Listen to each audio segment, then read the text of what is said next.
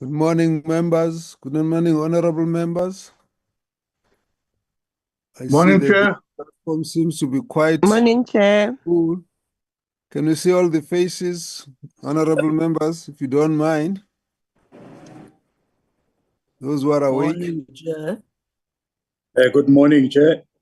Morning, Good morning, Honorable Chairperson and Honorable colleagues. Good Oh, morning. look who's here today. You posting a photo. Where You is are out, honorable ready. Chair? There goes the Honorable meeting. Deputy Minister, good morning. Honorable Van Wyk. Morning, Yeah. Chair. How are you? It is 0 degrees where you are. It looks very cold looking at the way you are dressing. Things why? Greetings, Chair. Greetings. I don't see any of the ladies today. Are they boycotting the meeting? Honorable Van Zyl.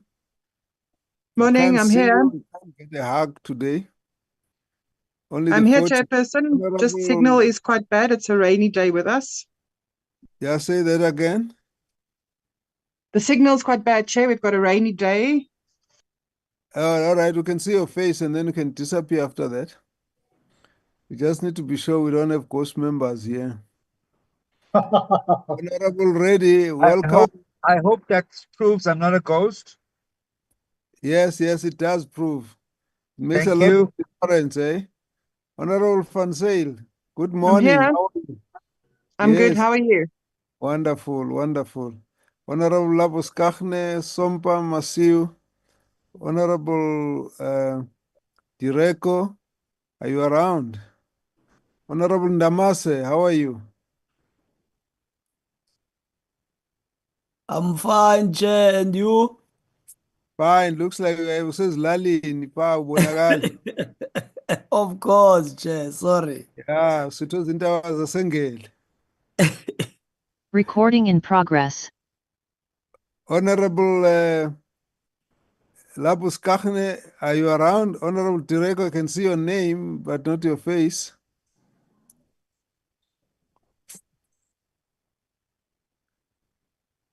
No, Honorable Sompa. Can't see Honorable Sompa. Is Minister around? I haven't seen Minister. No. No, he's not. Kabazel is out of the country. Oh, okay. Look, it's Yeah. 10 o'clock on the dot.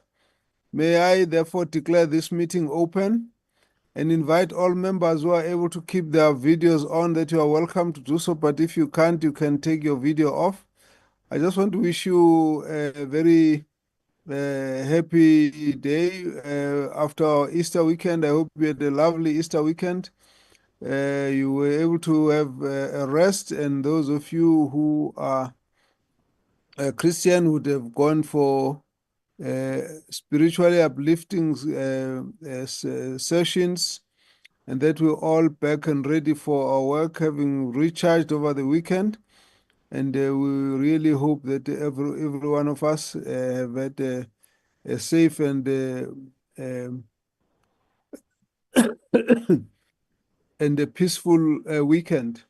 Welcome all members. Welcome Deputy Minister Tau. And I can't see whether Honorable Ngamashe is here, but we note the apology of the Minister that he would not be with us today, but in the presence of the Deputy Minister, we feel very well covered with that.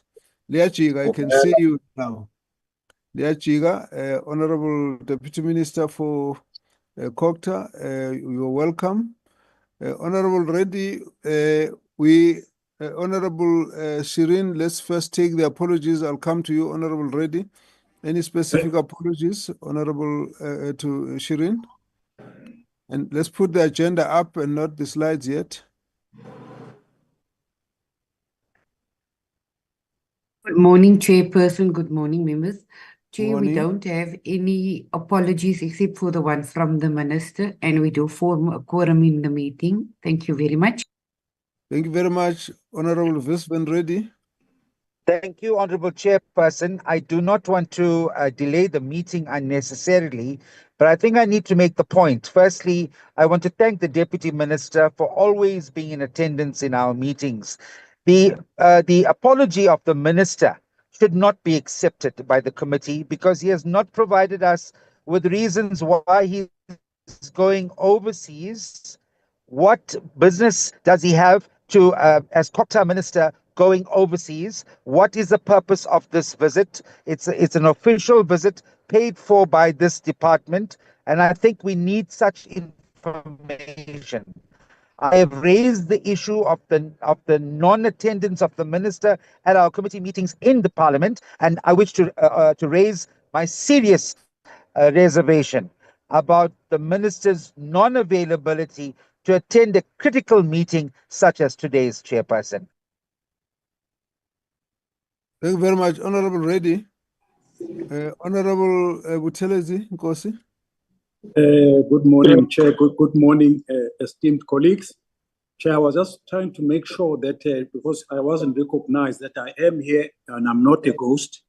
So I just really wanted to draw attention. Maybe I don't show that side, but I did put on my camera. And then I also maybe I'll take the opportunity to say I will have to be excused, Chair, at about before 1. I just need to go. I've got my annual service with the doctor, but I'll come back to the meeting thereafter. Thank you, Chair.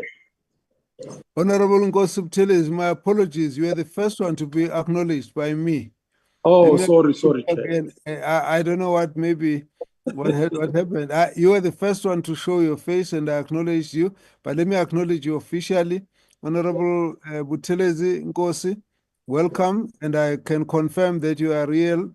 You are not a ghost. So we really want to thank you. And I saw your name first and your face first, so you're welcome. Wow. Thank you very much. And your apologies noted for for departure.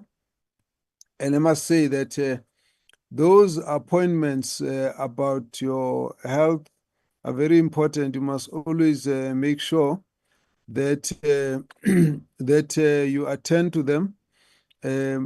On that one, you can't send a committee and you can't send an alternate, so you have to be there personally. We must say that you need to look after that health because for us, we need your health at this side. Thank you very much. Honorable Reddy, I don't know what's this letter. Okay. Okay, now. Honorable Reddy, you can read that letter, and I think after that we should put the matter to rest. His Excellency requested that I attend the second session of South Africa decided by National Commission, and that's why the minister is not present. We as a committee accept this reason as a justifiable reason by a demand of the duties that the minister has to attend to. And so that apology is accepted. Honorable Reddy, we could share the letter if you want to see the letter. But the minister for approval has only approached the president, not the committee.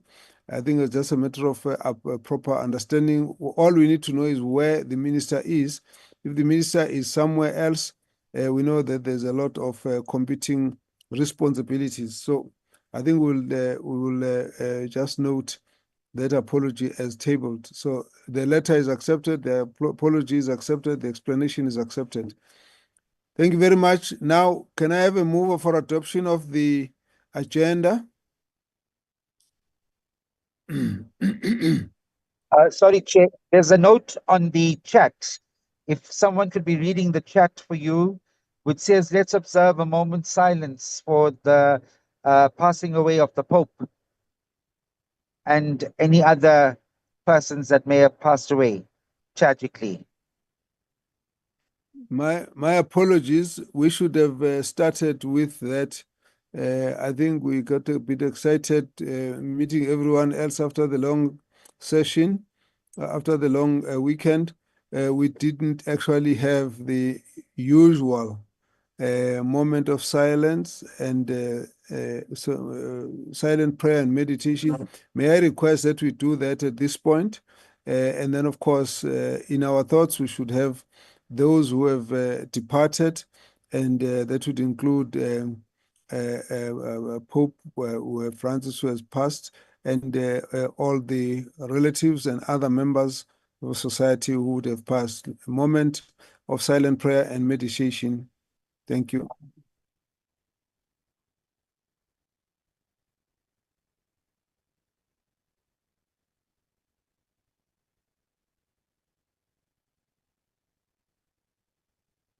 May the souls of the faithful departed rest in peace. Amen. Thank you very much. So we will then proceed to the adoption of the agenda. May we have the mover for adoption?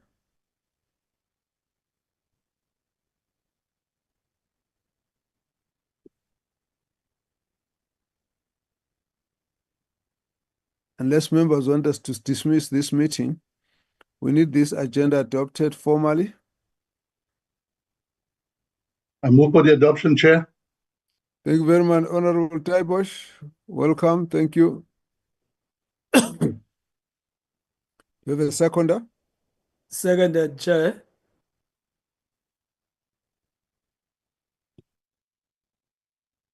Thank you, Honorable Ndamase. May we then move to the first item, which is the presentation by DCoG. We welcome the deputy ministers. Excuse me. The honorable deputy ministers who are here with us, the director generals and the senior and management of the Department of Traditional Affairs, the CEOs and chairs of entities who are here. We are all welcome. May I therefore take this opportunity to invite the Deputy Minister to make introductory comments before we take the presentation. Thank you. Honorable Deputy Minister. Well, thank you very much, Honorable Chairperson, and a very good morning to you and members of the committee. A very good morning to my colleagues as well who are on the platform. The Deputy Minister Chawe, and as well as the Director General Changani, and as well as the POFA and other senior officials, including the CEO of MISA, who are in attendance this morning, and the advisors from the Office of the Minister. We are here representing the Ministry, Honorable Chairperson, as the apology of the Minister has just been forwarded that he is in Lesotho on the South African Lesotho Binational Commission delegated by His Excellency President Ramaphosa to go and deal with matters on behalf of the South African people. And therefore, he has correctly delegated the two of us, myself and Deputy Minister Ngamase, to lead a team of officials from both DCoG and as well as DTA, including MISA, to come and take the committee through the three presentations as listed on the agenda for this meeting.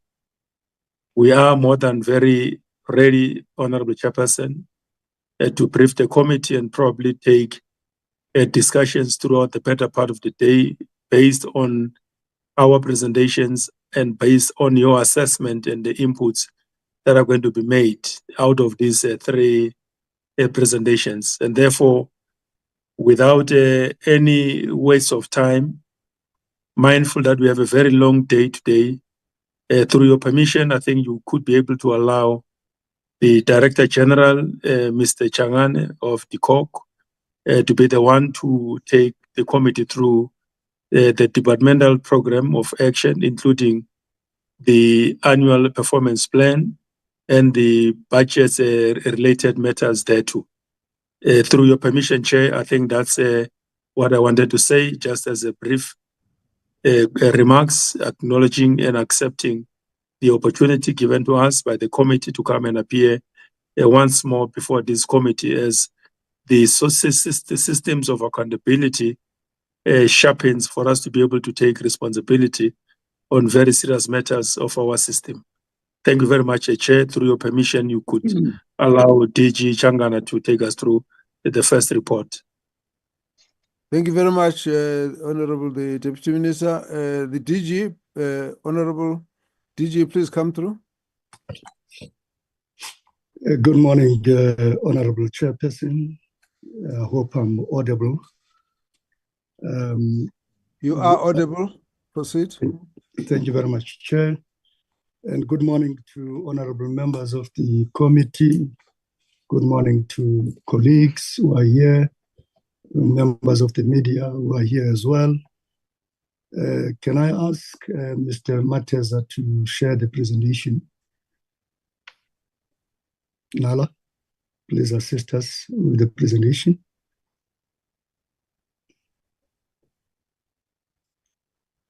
Whilst we're waiting for Mr. Mateza, Chair, let me also introduce the colleagues who will be assisting me in the presentation. I have Mr. Kundu, who's going to take us through this presentation. I have program managers here next to me, the owners of the programs. As you know, in the APP, we contract through programs. The targets are in the programs. Program 1, the owner of that program is Ms. Matlatsi. Ms. Matlatsi, who is our CFO, will be assisted by Ms. Matlangu. Those are the two owners of Program 1. Program 2, DDG, Mr. Strelo Duma, he will be assisting us to take questions on Program 2. He is the owner of Program 2. Program 3 is Dr. Kevin Naidu, but Dr. Naidu is accompanying the minister to Lesotho. Ms. Maputileta is here, acting DDG in Program 3. We also have Program 4. Dr. Elias Tole is responsible for Program 4. Program 4 is National Disaster Management Center. You will be taking questions on Program 4. On Program 5, we have acting DDG, Mr. Matomela, and Program 5 is Community Work Program. And Mr. Matomela will take most of the questions on Program 5. I'll take care of cross-cutting questions and strategic questions. Chairperson, without wasting time, let me ask Mr. Kuhn to take us through the presentation, starting with the presentation outline. Kwati, take it away. Thank you very much, DG. Good morning, Chairperson. Good morning to the Deputy Ministers, the honorable members of the committee, the DGs, the CEO, and colleagues. Chairperson, this is our presentation outline, which will outline the purpose of why we are here. We will also demonstrate how the strategic plan and the EPP is linked to the medium-term development plan. We will also reflect on the outcomes of the sector strategic plan, which we had with the MECs, the provincial departments and the entities of the portfolio in November last year. We also reflect on the SONA commitments by His Excellency, the President, and how those relate to the work that we do. We will then take you through the strategic plan highlights and also deal with departmental programs, highlighting who we are and where this work is going to be carried out through the annual performance plan, and also the CFO will take you through the budget estimates. Chairperson, we are presenting this to the portfolio committee, so that the portfolio committee can note what our contract looks like for the next 5 years and also for the next financial year. Perhaps, Chairperson, this is where we should start, and our starting point being that we have 3 strategic priorities in the MTTP. That is priority 1, that is aimed at driving inclusive growth and job creation. And under that priority, Chairperson, we have 1 indicator as a department, and where we are leading, and we have 8 MTTP indicators where we play a supporting role. And so what you will see in our strategic plan is 1 indicator relating to inclusive growth and job creation. Under strategic priority number 2,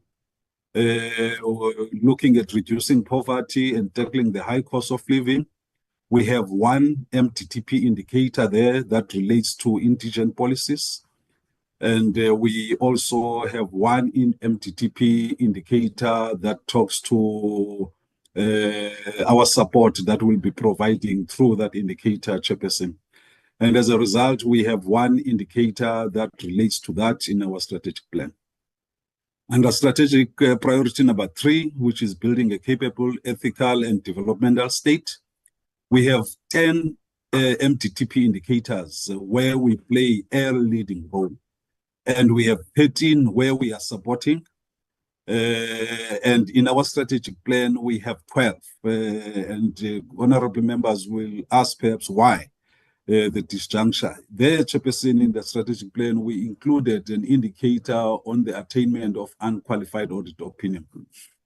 And we also split 1 indicator that deals with making sure that IDPs and 1 plans are responsive to women, youth, and people with disability targets. So that is why we have 12. So in total, we have 12 indicators where we're playing a leading role in the MTTP. We have 22 where we are supporting, and we have 14 in the strategic plan. That then takes the total number of indicators, both where we are leading and supporting, to 34. And then on the right, Chairperson, we then indicate where those indicators are located.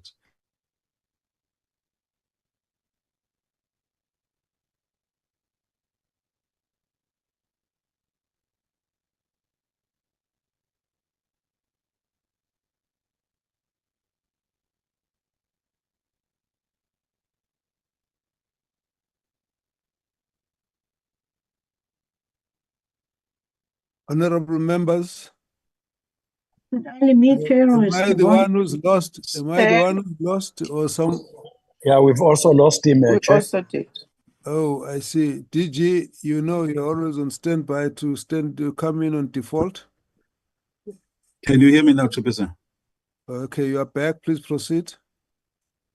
Chair, these are the sector priorities that came out of the, apologies for that, out of the strategic planning session. And we list them there in terms of where the focus is. And there has been an attempt to make sure that all the indicators that are in our APP talk to these, and I'm not going to go through them one by one. These are the SONA commitments, and you will note that these SONA commitments are also reflected on our APP. And for example, in the first one, we play a supporting role there to National Treasury, because the National Treasury is leading when it comes to these utilities. But when it comes to the white paper and also supporting metros, we have those indicators in our APP.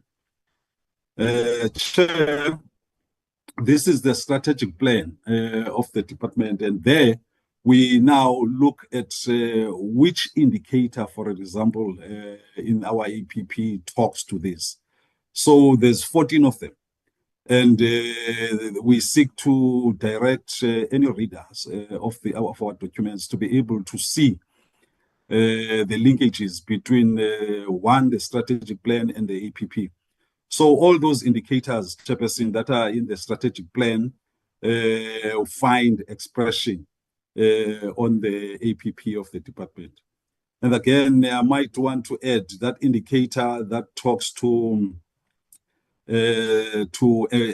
indicator number 13, that talks to increased empowerment of women, youth, and persons with disabilities. This is the indicator I was referring to, Chairperson, that we have decided to split it into two. But you will see that indicator 2.13, that talks to DDM, that is in our APP, but indicator, that one that talks to IDPs is not. And the only reason for that is that the planning cycle for IDPs for this current financial year has already passed. So we will make sure that this target is in our 26-27 financial year. There is also an indicator where we are talking about increasing capital expenditure, Chairperson, which is indicator number 10. And if you look at the MTTP outcome indicator number 10, when you look at the MTTP, that indicator, we believe as a department that it was incorrectly phrased, because the MTTP talks to increased capital expenditure that is less than 10% in municipalities. And as a department, we feel that that cannot be correct, but hence we are targeting more than 10% expenditure in our CAPEX. So this is the strategic plan. And as I said earlier, it begins to point you which indicator responds to this MTTP targets. The DG has touched on this one in terms of the programs of the department. I am not going to go through them, but we also highlight, what the purpose of each program is on that slide. Now, Chairperson, when you go to the actual targets in the APP, you would see that we have the unqualified audit opinion. And we have, as you would know, that in the 24-25 financial year, Chairperson, that was attained. But we're continuing with it to make sure that it's an unqualified audit opinion in 25-26. But in 26-27 and 27-28, we want it with no material findings, Chairperson. On this target on procurement awarded to entities owned by women, youth, and persons with disabilities, you will notice, Chairperson, that in 24-25, for example, in those three indicators, we were targeting a number of procurement spent on these entities, but in 25-26, we are targeting procurement awarded. Chair, you would know that as a country or as a department, we have a responsibility to right the wrongs of the past. And the procurement regime in the country has been under a lot of court judgments, which make it difficult now to be explicit in terms of how we target the designated groups. So, not least having taken the Constitutional Court, the recent Constitutional Court judgment on procurement, the department then took a decision that we are going to develop our own procurement framework that targets those designated groups in 25-26. Hence, you see the procurement awarded as opposed to procurement spent in these entities. Because that procurement framework, we believe that it's a document when we have gone through it and stress tested, we'll be able to defend whatever decisions that are made on procurement that are targeting those groups. And then in the outer years, we will then be able to measure the actual spending on these designated groups. I thought that it's important that to highlight that. And then we have a new indicator, Chairperson. The MTTP enjoys the department or everybody in the public service to make sure that MTTP priorities are monitored in our intergovernmental forums. And as a result of that, we've introduced this indicator, which talks to the percentage of intergovernmental forum agendas focusing on the medium-term development priorities. So there is a new indicator. We are targeting 67% throughout the outer years, but I think the MTTP itself targets 80% in the 5th year. So that is a new indicator that you find in our procurement. Yeah, Chairperson, when we go to program 2, you will see that we are talking about the number of districts and metros monitored to implement at least one DDM catalytic project from the DDM1 plans. That target was 30 in the 24-25 financial year, and then now it's gone up to 40 in the 25-26 financial year, and to 44, 26-27, and 248. It's not a new target. It's a target that has been with us for quite a while, Chairperson. And again, when it comes to 2.2, where we want to look at the number of distressed municipalities supported to improve their performance, you would note that in 24-25, that number was 44. And now we are looking at 38 distressed municipalities throughout this MTF. And the reason for that is from our State of Local Government report, which lists the number of municipalities that are in distress. So those are the municipalities that are being targeted here, all of them throughout the financial years.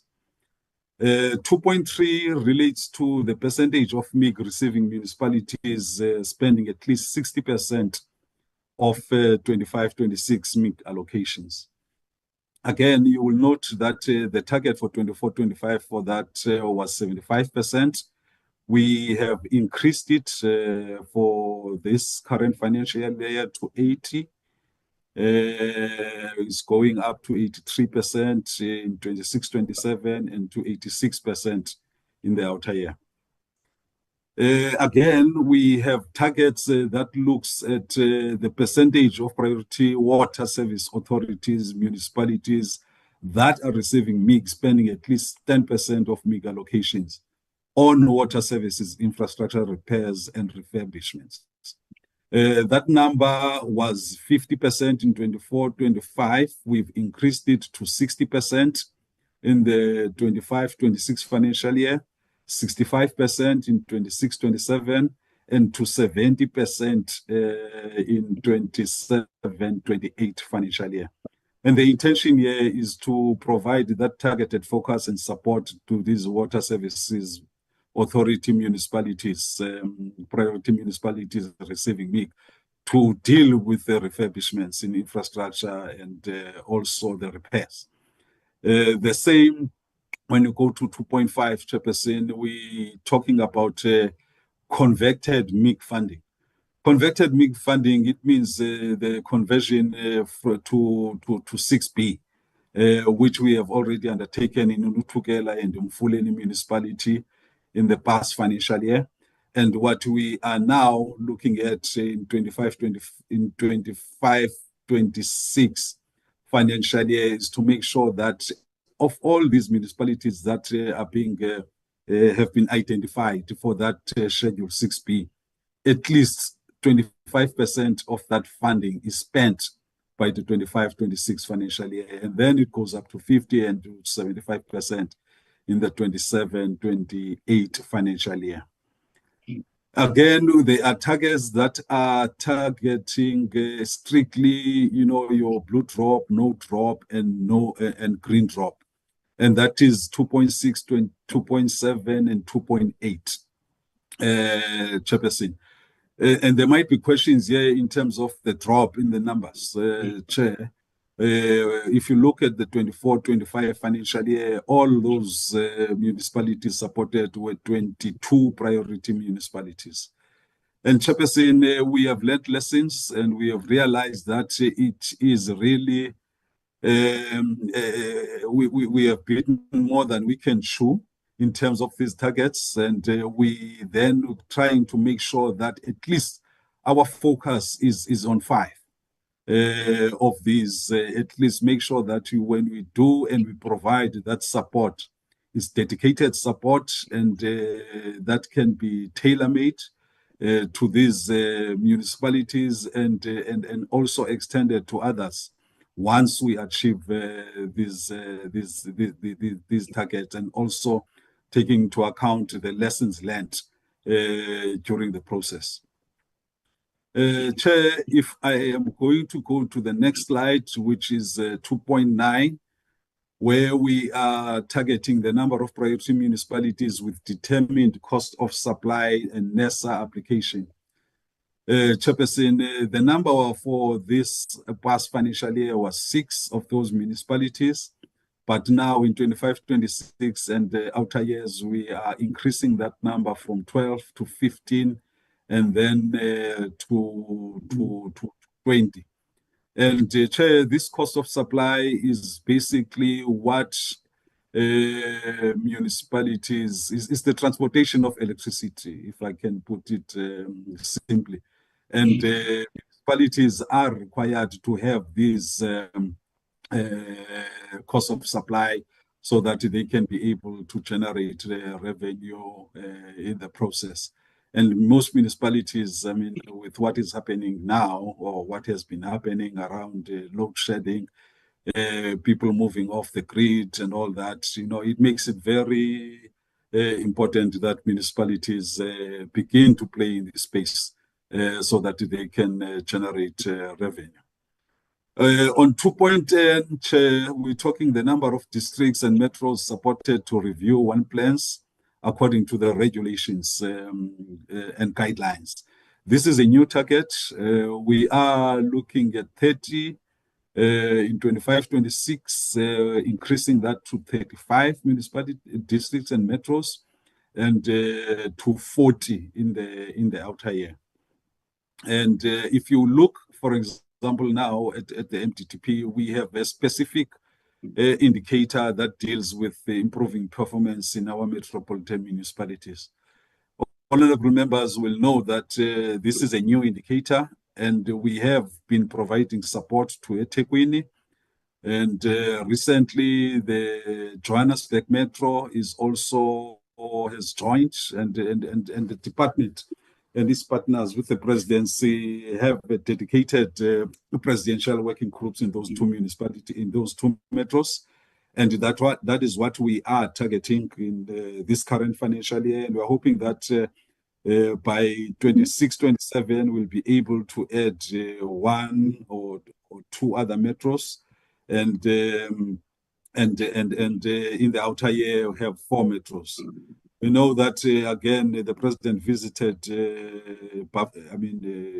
Nelson Mandela in the Eastern Cape last week, and that might also come in for that targeted support.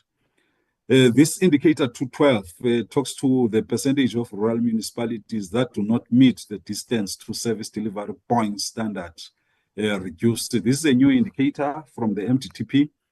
And this current financial year, 25-26, we are looking at developing a baseline report that will begin to map and give us a clearer idea of the geography and also the space where this is lacking. I mean, we know that there's been a lot of services, water, for example, that has been delivered in our rural areas, in most of our rural areas, but there's still those that do not have. And the question now is whether this infrastructure is providing the service that it's supposed to provide. So we would, in the first year, make sure that we've got all the data that we need from various sources to make sure that what we have is a true reflection of what is on the ground. And then we are now in the 26-27 financial year starting to reduce those number of municipalities that do not meet the service delivery standards. And also looking at 15% in the 27-28 financial year. The MTTP is very specific in terms of what the 5-year target is here. And we are confident that we will be able to meet that target. This is now the percentage of reviewed DDM1 plans that are responsive to women, youth, and people with disabilities priorities. It's a new target, as I had said. We are targeting 15% of the one plans that are above 50% responsiveness in terms of mainstreaming DWYPD priorities. In 25-26, 20% in 26-27, and 25% in 27-28. Again, against the targets that have been set in the MTTP, and by the 27-28, that would be mid-year, and we should then be able to make sure that these targets are met. The 2.14 chairperson deals with the percentage of district metros supported to achieve 80% of DDM one plan targets. Again, this is a new indicator from the MTTP, and that is how we have decided to distribute the targets over the MTF. 30% in 25-26, increasing to 50% in 26-27, and to 70% in 28-29. Chair, when we go to Program 3, Program 3, we have 3.1 there that talks to the number of priority municipalities where revenue improvement recommendations are proposed for implementation by municipalities in the next financial year. This is not a new target, but in 25-26 throughout the MTF, we are targeting these different municipalities. It's different municipalities, Chair, for every financial year. And this list is taken from the State of Local Government report again, that prioritizes municipalities that need attention. And the same for 3.2, where we are talking about recommending credit control and debt collection measures to be implemented by municipalities. These are, again, the municipalities that come from our State of Local Government report, and we prioritize them accordingly over the MTF. This one, Chairperson, on 3.3, as you know, Cabinet approved that. No, this one is to take the General Laws Amendment Bill to be finalized in this current financial year. And we are aiming to make sure that by the end of this current financial year, at least the Minister endorses that bill by March 31, and then we take it to Parliament in 2027, and then provide support to Parliament from the outer years. And on 3.4, we are, again, this target is linked to the MTTP. It's not new, though. It's something that we have been doing to make sure that the department will receive the appointment reports of senior managers from municipalities. We make sure that they are analyzed for compliance and also for adherence to the regulations. And here we are targeting that we will, as a department, make sure that all reports that are received from MECs pertaining to the appointment of senior managers are 100% compliant, Chairperson. And again, you know, this is something that also relates to what we received from the MECs and make assessments, and also recommend to MECs whether the appointment is regular or no, not regular or irregular rather. And then for the MECs to make sure that and the municipalities that those appointments are effected accordingly. 3.5 again talks to the cases, recorded cases of municipal staff members that are dismissed for financial misconduct. We do keep a register of those, and we need to make sure that all those cases received are recorded in that register. And 3.6 talks to the draft regulations for local government indicators. There we would want to make sure that those draft regulations are revised by the 31st of March, and also provide support to provincial COGTAs and other institutions to implement those regulations. Again, you'll see that there is no target in the outer year for both 3.6, 3.7. And then again, you know, we would have to see whether then we assist continuously with implementation of that, for example, under 2.6. On the 3.7, reviewed white paper on local government submitted to Minister for endorsement. Chair, it's not a new target. A discussion document was delivered for 24-25. It is out for public comment as we speak.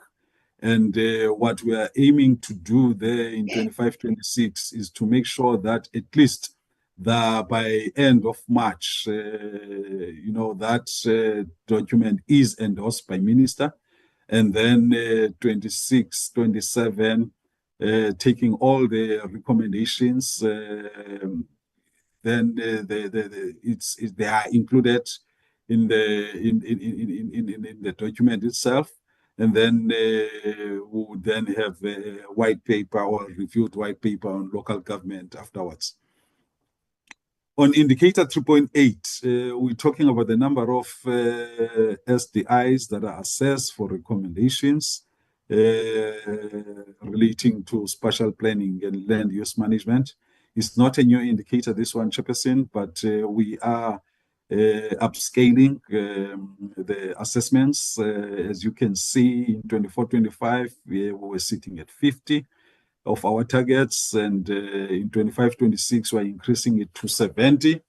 And then in 26-27, we are targeting 100 of those municipalities. This is the target, Chairperson, again, a number of intermediate city municipalities with capital expenditure frameworks. Again, it's linked to the MDTP because MDTP is enjoining us to make sure that at least, that 10%, you know, there's more than 10% expenditure when it comes to CAPEX. And what we are targeting for this year is to make sure that all those capital expenditure frameworks are approved by the DG, at least by the 31st of March, 2026, and then start with implementing the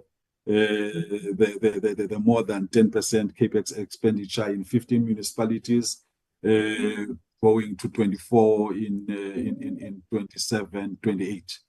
And 3.10, again, looking at number of intermediate city municipalities with action plans to improve business processes. We know that this is one of the most important areas of concern for the general public, the South African citizenry, and also the business communities, because without these interventions, it makes it very difficult for businesses to be able to invest in municipalities. And what we need is investment so that rates can be paid, so that jobs can be created. And that is the number of municipalities that we are targeting over the next 3 years, 9 in 25-26, growing to 10 and then 17 municipalities in 27-28. Chair,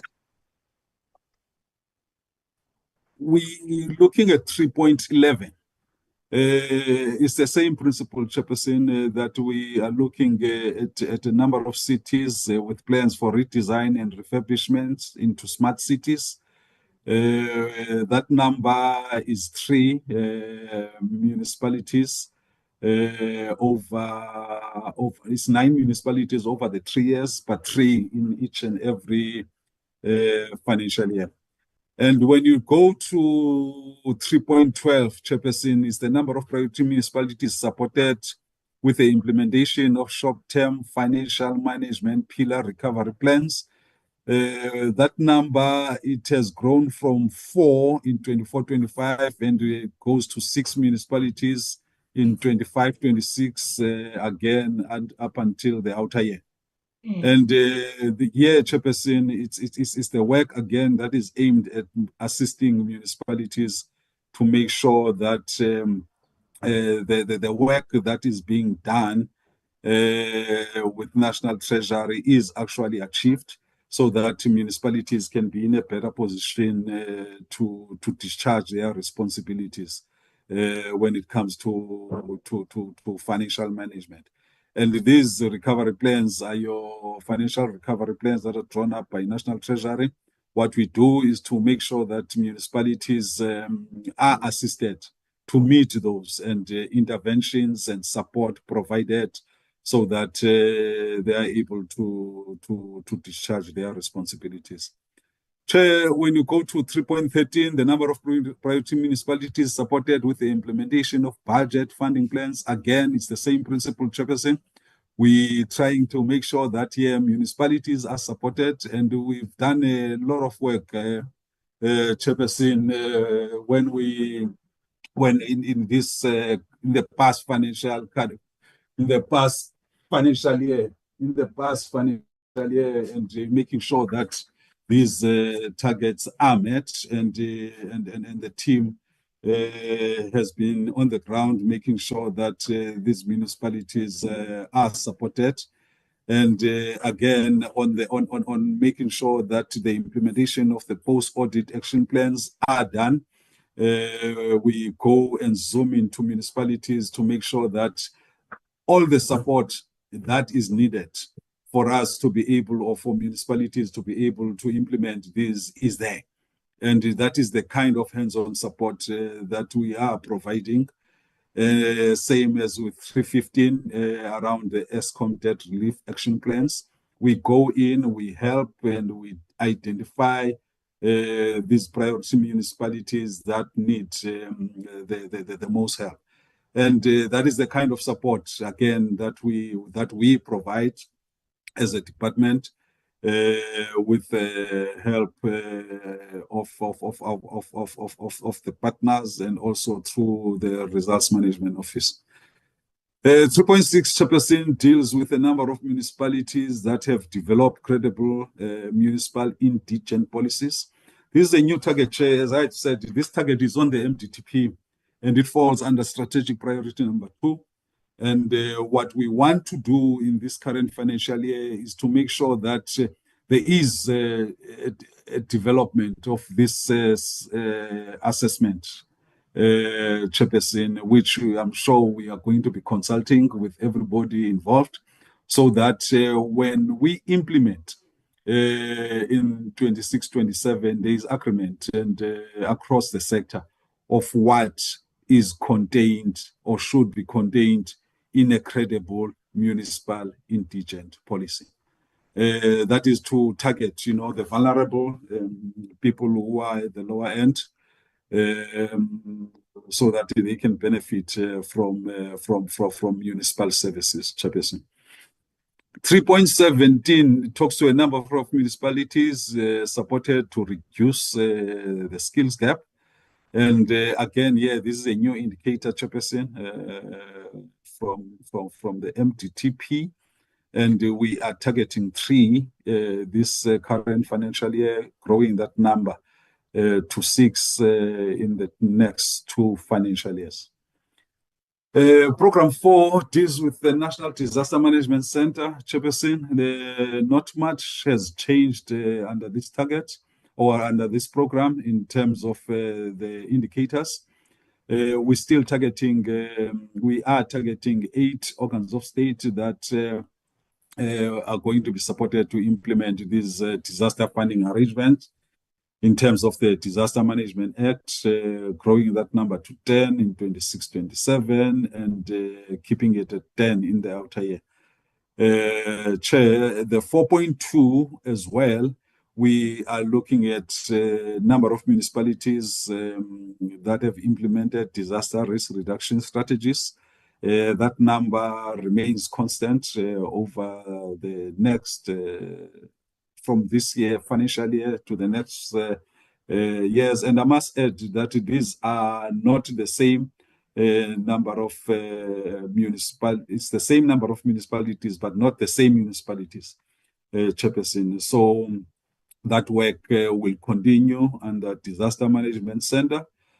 And again, under 4.3, where we talk about number of municipalities that have implemented the National Fire Safety and Prevention Strategy, that number is 20 this current financial year, from 15 in the past financial year, growing to 25 over the next 2 years. Chair, the last one on 4.4, which is a reviewed disaster management system, the committee will know that we have not achieved this target. It was a target for the past financial year, and we've carried it over to 25-26, Chair. And there's a lot of work that has gone into making sure that this work is achieved. There is a business case that has been developed. There are consultations with various stakeholders, including National Treasury. So we are really confident that by this year, current financial year, we will have that approved. And then in 26-27, begin now to implement the recommendations of that review. When it comes to Program 5, Chairperson, we have 4 targets.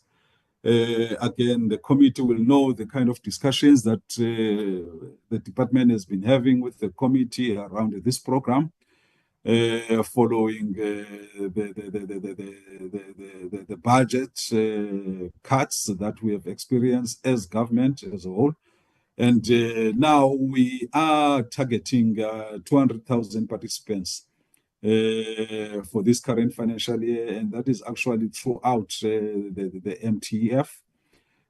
On the skills, Chair, moving from 15,000 participants that were trained to 5,000, again demonstrates, Chairperson, the kind of budget pressures that we have had to endure as a department, because that funding is no longer there. So we rely mostly on smart, on the partnerships that we have built with public and private organizations to help us achieve this. So hence you see the reduction in the number of training, for example, for 4.2 and also for 4.3, Chairperson. But we're still keeping, you know, the 4.4, where we need CWP, you know, to demonstrate the impact it's making in improving service delivery in our priority municipalities, Chair. So that number, again, remains constant from 25-26 up until 27-28. Chairperson, at this stage, I would request to hand over to the CFO.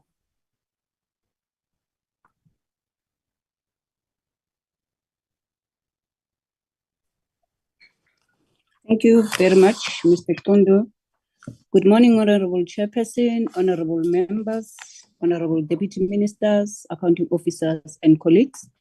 I will be taking the committee through the 2025 A&E budget allocation Chairperson, I think after long deliberations with National Treasury, and some of them ended this financial year, which is January early, we managed as a department to at least come up with a 410.9 billion over the period of 2025, 2026, and 2027. That would be your right-hand column there, which is, I think, it does show 410, 916, 126.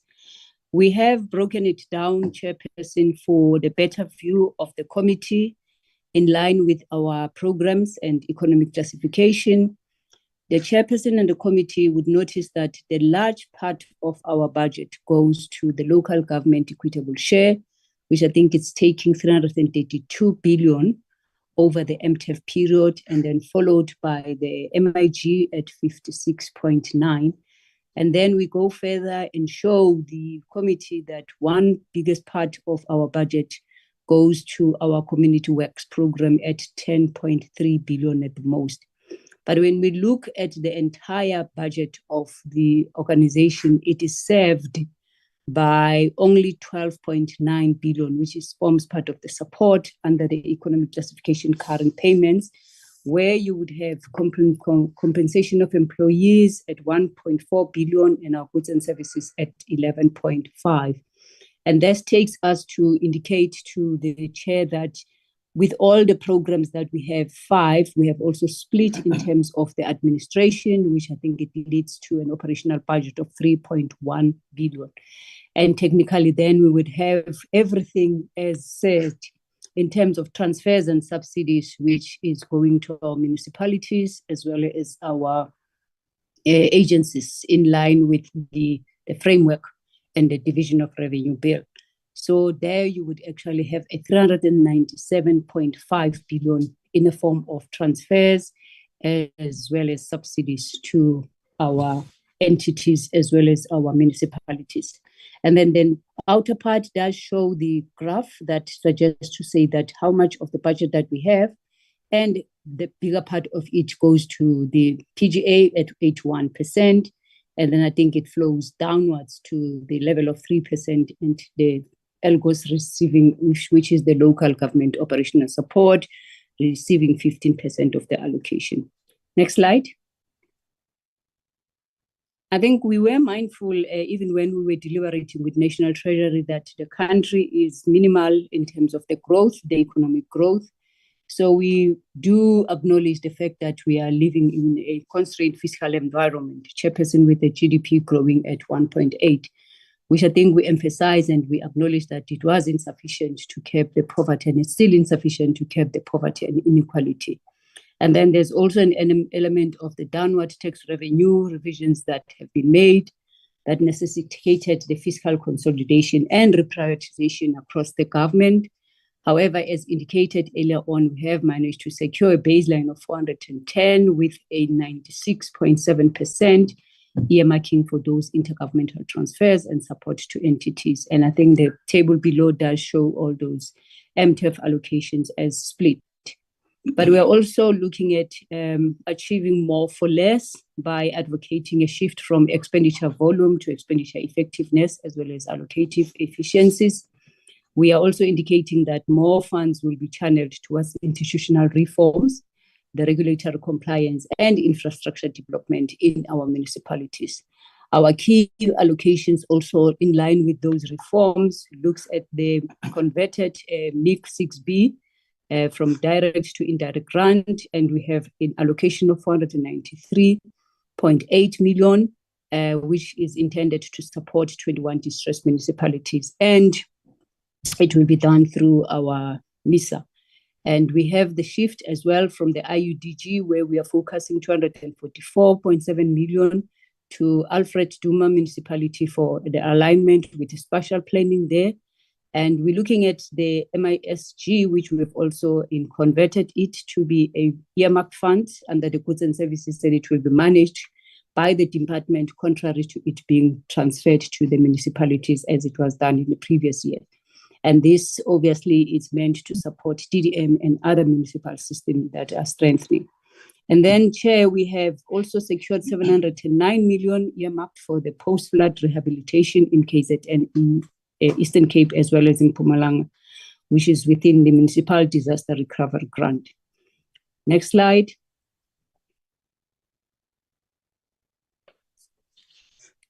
Next slide, Mr. Kundu.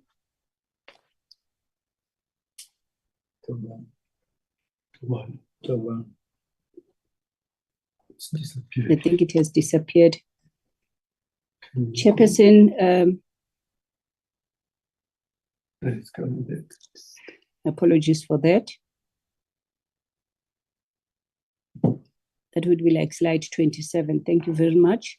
Chair, I think we spoke of the reforms that we are looking at, and I think the first one is looking at the joint task scheme, which is formed by National Treasury and the Department of Cooperative Governance, which is focusing and finalizing municipal debt relief framework to address unsustainable debts to Eskom and water boards. And we've also have an enhanced disaster response architecture that is focusing on early warning, risk mitigation, and adaptive infrastructure. We also be reviewing the issue of the CWP program, and I think it's all over. And Mr. Kondo has spoken about the downward shift from 255 to 200,000 participants that we have in our system, and this is due to the fiscal problems that we've experienced and the shortage of the budget. And we do have made some temporary extensions of our elders at 65 and above, and the number is 67,000 participating this year. And this we're doing pending the outcomes and enrollment of any irregularities that are there. However, we have managed to come up with a date of or a period of 4 months for us to retain them within the system. We also know that there is a public employment program review that is undertaken by National Treasury and all the departments that are running these programs. And it started as early as last year, and I think it's towards the end. And the intention is to shift towards the community-based economic empowerment.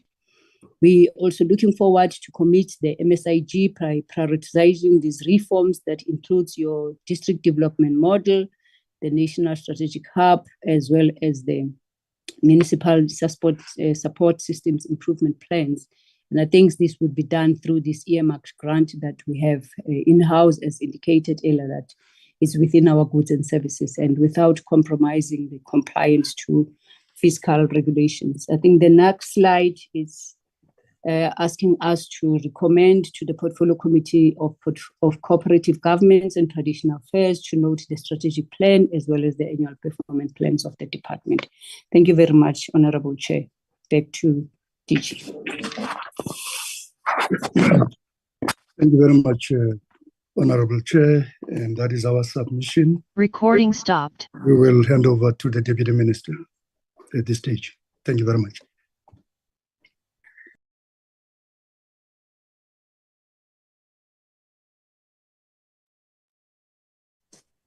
Thank you, DG. Deputy Minister, do you want to come in? If not, we proceed to the members.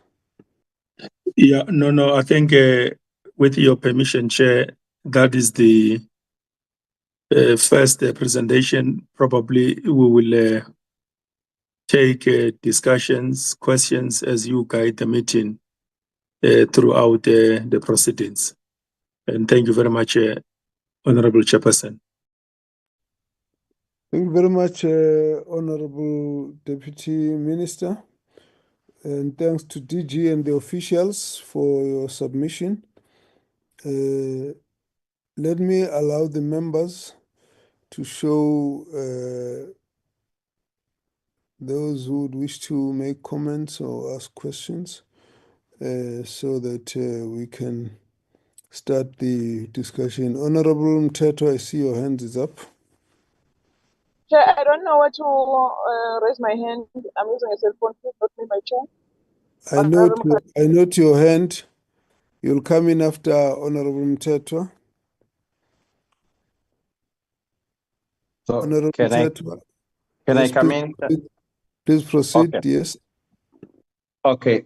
Thanks, Chair, and greetings to you, and greetings to the Deputy Ministers, and greetings to the Director Generals and their DDGs and senior officials, and greetings to our fellow Portfolio Committee members. I'm happy to welcome the presentation, but I would like to focus this presentation. I'm going to use my district, which entails 3 local municipalities in Emajuba, wherein I will interrogate all the programs with clear specifics of what is not happening as per what is presented here, and asking for the intervention of the department. One, in Utrecht municipality, which is now Ematlangeni local municipality, may I put it on record, I'm staying there myself. The municipality is actually under stress in terms of economic activity that is happening there. We are told that by June this year, the only bank that is servicing the municipality will be closing, which means then that entire local municipality will have no banking facilities. And this is the reason why they are closing. Is that for past 10 years, the local municipality has never implemented all the things they promised the banking sector, that they will develop, one, expanding the local communities in terms of housing development, infrastructure development, and all services of the municipality. As a result, they're closing. That is obviously was followed by a Standard Bank who also left, and ABSA who never established. Then, so that municipality is under attention that we need to pay. Why? Because it is going to affect the next town, of which is Newcastle. Newcastle also, I'm going there. ArcelorMittal was facing closure, but I'm told they tried to withhold them from closing, which is the big employer in Newcastle, which is also going to render Newcastle also under stress in terms of employment. And now in Ematlangeni, we have 6 wards. Out of 6, 5 of them, there is no water in there. 2, they are landlocked by rural communities that only have no access to roads. As a result, during these floods, all the bridges, the pseudo bridges that were created, man-made, have collapsed. As a result, the people on the other side can no longer access the town. And also the town cannot go and do interventions there. So when you talk about recovery or grant for the disaster, may I request a specific allocation for Ematlangeni, Newcastle, and Tannhauser, because the entire district is going to collapse based on the inaccessibility of the infrastructure there. I've also observed, as you are giving us the plans, all our road networks, I can take you there, all roads that are connecting these 3 local municipalities are actually no longer roads, but it's more of potholes and less of roads. I mean, even right in town. And in Ematlangeni, all those road networks that they are still having are the ones during the old order, which means before 94. They were never actually properly reconstructed. So I'm just giving you that to show that something is wrong. Then I zoom to a place called Wycombe. Wycombe, it is sitting right next to ArcelorMittal. It's a community under Ward 1. The development deliberately, they jump over those communities on all your programs. Community Works program, I was there yesterday. They said the council and the municipality, they never take their communities into your programs of EPWP. No road networks, no water supply, no electricity supply. They said they've been there for 30 years now, some of them, and none of this is there. But there is this interesting phenomenon, which I wonder in the department, who is approving this? We've got Kleinfontein in Pretoria, which is a white-only settlement. They get approvals in the municipality, probably from Tshwane Metro, and they are allowed to stay alone as whites, and they don't allow blacks there in this modern day.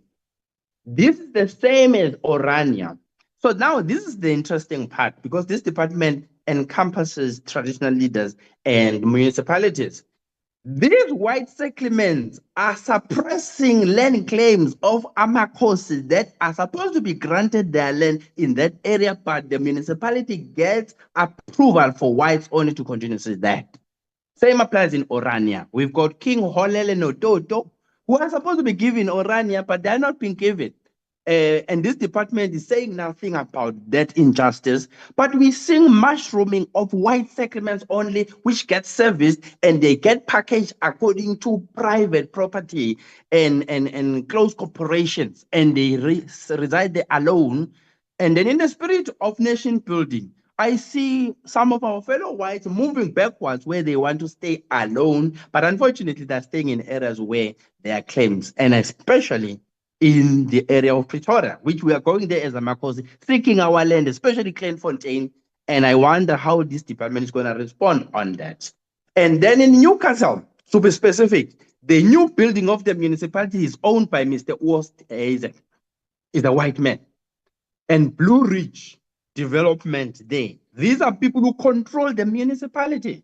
No wonder these municipalities are not able to render services, because they are indebted to these white men who are controlling the economy of our towns. As a result, any intervention you do here, they are not gaining any result. This Blue Ridge, to be specific, there's a case where they burned down houses of the rural communities who are dwelling there because they want to start a development, which is also going to be for whites only, in the land of Amakosi. And the department is saying nothing about these things. These things, I can confirm to you in your annual plans, I see nothing that you're doing with traditional leaders, because the traditional leaders component of this department is not integrating Amakosi into the municipal activities. As a result, in your plans, annually, Amakosi, the minister confirmed, we need to change the constitution, the local government white paper, and the traditional leaders framework in order to integrate them into their jurisdiction and powers. Can we then take this department to ensure that we make these amendments to ensure that Amakosi are integrated? The reason why I'm raising this, 2 weeks ago, we went to Richards Bay. In Richards Bay, Amakosi, 3 or 4 of them, they won a case against Richards Bay Minerals and Rio Tinto, who took them to court for their own land interfering. This is showing municipalities colluding with the mine in order to get the mine to have their way to approve their IDP plans and their social and labor plans for them to get a license. But they do that against Amakosi, who are landlords in the same area. This is showing the long desired need for Amakosi to be integrated and allowed to have their own powers in their jurisdiction. And this is the case in point we should use to ensure that the matters of Amakosi are lifted up. Otherwise, if we are silent on changing the traditional leader framework, the white paper on local government, and the constitution to restore chapter 7 into Amakosi to be recognized, so that they have power to run their own show, because that area is very rich with titanium, but it's only enjoyed by Rio Tinto and Richards Bay Minerals. And we are saying nothing about that in our plans. How do we change these things? Because we are making our people to be reliant on white companies to run municipalities and in those Amakosi. These are things that we have a problem with. And our minds, I can confirm with you, they are robbing the municipalities of the local economic development that should be coming out of the procurement activities in the mine to be integrated in the IDPs of municipalities. All municipalities where there are mines, they are poor, the infrastructure is poor, yet money is being made by mining houses in those municipal areas. Something is wrong with our structure systems act, that it is letting the mining houses lose in terms of them investing in their area. It's part of the requisite of supply development, enterprise development in the scorecard of the mining law, but that is not being policed and monitored by our departments to ensure that we hold them to account. But thank you, Chair. Thank you very much, Honorable Mkalipi. Please take down your hand. Thank you Honorable very much, Chair. Thanks, Chair.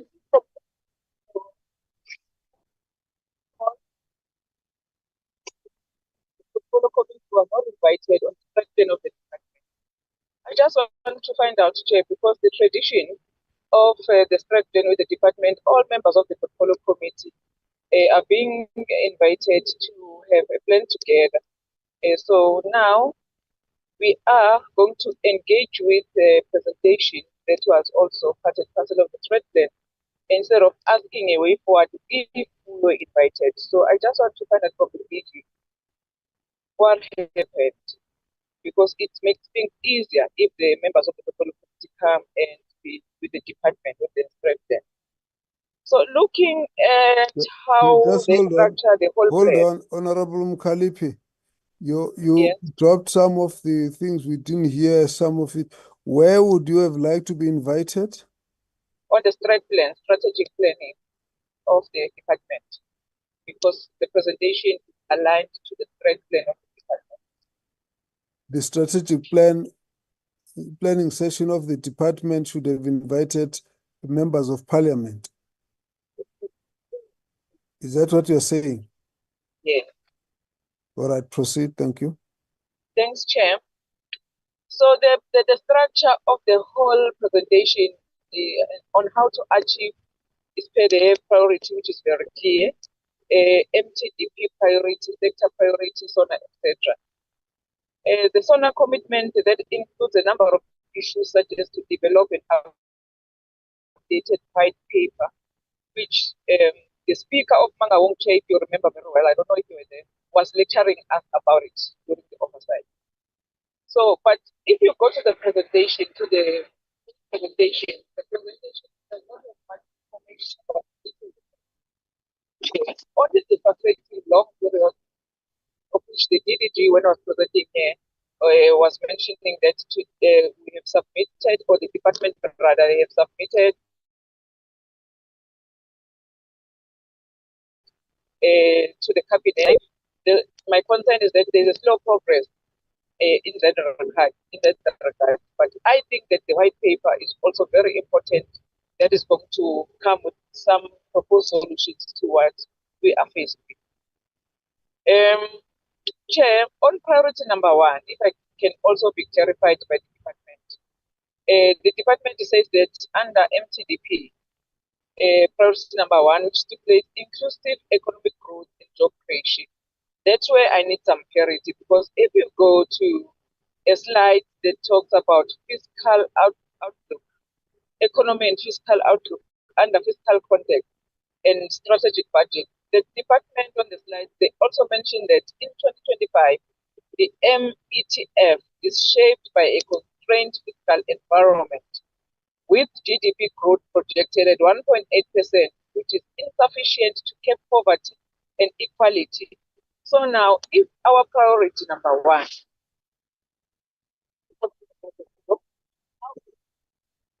why on the very first METF? So I thought it's going to be aligned and then make sense. Also, in priority number two, Chair, I think priority number two is supposed to be linked with priority number one when they talk about inclusive economic growth and job creation, because priority number two it speaks about a reduction of poverty. And then, but if you check, even if it's not in detail, if you check that, how are they going to achieve to reduce poverty as priority number two and take the diet? Because if I check, they only talk about subsidized basic savings for indigent households. It does not, the heading, it does not talk to the context of priority number two. And then they are saying that it's according to the indicator 3.16, and they have to achieve in a 5-year target 234 municipalities with credible indigent. I know my understanding is the department which is intervening with the priority number two, but there's nothing to do with poverty reduction, because a person who is struggling to pay for a basic service is because that person is unemployed. So now, to reduce poverty, I don't think it's sense, but verify. And in page 28, Chair, the department is saying that one of the constraints on human resources as per department's budget is the COVID-19 pandemic. Pandemic happened, I think, 5 years ago. How can the department also mention that one of their challenges on human resource is COVID-19? Chair, to me, this is a copy and paste. I don't know if DG saw that, because if you go to and check page 29, 28, and 29 of the actual PP, not the slide there. I don't know if I'm reading it very correct, but to me, you can't be coming 5 years later. You still tell us as a department that one of the challenges is because of COVID-19. COVID-19 is gone and past. So it means it will take how many years for you to address the issue? I think that's a different thing from figures. But I think like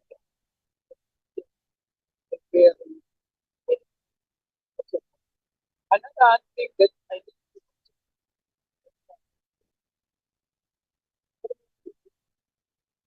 I discussed on the two problems as well. So I don't know if it's a problem which I think much, or it's just a coincidence that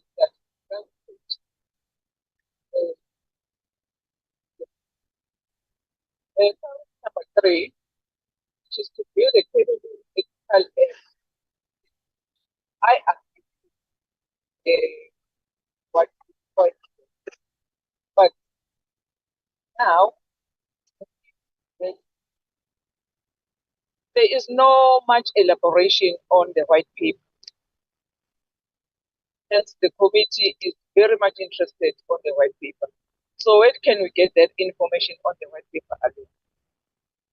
On program 2, as the DDG was also mentioning about the DDM, Chair, the district development model was introduced in 2019. 6 years later, the department is telling us that no, in fact, after 5 years, which is their target, they are going to achieve. How? This district model has failed 5 years, but you still believe that there's something that is going to be happening. Please clarify on this thing, because it must not be just to come to the portfolio committee and just present for the sake of presenting what is the plan all about. There were also 3, I think it was 3 municipalities that were served as a pilot of the DDM. And on your presentation, you also mentioned one of that municipality, which is eThekwini. They are saying that eThekwini municipality is going to be a lesson with other municipalities on how to support that municipality, because it's under presidential working group. Even that municipality that was one of the pilots is having some problems now. So therefore, I'm asking, how this time around are you convinced the department and come and convince us that after failed DDM that was launched in 2019, how is going to work now after 5 years? I don't trust this plan of DDM, which the DDG go in town with it. And another example that I want to make is about our Tambo municipality of corruption. As we speak, the latest news, it was on the 11th of March, 11 million paid in error and 1 billion in irregular expenditure, and over 400 million worth of water projects stalled.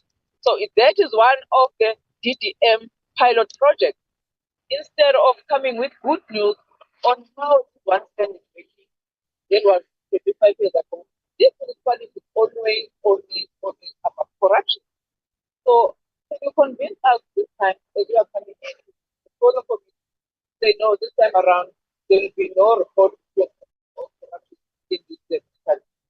The other clarity, Chair, that I would need is the determined cost of supply and MISA application.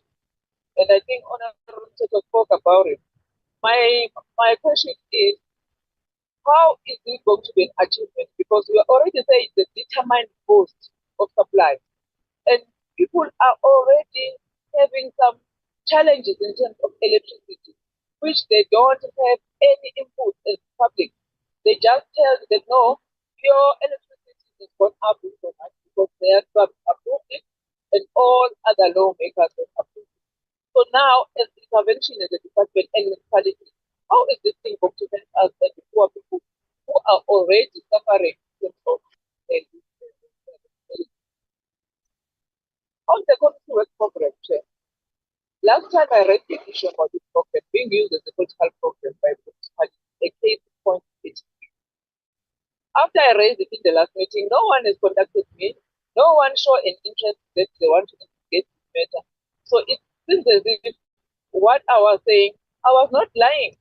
So there's no interest even from the department to make a follow-up. So therefore, I just want to get an update if any investigation or any consequences or anything to that effect. Because the community that wanted the intervention is also very painful because it was a school program whereby the snakes are also taking school kids. But when you go to a Tekwini, they just politicize it, they don't care. And even if you raise it in the people committee, we raise it with the department to say there's this issue, there is no intervention. I just wanted to get on that one. Secondly, the last time the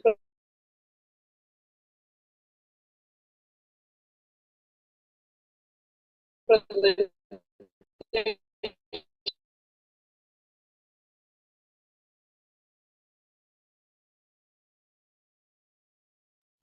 Honorable Mkalipi. Honorable Mkalipi. Yes, sir. Yeah, we have been struggling to get all what you are saying. So when I called you, it completely disappeared. Continue. Let's see how much of it will pick up and what we'll miss. We will try and make amends. But if you can find a place with a better signal, it will help us finish what you have to say and try and see if we can find another spot. Okay, Chair. So do you hear me now? Yes, yes, we can hear. No, you can hear you now. Please proceed. Okay, I was raising a point on the community work program.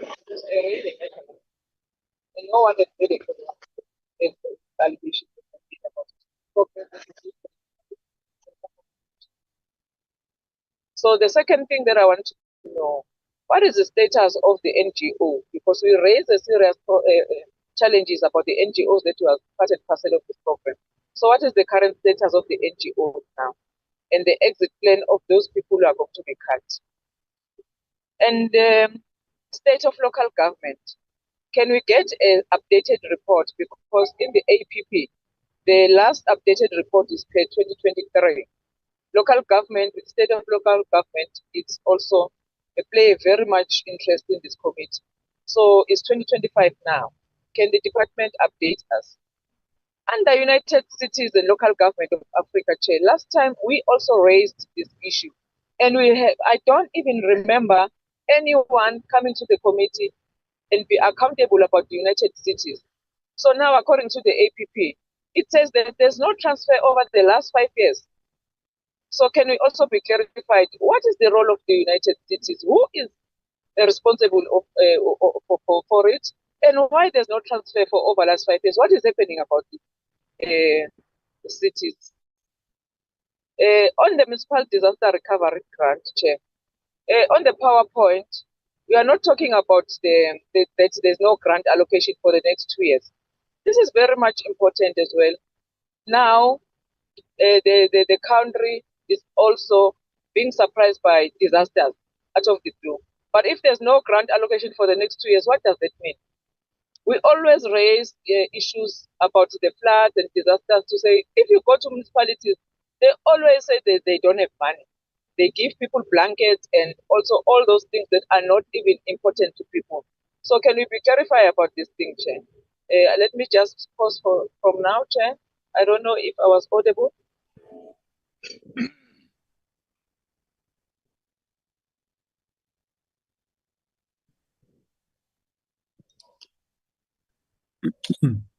Yes, Honorable Mkalipi, you were audible. Thank you very much. We'll proceed. We have Honorable Van Zyl, followed by Honorable Nkosi Buthelezi. Thank you.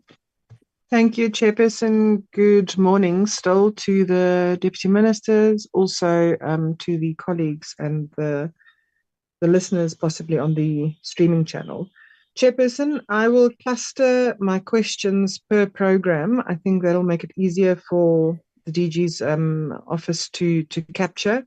I've only got a few questions, so I will try and do them quickly. So under Administration, Program 1, I wanted to find out what interventions are in place to improve staff retention and address critical skills shortages, particularly in the financial and municipal government's capacities. We can see that and measure that by failing municipalities.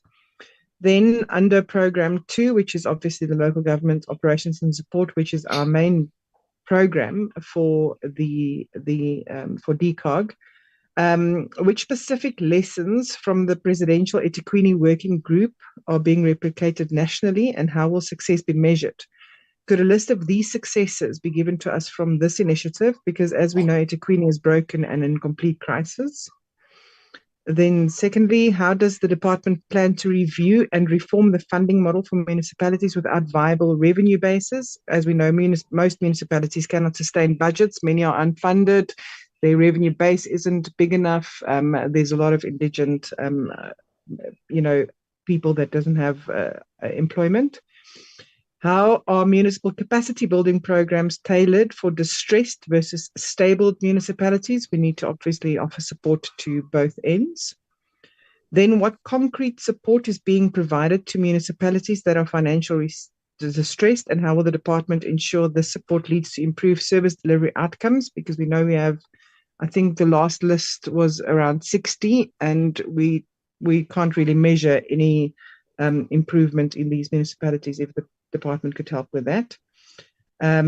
Then what systemic issues have been identified in failing municipalities, and how is Program 2 addressing root causes such as political instability, cadre deployment, and lack of technical expertise? Then given the persistent underspending on infrastructure grants by municipalities, how will Program 2 strengthen financial management and project execution capacity? I know we have been speaking about the MIG Schedule 5B into 6B, I think it is, but there is still, in my opinion, very little municipalities that is getting the indirect grants where Treasury takes over. So if a little bit more of that can be unpacked.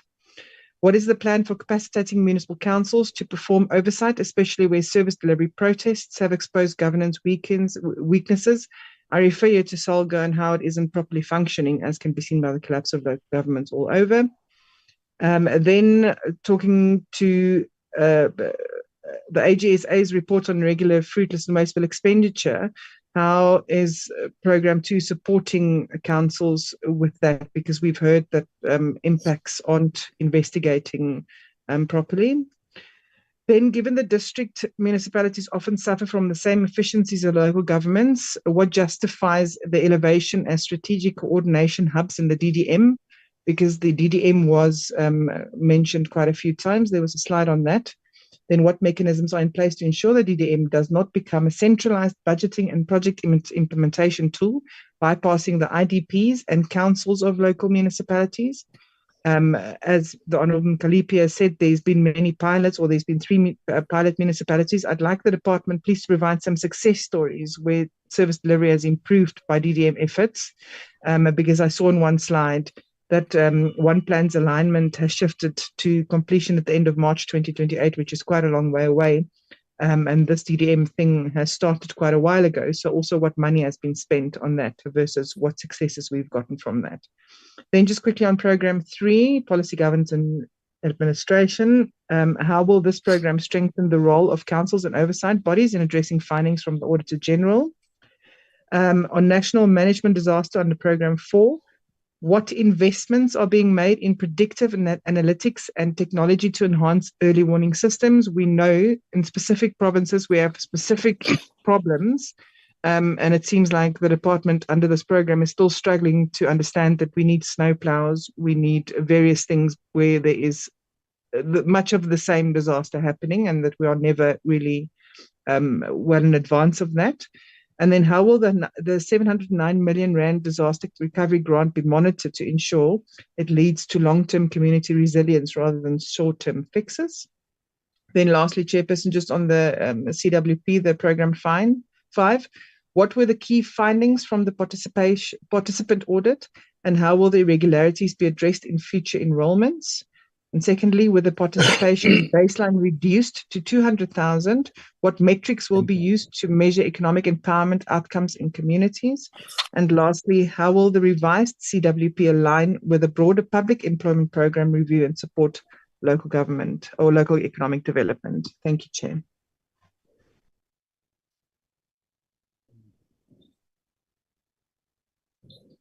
Thank you very much, Honorable Van Zyl. Honorable Ngosip. Thank you, Chair. Thank you, Toabe. I would like to recognize the deputy ministers, the DG, and the high-powered team that they brought across to us. One must start by commending a very comprehensive presentation that has just been shared with us. I just have a few questions, Chair, which I mean, the first one really is, when I look at the metros, I just want to understand from the department, I mean, to understand clearly what is their mandate, because I fail to see from where I sit the demonstrable advantage of these metros above the municipalities, especially because some of them also, you take an example of some of them, for instance, which are even owing ESCOM. And I know, of course, there are some advantages like employment. Definitely, people then could have jobs. But I would like to understand maybe from the department, what are these? Especially, I think we went to Maluti.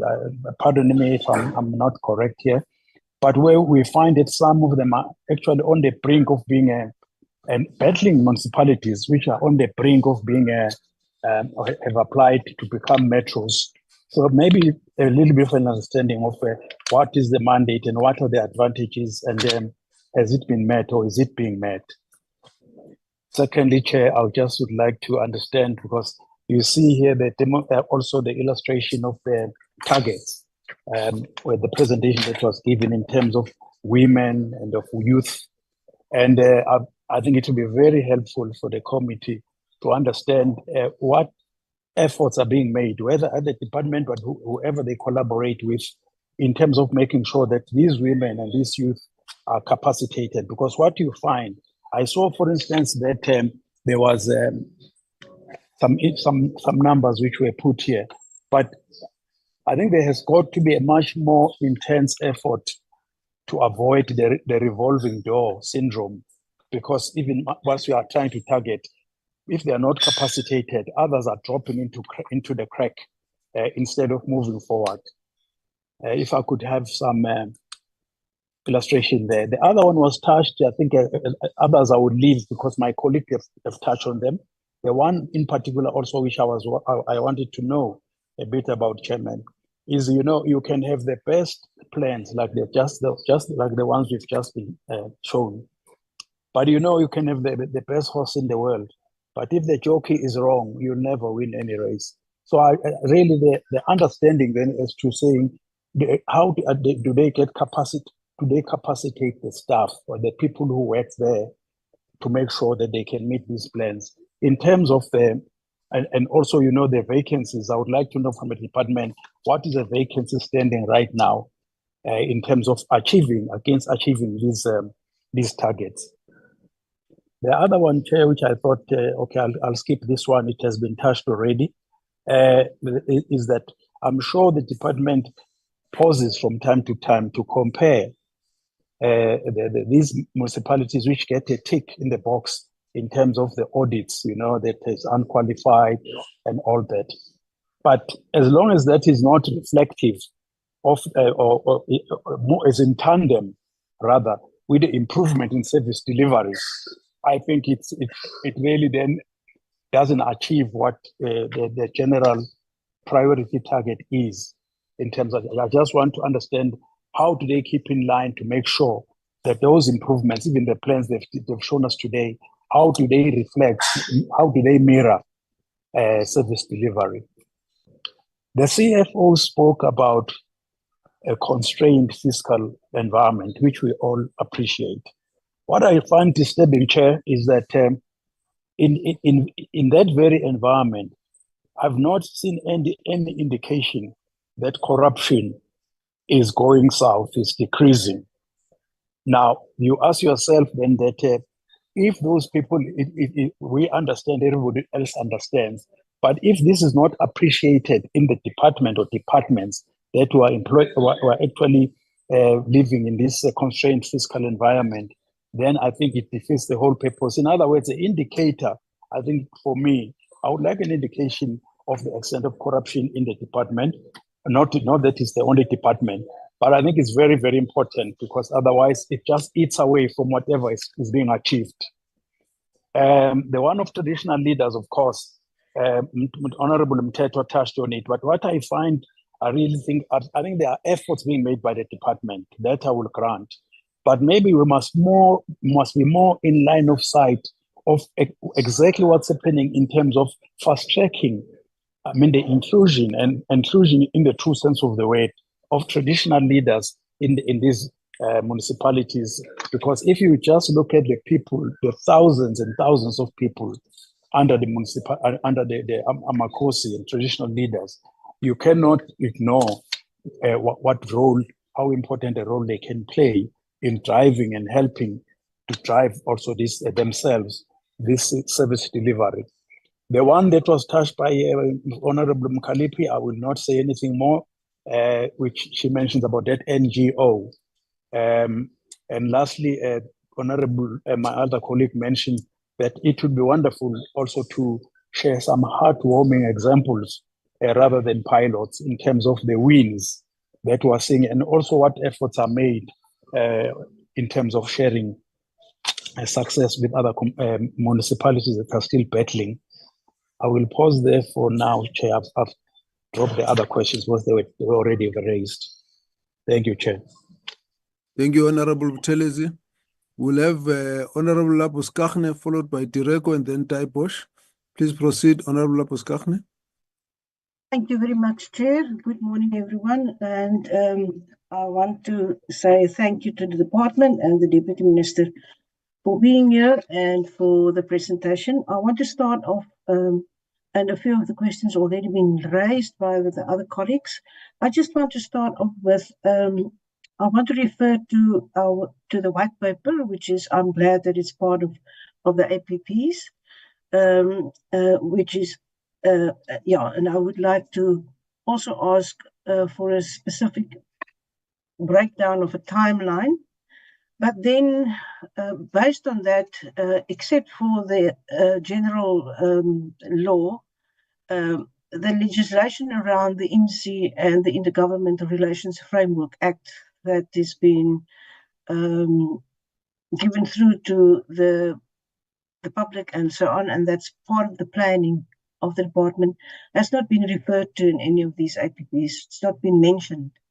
And I can't think, and I do know, and I assume that the changes in the white paper will definitely influence all this legislation, or is supposed to influence, because if it's not going to influence, it means that the white paper is just a revision without any changes.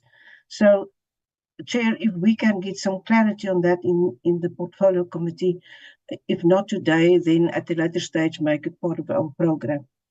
Then I want to start off on the next question on, I want to make a general comment, and I want to say thank you to the department, because I think I was one of the people who was not happy with the targets and the APPs last year. On the quality of that and the measurability of that and what it actually gives us. So there is an improvement. Thank you for that. I still feel from my side in oversight, and that is, I want to refer to one of the questions and saying that the portfolio committee should have been invited to the strategic plan. I do not personally agree with that, because you cannot be part of the system and then check the system as well. We are in an oversight capacity, so yeah, but we can sort that out later on. But part of that is, to me, to have an APP, and specifically a new APP, which I am very thankful for, that some of these APPs do appear in the program, but without a target, doesn't make sense. The target should at least indicate a timeline, because it's great to have them there, but then it's one of those things that's in the APP and nobody can ever tell you what actually is going on there. I didn't mention them all, but there's a few new APPs without actually targets. Then I want to go to something on the reports. In section 48 of the Municipal Systems Act, request the minister or oblige the minister to annually complete and submit to Parliament a consolidated report of local government performance in terms of general key performance indicators. And Section 134 of the Municipal Financial Act further obligates the minister to also report annually to Parliament on the actions taken by MECs for local government to address issues raised by the Auditor General in audit reports on financial statements of municipalities and municipal entities. This is not reflected anywhere in the department's APP as a target to be met in 2025-26. The AG has recently raised this matter with the Parliament's administration. I just want to get some clarity on that, or maybe some of these reports are hidden in some of these APPs that I just was not able to pick it up. Then the question on the SA Cities Network has been asked. Then there is draft regulations. No, that's the one on MISA. Let me leave that. When you read the budget statement report of the part of the department, not the APPs that's presented, the one part of the budget, it says there that expenditure on compensation, the department see that it needs to increase because they want to build the capacity. I just want to understand that correctly, given the slow economic growth and the budget cuts and all these things, if that is a correctly put in there, and it's the cut and paste exercise. And then I want to agree with Honourable Buthelezi. I am glad for the register. I am glad for the register on corruption, but I'm also couldn't find any specific strategy on eliminating corruption, except for some of the financial requirements that's part of legislation. Does the department have anything specific on that? Then I also would like to agree with the member who raised the issue on the metros. I would really like the department to give us a breakdown on, I know there are certain criteria and certain things and certain, in legislation about the number of people and a lot of parameters for a town or to qualify to become a metro. But we've been in some of these towns and cities that applied to become metros, and we've heard that. And really what we've seen there is it's just the people, the city as is, or some of these administrations can't even handle the city as is. Then to become a metro, it seems to me as if applying to become a metro is purely based on the fact that a metro by its stance, depending on the classification, will be able to borrow more money. And if that is the base of that, we are going to create more disastrous metros instead of helping the metros to focus on managing their own finances and do basic service delivery. So, Chair, I would ask for a presentation on how does departments decide on how does town become a metro. Then the disaster management, I would like to know, in the budget of the program, they mentioned Disaster Management Institute of South Africa, and with no budget. I just want to know what my understanding is, the Institute for Disaster Management Professionals to register. Has there been a relationship, or has there been some registration fees been paid before that is in the budget that has been mentioned there? What is the relationship? What is the reasons? Do we have anything to do with them? And if we do have, what is the relationship? Then back to that, it's not part of the presentation that we had, Chair, but it's part of the, let me say, the big book, the budget book. In program 3, table 3.8, and if the department doesn't have it here today, I just would like to get the feedback if we can't get it today. I just picked up under a sub-program of that, it's table 3.8, venues and facilities, 3.6 million, and there was what really raised my interest is there was an increase of 204% on expenditure on venues and facilities. I just need an explanation for that. What is the reason for that? Yeah. Then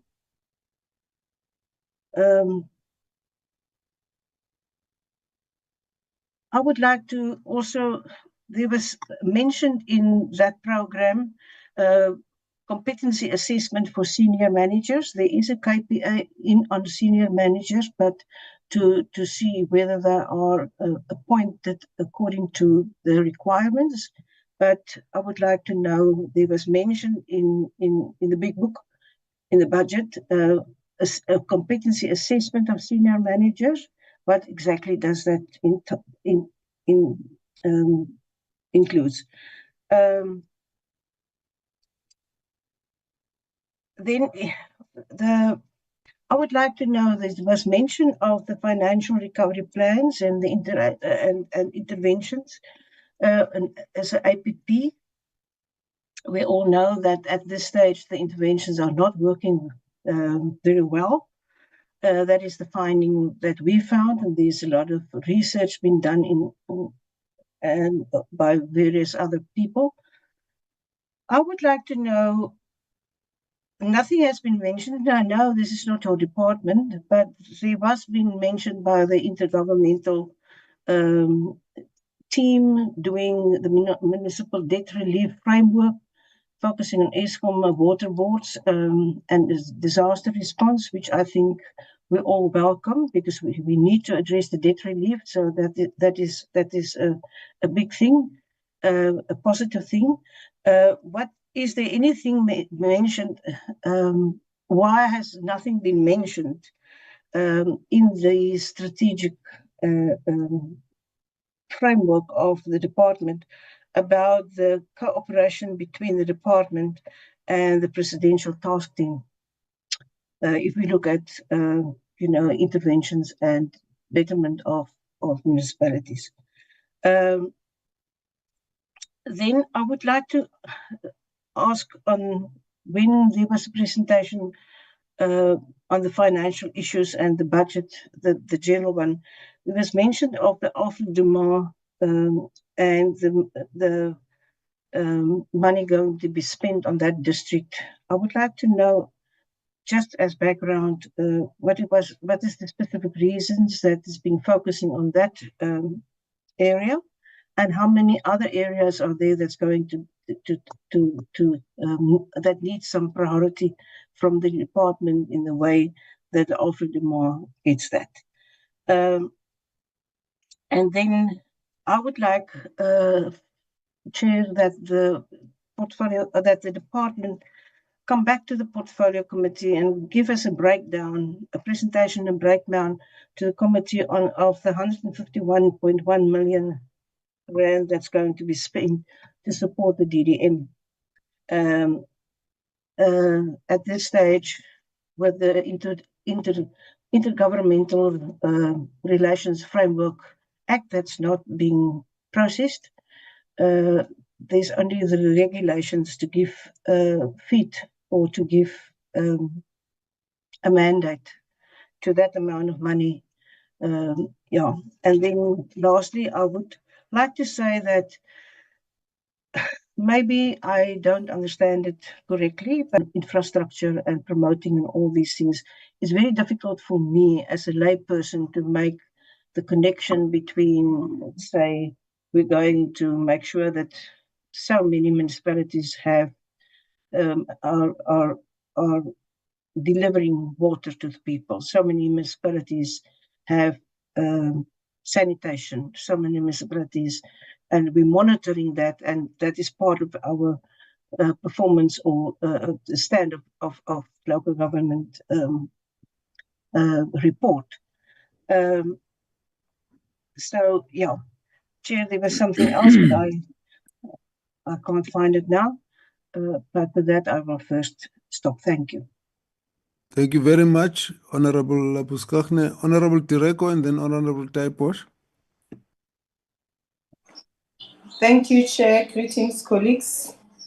Chair, let me also acknowledge the presentation that has been done by the department and also indicate that, Chair, previously we had witnessed department presenting the APP with their own target, but at the end of the day, they were unable to meet those targets, which has been a very worrisome thing because they are the one who did the target for themselves. However, I hope it's not going to be the case with this one. Firstly, Chair, let me also note the improvement in terms of the municipalities that were dysfunctional, and we strongly believe that there's going to be more improvement that will come in terms of the municipalities that are improving from dysfunctional to a better municipalities. If possible, can the department share with us lessons learned from these municipalities that have improved so that at least we know how did they manage to get to the situation that they are currently. Chair, on program number 2, which is the DDM, there has been a serious concern regarding this program and its implementation, whereby the committee has noted that it takes too long to show positive results. And I'm looking at the new indicator regarding the DDM. And can the department take us along in terms of this indicator as how is it going to assist us in terms of ensuring that we have proper, effective, and efficient implementation of the DDM that has tangible results? And Chair, on program 4, which is the one of the disaster, we know that every year we are facing disaster, and in terms of disaster, there have been an outcry over the disaster management system in terms of funding and coordination. So how is the review and the framework going to assist us in addressing the matters that have been raised by the affected communities, including us as members of the portfolio committee? Because this has been a serious challenge in terms of the people who have been affected by disaster many years ago are still not being helped to date.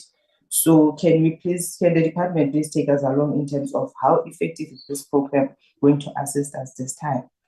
And Chair, on program number 5, last year the department had a challenge of budget cut, which affected this program to a point where there was an attempt to offload some of the participants.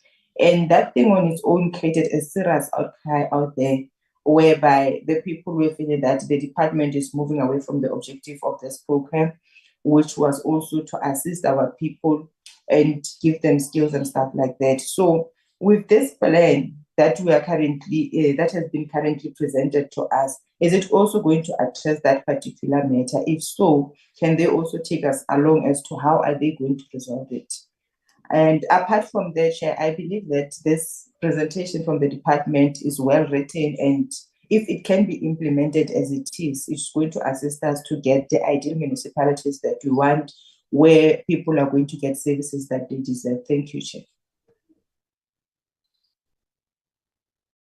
Thank you, Honorable Direko. Honorable Taiposh.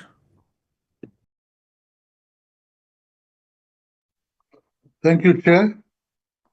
Morning, Deputy Minister, and morning, Chair, morning, DG, all the DGs, all protocol observed. Good morning, all the members of Parliament. Chair, yes, I have to also say to the department, thank you for the report. You can see there was a lot of work that went in there, Chair. Chair, but my worry about this is we still have dysfunctional, in distress, unfunded budgets, no annual financial submitted, and nothing happens. Consequence management is not happening, Chair. I would like to know from the department side, all these municipalities, and they know them. What are the consequence management strategies and laws that they've implemented there? And are people going to court? Are people being asked to answer for what happened? Because again, we're going into a new budget year. It's like we're going to pour money into a black hole. Next year, they still don't submit annual financials, and nothing's going to happen to them. And then maybe then we'll make a case, and then they will resign, and then they'll get appointed somewhere else. So the cycle can't continue like that, Chair. Sometime it has to stop.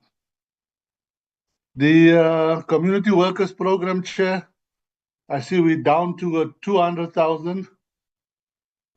I'm thinking about all those people that have been left behind now, that have been laid off. That's what about them? What happens to those people? Isn't the government has got these things about unemployment, poverty, and housing? Just with the CWB thing, they're failing us already on two of those. Unemployment and what you call it, and the housing side of things, as well as the poverty alleviation, Chair. So that cannot continue like that, Chair. I'd like to know what happens to those 55,000 people. Are those the ones over 60? Okay, maybe they're going to get a pension fund, which will help. But still, it's not nice to see so many people being dropped from a program that's supposed to have had 500,000 people initially. We're now down to less than half of what was initially promised. All right. Then, Chair, what I would like to see in this, there was a couple of municipalities where the president had what they call that a special intervention or a presidential intervention implemented. We'd like some report back on those. We'd like some report back on, whether it worked, what was the successes, any success stories. Is it still the same? Is it ongoing? Is it worth it? For that matter, Chair. Consequence management again comes to mind. And then I would also like to find out, Chair, something that worries me or not worries me, that I know the municipal infrastructure grants.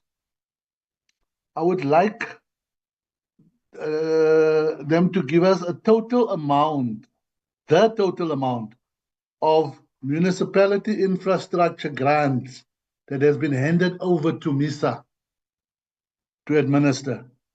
The total amount of that I would like to see, Chair, because unfortunately at MISA there is not much going. Yes, they sit with 90 engineers that they have employed, but that 90 engineers are MISA engineers. They don't do any work. They do design and project management. That's all. So I would like to see what the amount is that has been handed over to MISA from municipalities that couldn't use or couldn't implement the MIG funds. Thank you, Chair. I've got to leave it there for now. Thank you.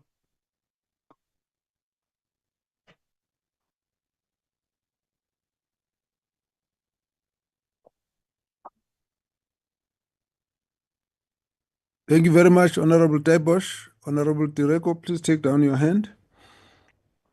Thank you very much, Honorable Deputy Ministers, DG and the officials. Thanks for the very comprehensive report.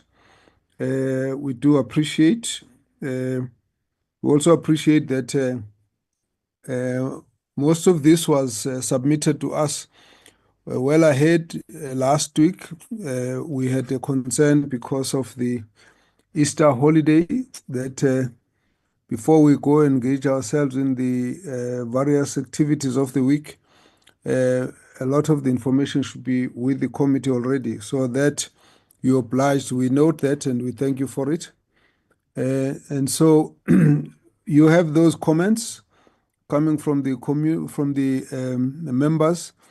Let me just add a few more on this. I'd like you to just show us again the issue on the support you're giving to dysfunctional municipalities. I'm just struggling to link the targets with what is being done. And also, do those targets show any progress report since you started those interventions? And do we have a kind of target by which we will say there will be zero dysfunctional municipalities in the longer term? So when you look at the report, it's not quite clear whether we are doing it on a day by day or whether we've got an orchestrated campaign that will ultimately, after so many years, stop the idea of having something called a dysfunctional municipality. The other aspects linked to that, and maybe even with the others, is that members have raised the issue of consequence management. And in a number of areas, we've seen that that is a missing link, missing bit throughout areas where there's dysfunctionality. There's no consequence management. Now, it's difficult to see from the report here that, in fact, you are focusing on ensuring and reporting on the issue of consequence management. Maybe it would help us to get a kind of table report that takes us to show us where consequence management has happened, particularly where there's dysfunctionality. Because you start supporting a dysfunctional municipality, we want to know, is the consequence management there so that firstly you get out of the dysfunctionality and secondly you don't go back there, but also that in other municipalities you act in such a way that you don't get dysfunctionality. So it would be good for you to table just a report that shows us consequence management right across. Then we can see that there's a focused attention onto that aspect. In your report somewhere, there's a comment around issues of community satisfaction survey. Now, what we'd like is to actually get results. Let's see the results. And I want to know how those results relate to the targets that you have set and to the actions that you have put up. Because it shouldn't, for me, it shouldn't be just an academic exercise. You know, you ask people, are they satisfied? Whether they are or they are not, it doesn't change your approach. Is your approach really determined more by the bureaucracy of who's got what function, or is it determined by which community needs what attention? And so it would be good for me to have a sense of that, which is not quite clear from here. We're serving community. We want to know if our clients are satisfied, and if they are not, what do we do to actually tailor our actions to actually target those areas of dissatisfaction.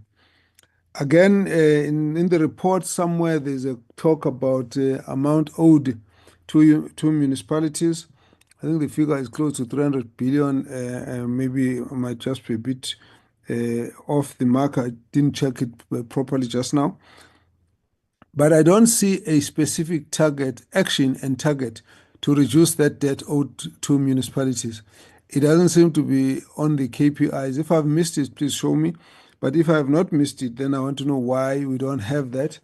It's a huge amount of revenue, and it looks like they must just sort each other out, and COGTA is not getting involved in trying to fight for that to be dealt with.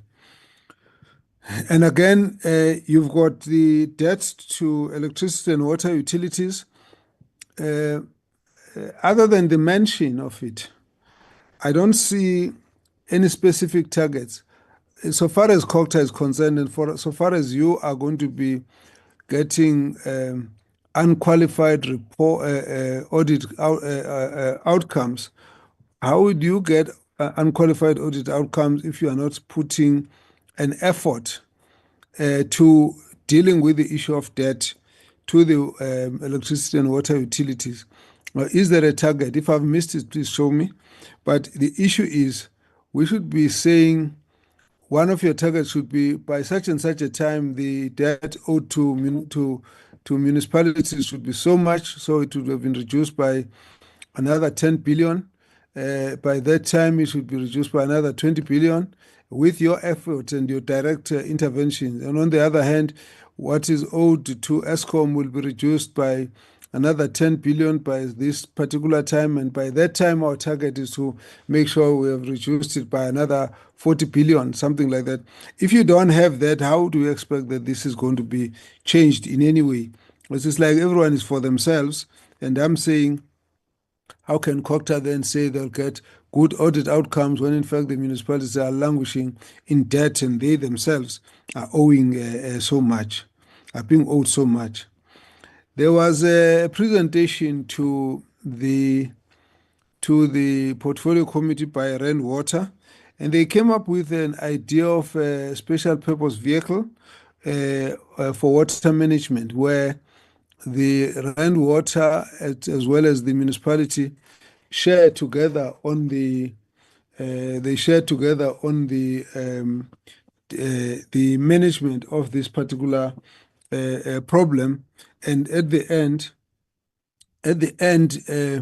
the idea was that a new formula in the management of this debt and water management is being looked at. We have not heard what is the attitude of COGTA to this, and I don't see it appearing anywhere on the reports. And I thought this was something quite interesting to look as an alternative, because we were saying to Rand Water, we cannot imagine that they would try and use cohesion to force municipalities to sign on the debt settlement agreement, and that cohesion includes withholding water supply to the communities. That for us is a human rights issue. It's got nothing to do with a very poor intergovernmental relations that result in the debt being unmanaged. So I don't see much of it coming out on your report. We also don't see much of how COGTA participate in the revival of the culture for payment for services. Now, a lot of the municipalities aren't able to get services paid for. There's a culture of defiance that's going on. Maybe there's poverty involved and there's also criminality involved. But at the end, how come there's no clear campaign from COGTA and there are no targets for it? And there seem to be, again, everyone for himself. If they owe you, that's your problem. And I don't believe that it can be done except if there was a direct drive from COGTA at a departmental level. The committee went to visit Merafong on city on an oversight visit. And one of the things that shocked us was to find out that amongst the major debts owed to them were mining companies which refused to pay rates, and they went to court, and therefore they bankrupted the municipality. But we have still not heard what the role of COGTA is in helping to fight that case. Again, now we want to know, what is COGTA's role in this case? What are you doing about that particular case? Because it looks to us that the municipality is just left on its own to fight some big giants there that actually control resources much bigger than what the municipality can on its own do. So we'll be interested in that as well. Then, except for just fleeting reference to spatial planning, apartheid planning, and a whole lot of commentary about it in the report, even if you look at the report of the previous years, there's nothing here that shows that there's a target for spatial planning, in municipalities, in metros, where COGTA is monitoring to what extent are the metros and cities able to expropriate buildings and land in the center of town to provide low-cost accommodation in the city centers. There is no such.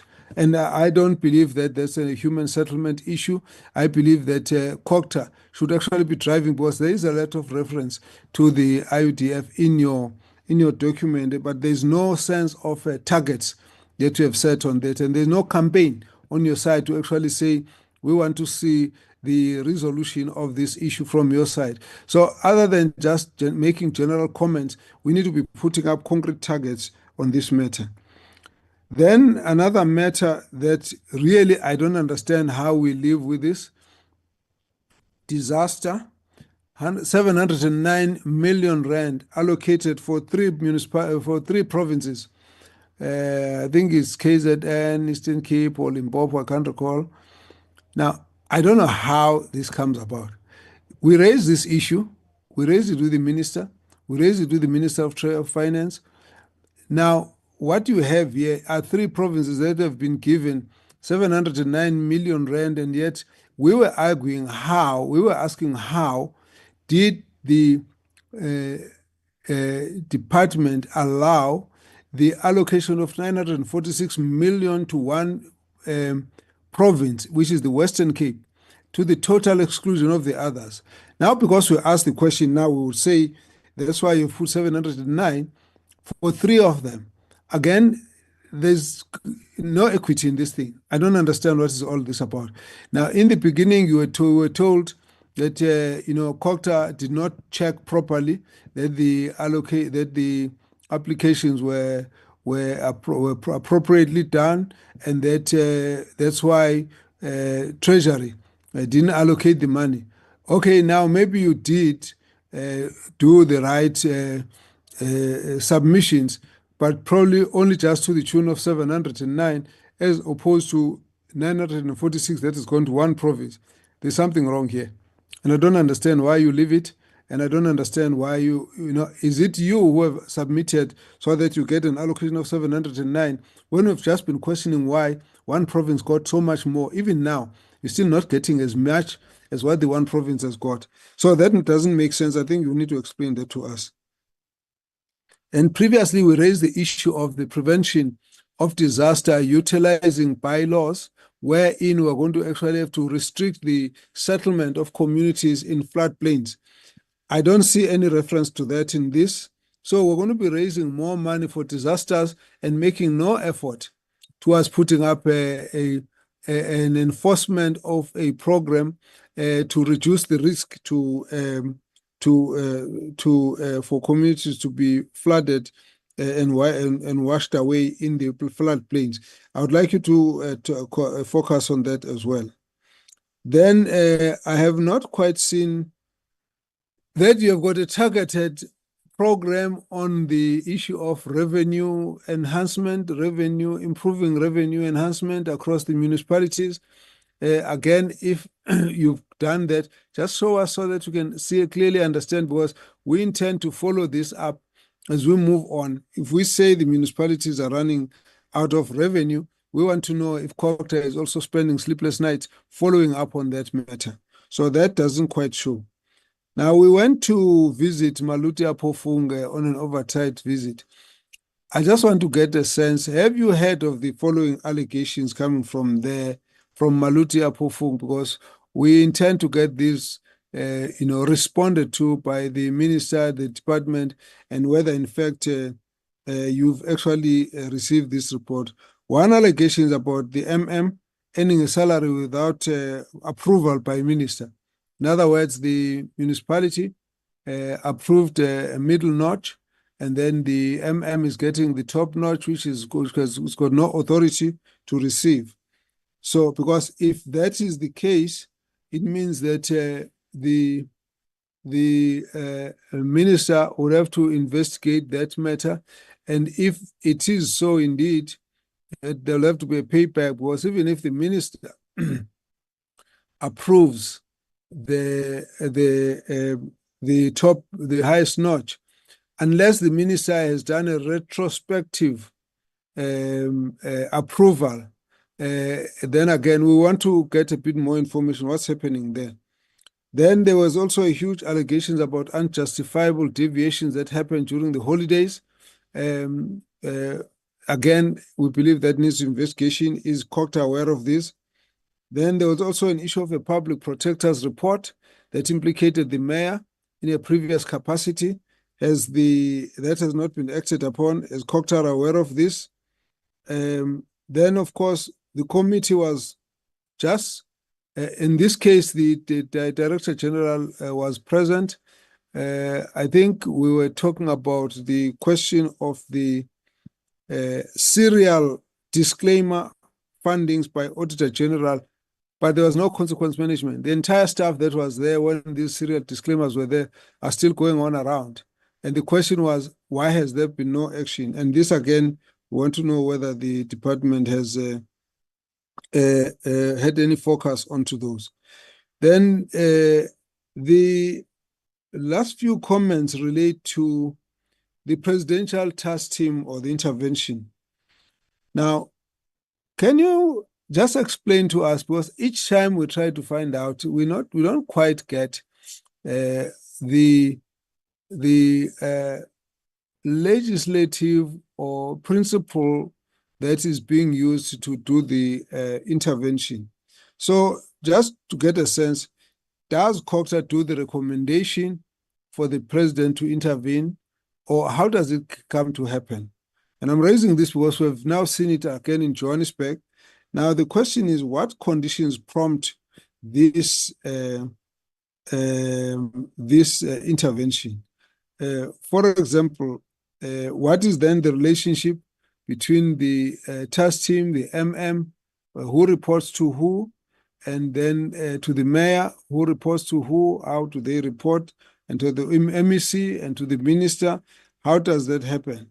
Now, I'm only asking that because it keeps occurring to my mind that is it only for metros or is it only also for municipalities? Because you have Maluti Apofung, and if there's anyone that would have really qualified for the most drastic form of intervention is Maluti Apofung. I'm not sure why that would not have been considered. Is COGTA deciding that that's small enough for it to handle, or what's happening there? So I think that clarification would be quite enlightening for us. And then CWP members have raised these issues. I think we need a little bit more opening up on this matter. There's not been much talk about the announcements that have gone out into the media. It's just all kind of shrouded in the summary of drop from 255 to 250. So I think we need to get a little bit onto what is involved in all of this and the issues of the terminations. And then, of course, there are also court cases that the last time we were trying to talk about it, we didn't quite get to the bottom of the whole thing. So maybe we can get a bit more information on that. And the last one is MISA. I've looked at this budget and it just occurs to me that it's not quite clear whether it is the capacity of MISA or is the demand from the municipalities that determines the budget. So can you explain that as well? If the budget is 97 million, what would that be as a result of? Is it because MISA can't handle 100 million as an example? And that's why you can only cap it at that level? Or is it because the only need that is there on the ground is for 97 million? and it's not more than that. If the need was 2 billion rand, the budget of MISA would have been 2 billion, just so that we can understand how that institution functions. Let me hold it at that. Then let's give you the opportunity, the Honorable Deputy Minister and your team. Please, you can start responding. Thank you. Well, thank you very much, Honorable Chairperson and members of the committee once more for those comments, inputs, and recording in questions as well. progress. I would ask the Director General to start together with the members of the executive management team, and then I will come later, Honorable Chair. With your permission, you can allow DG Changan to start. Thank you very much, Honorable Chair, and thank you very much to the honorable members of the committee for the questions. We've recorded quite a number of questions and comments.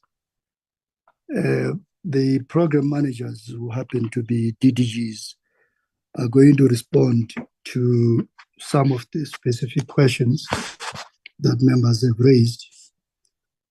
But let me just maybe start and then I'll come back after they have responded, and start with Honorable Mteto to say the case studies that you've given us about eMadlangeni, about Utrecht, about the banks leaving the town, about Newcastle, Wycombe as an example, Plainfontaine. You also touched on Orania. I must say that in the case of Newcastle and ArcelorMittal, we know that the Minister of Trade and Industry and Competition is seized with that matter and is been engaging with ArcelorMittal and engaging with all the role players in that area to save jobs. I think the committee will get a better and informed report from the Department of Trade and Industry. They're working on this matter. I'm very much aware about it because I also serve in the economic cluster, which is chaired by the very same department. So we can request for a comprehensive report on the matter of ArcelorMittal. The issue of the infrastructure in the towns, I think it's a matter that most of our municipalities are faced with. I would want to be given a little bit of time to follow up on some of the specific issues that you've raised in eMadlangeni. You did touch on Orania, and we are very much seized with what is happening in that particular part of the country. Orania is in Thembelihle municipality. It's one of the 10 distressed municipalities in the country. The 10 distressed municipalities, we've met with them, and that would include your Maluti Upperform that the chair has raised, and we'll come back to some of those questions that the chair has raised. But the matter of Orania is an old matter. In fact, there is a conflict between the two. We advised the municipality on how to handle the matter, because what's happening here is that this particular development called Orania, they're not even paying rates and taxes. So we have advised Thembelihle municipality on how to handle that matter. They presented it to us at a technical level, and we really think that as well at a political level there's some work that needs to be done here. But at a technical level, all what the municipality has to do is to take the matter up in court, because if you don't pay for rates and taxes, these are not services. Rates and taxes is a wealth tax, if you like. And therefore, you get taken to court like all of us, and your properties can be attached if you don't pay rates and taxes. So we did advise the municipality, and we will support them because it's one of the 10 struggling municipalities that the IMC is focusing on. Remember, we do have the Interministerial Committee on municipal performance and turnaround, which is a response to the work that the Auditor General has done on MFMA audits. So the IMC is a direct response to the MFMA audits. And Tembelihle is one of those municipalities. In Tshwane, Plainfontein, I think we will have to get into the specifics. We are studying the case on Rio Tinto in Richards Bay. And I think my colleague as well from DTA will be assisting us. I think the case is welcome. The MEC of Kokta in KZN has commented on it, and I'm sure DM is going to comment on that as well. I think the results, the outcome is welcomed. And we think that, this is long overdue. And we need to look at other areas as well that fall under AMACOS. We struggled with Honorable Mkalipi a little bit because the audio was not very good. But there were questions about the white paper. We will answer those questions. There were questions about job creation, DDM, OR Tambo, eThekwini. So we will answer all the specific questions. Maybe at this stage, I must ask my colleagues in Program 1, the CFO and the Head of Corporate Services to start and respond to all the questions around Program 1, which will be your finance, your vacancies, grants, and other related questions. So the CFO can start, and Ms. Mahlangu will come in as well. Then we'll move to Program 2, DDG Duma. We'll respond to most of the Program 2 questions, and I'll take care of those questions that have not been responded to adequately. We'll go to Program 3 as well, 4 and 5. Let's start with the CFO on Program 1. Thank you very much, DG. Good afternoon once again, Honorable Chair, Honorable members, DMs, accounting officers on call. There was a specific question from Honorable Labustakne that is related to the performance of the department. And I think it was talking about the venues and facilities. Yes, there was an increase from the beginning of the year because of the presidential imbizos that we've been having throughout the year that did not have any adequate budget. So there would have been an increase on that item because the budget was very minimal. And we have, however, Chairperson, requested the virement of funds from the items that did not have an overspending, if not that have underspending, to offset this possible overspending on these venues and facilities. So we are still waiting for the National Treasury to respond on that. As soon as we get the approval from National Treasury to shift funds around or via funds from programs to programs, we will offset that minuses that appears on venues and facilities. Thank you very much, Chair. I think DG, I think that was the major questions. Ms. Mahlangu will take over from here. Thank you, DG. Thank you, DG. Good day to honorable members on the platform. The question that I'm going to deal with is two questions. One is relating to the vacancy rate in the department. The current vacancy rate in the department is standing at 9.8, meaning we do have positions that are in total is 506. We have 489 positions that are filled and 48 vacant posts. The 19 positions are positions that are additional, which are in the ministry. So in essence, we are at 9.86. There are processes that we are undertaking to fill all the positions. Relating to that is the questions that deal with the competency assessment. There was a question that deals with competency assessment as to why are we doing competency assessment in the department. The reason why we have competency assessment is that we have a directive and that is aligned to Chapter 5 of the SMS handbook, where we are required to assess the senior managers that we are appointing in the department to see if they are fitting some of the generic competencies that were designed to be met by all senior managers. So amongst those is the project management skills, people management skills, change management skills, financial management, and strategic capabilities. So for an SMS member that is to be appointed, it's a must, and it's a directive which was promulgated, I think it was in 2006, started in 2000 by Cabinet. Therefore, all SMS members must be assessed along those generic competences before their appointment. What is key to note is that is not really done for appointment, but to see if a person has developmental needs, and it becomes the responsibility of the department after the interview, if the person was good in interviews, for them to take them to developmental programs in line with the gaps identified during the competency assessment.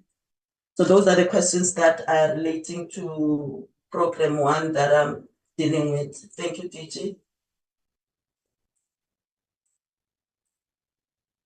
Thank you very much, Ms. Mahlangu. There were more questions on program 2. I'm going to ask DG Duma to answer those questions. And if there are any unanswered questions, I will take care of them. DG Duma. Thank you very much, DG. Good afternoon to the chairperson, the deputy ministers and members, and the DGs and colleagues. I'll start right from the beginning, DG, with the Honorable Member Mkhaliphi, because you have already addressed the issues that were raised by Member Mthethwa. Excuse me. On the DDM chairperson, I would want to suggest, and I suppose the DG will also add, but I would want to remind members that the DDM should be looked at as a long-term program of government that is dealing with issues of fragmentation and coordination across government. So we can bring, and we've said so even before, Chairperson, that we can bring the study that was done on the pilots. It was done also by the Human Sciences Research Council.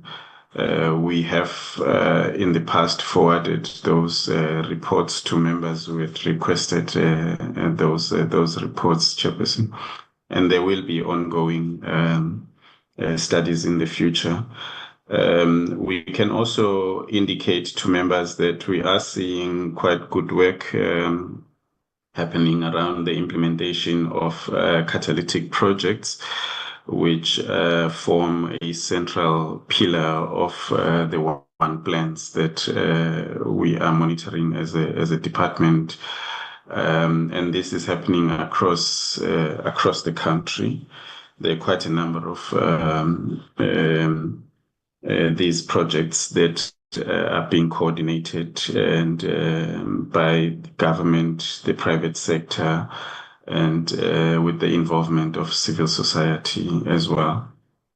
We, in terms of the determined cost of supply studies, members will be aware that last year there were about 60 plus municipalities that were taken to court because they had not done these studies before determining the tariffs for electricity in particular.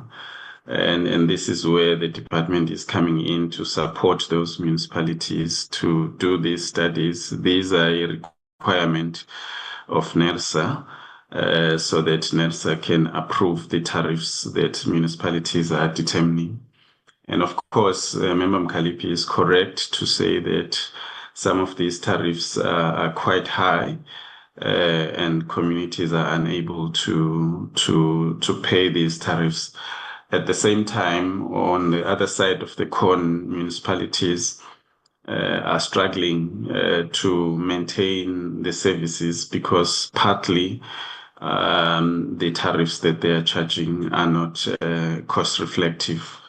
So it's a catch-22 situation, Chairperson. We have brought the State of Local Government report to the committee before, but nonetheless, if the committee feels that it should be done again, we can bring that, Chairperson, under the guidance of the DG and the Ministry. If I move on to Member Van Zyl, she raised an issue about the conversion of grants from 5B to 6B. This is a new in COCTA. We are aware that departments like water and sanitation have been doing it for quite some time, as well as human settlements. We started last year with Utugela and Mfuleni, where an amount of close to 8 million rand was converted, and it's being implemented under the auspices of MISA in these municipalities. But for this financial year, we converted about 494 million, as was reflected by the CFO, in 21 municipalities. This is not new money, Chairperson, but it's moving money from 5B to, which is a direct grant to the account of the municipality, to a 6B, which is an indirect grant. It goes to the same municipality, but it is managed by the department. In this particular case, we are focusing largely on addressing water and sanitation challenges that have gone on in these municipalities for quite some time. Member Van Zyl had spoken around the DDM, and I think I've made my input there. Safe to say that DDM is not a centralized budgeting tool, but it is attempting to ensure that all the agencies of the state, the civil society and the private sector, they all coalesce each of the 52 DDM spaces across the country, districts and the 8 metros. The question around the demonstrable advantage of, and I think later on, Member Labashane, but I think this is a matter that could also be discussed with the their report, because in terms of law, they are the ones who determine spaces whether for being metros or not. There are many factors, but I wouldn't want even to attempt to Chairperson. If I then move on to Member Labashane, who spoke about the Section 48 report, and I'm sure my colleagues from PGA, as I said, she mentioned the issue, and she also raised an issue around intervention APP, which is are actually beginning to, by which government, both at provincial and national level, take steps against misbehaving. And there is a separate report which can be tabled as well if members believe it's necessary. And it is in our, it is not in the APP, so it's something that we are tracking as well. It's not something that we have missed. The allocation to Alfred understood not as new money again, but Alfred Duma is moved from one instrument to another instrument. There are 9 municipalities currently that are under what we call IUDG, Integrated Urban Development Grant, which has its own framework and its own criteria for the utilization of conditional grants. Alfred Duma is going to be the 10th municipality, but those municipalities, those 10 municipalities in turn, they do not necessarily receive MIG, which has its own criteria and its own set of conditions. And perhaps I must add by saying that there was a study that was undertaken, and that study is being under more municipalities to see whether it would be beneficial if they are moved from MIG to. The question on how many municipalities are delivering electricity and so on, and the extent to which these are being delivered, it's something that we can address in the State of Local Government report. Chairperson, with your direction. Whether we have member Direko is asking whether municipalities that have improved over time. Of the previous report, we had 66 municipalities and that were classified as distressed. 8 that we are talking about now. So be land, and we when we present the State of Local, we can delve into those lessons, Chairperson, in terms of what is it that these municipalities have done, including the fact that some of them have filled positions, as an example, that for quite some time. Some of them had improved in the handling of conditional grants on the ground. Around DDM, which I have addressed, is the issues around consequence management, and I think I have slightly touched on that, and I believe that it as well. That is, as I indicated, is 494 million, and the intention is to approach. It has been designated by the DG, the implementing agents, to implement that money. The municipalities above the allocation that I believe we will talk to that. The Chairperson, the support to me, how are we doing this? I think there are various instruments that, and one of which has been mentioned by the DIMC on municipal and turnaround, but we also municipal support plans that we are implementing. Each is implementing the set of plans in each that has been being distressed. However, it must be noted that where there is a formal intervention, a financial plan that is implemented in that municipality, that the formal financial is then used instead of IP. I think that the Chairperson also goes back to the question of consent, which we agree it's a very important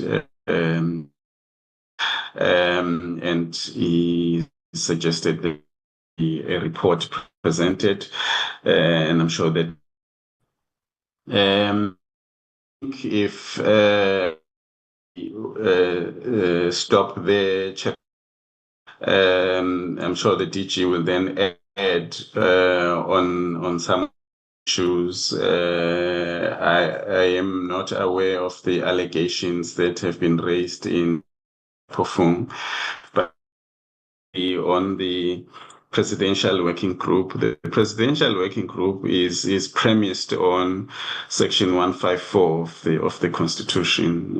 Members will that section says provincial and national government must support municipalities to perform and capacitate municipalities to perform their. So that is the premise for the PWG, and that form been applied in the metros. Sorry, that form of support, not intervention support, has thus far been applied in. And I personally do not think that there is any that form of intervention being applied in municipalities other than that need to be attended to. Let me stop there.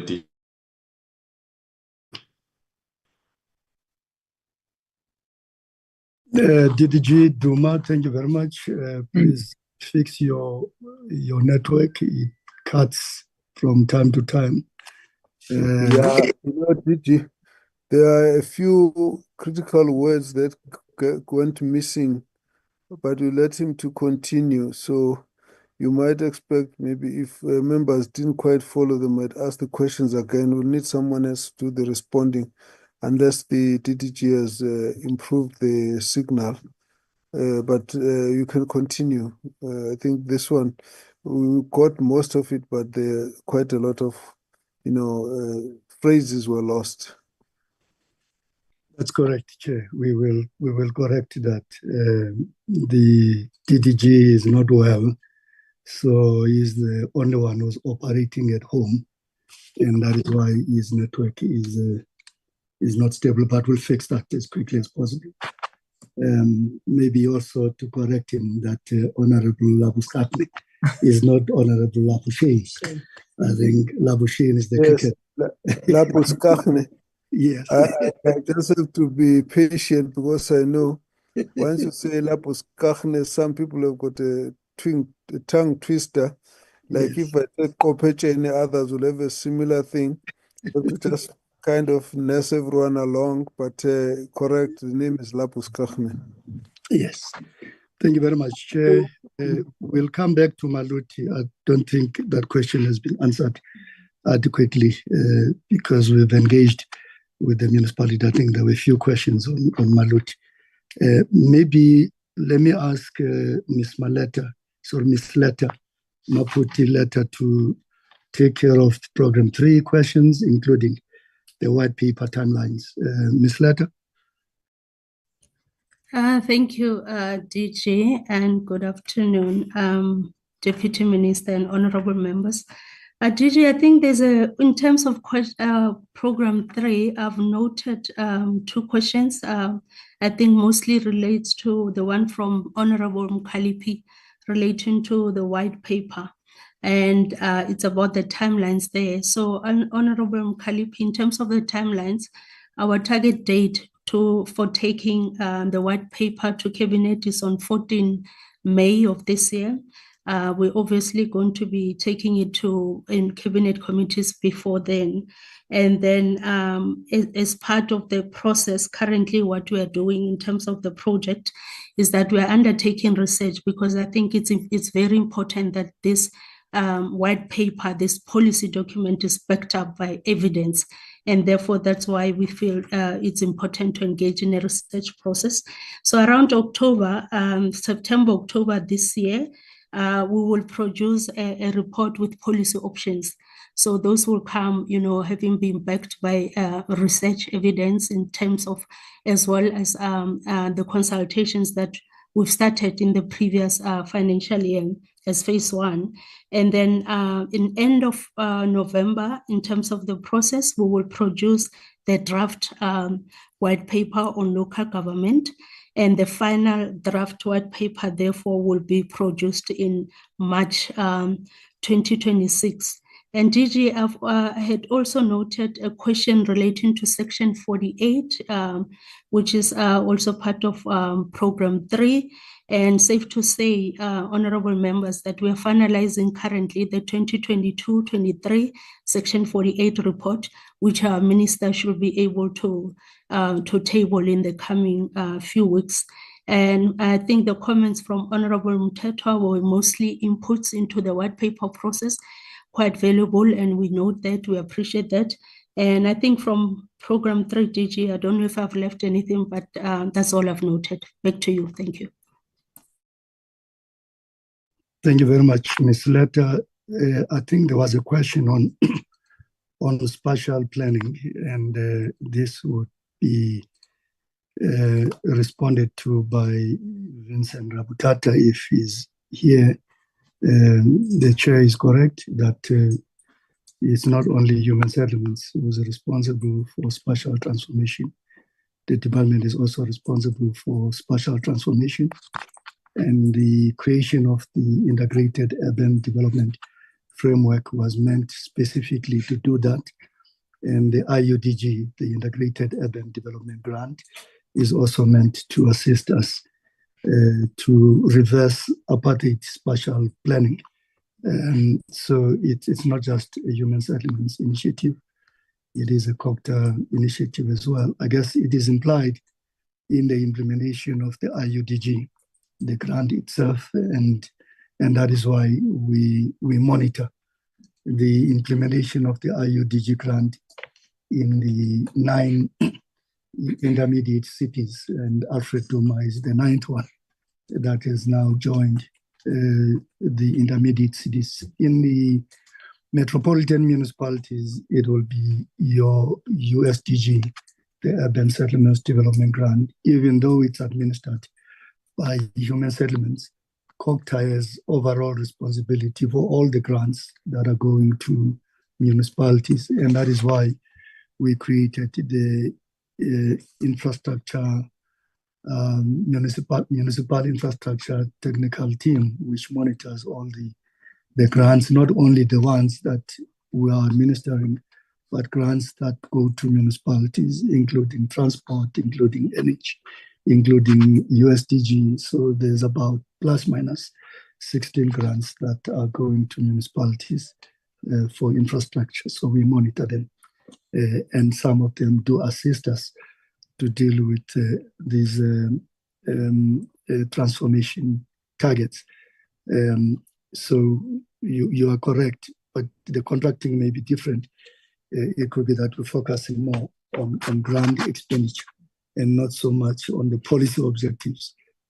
So we assume that if the grant is spent, those spatial transformation targets will be achieved. Let's move to, I know we have not covered all the questions in Program 2 and 3. We'll come back to them. Can we move to Program 4 and ask Dr. Stolle to respond to the Program 4 questions around disaster management? Dr. Stolle. Thank you. Thank you very much, DG. Honorable Chair, honorable members, deputy ministers. DG, on the question of the proactive measures to monitor the disaster grants, specifically the ones which we are going to transfer, as NDMC,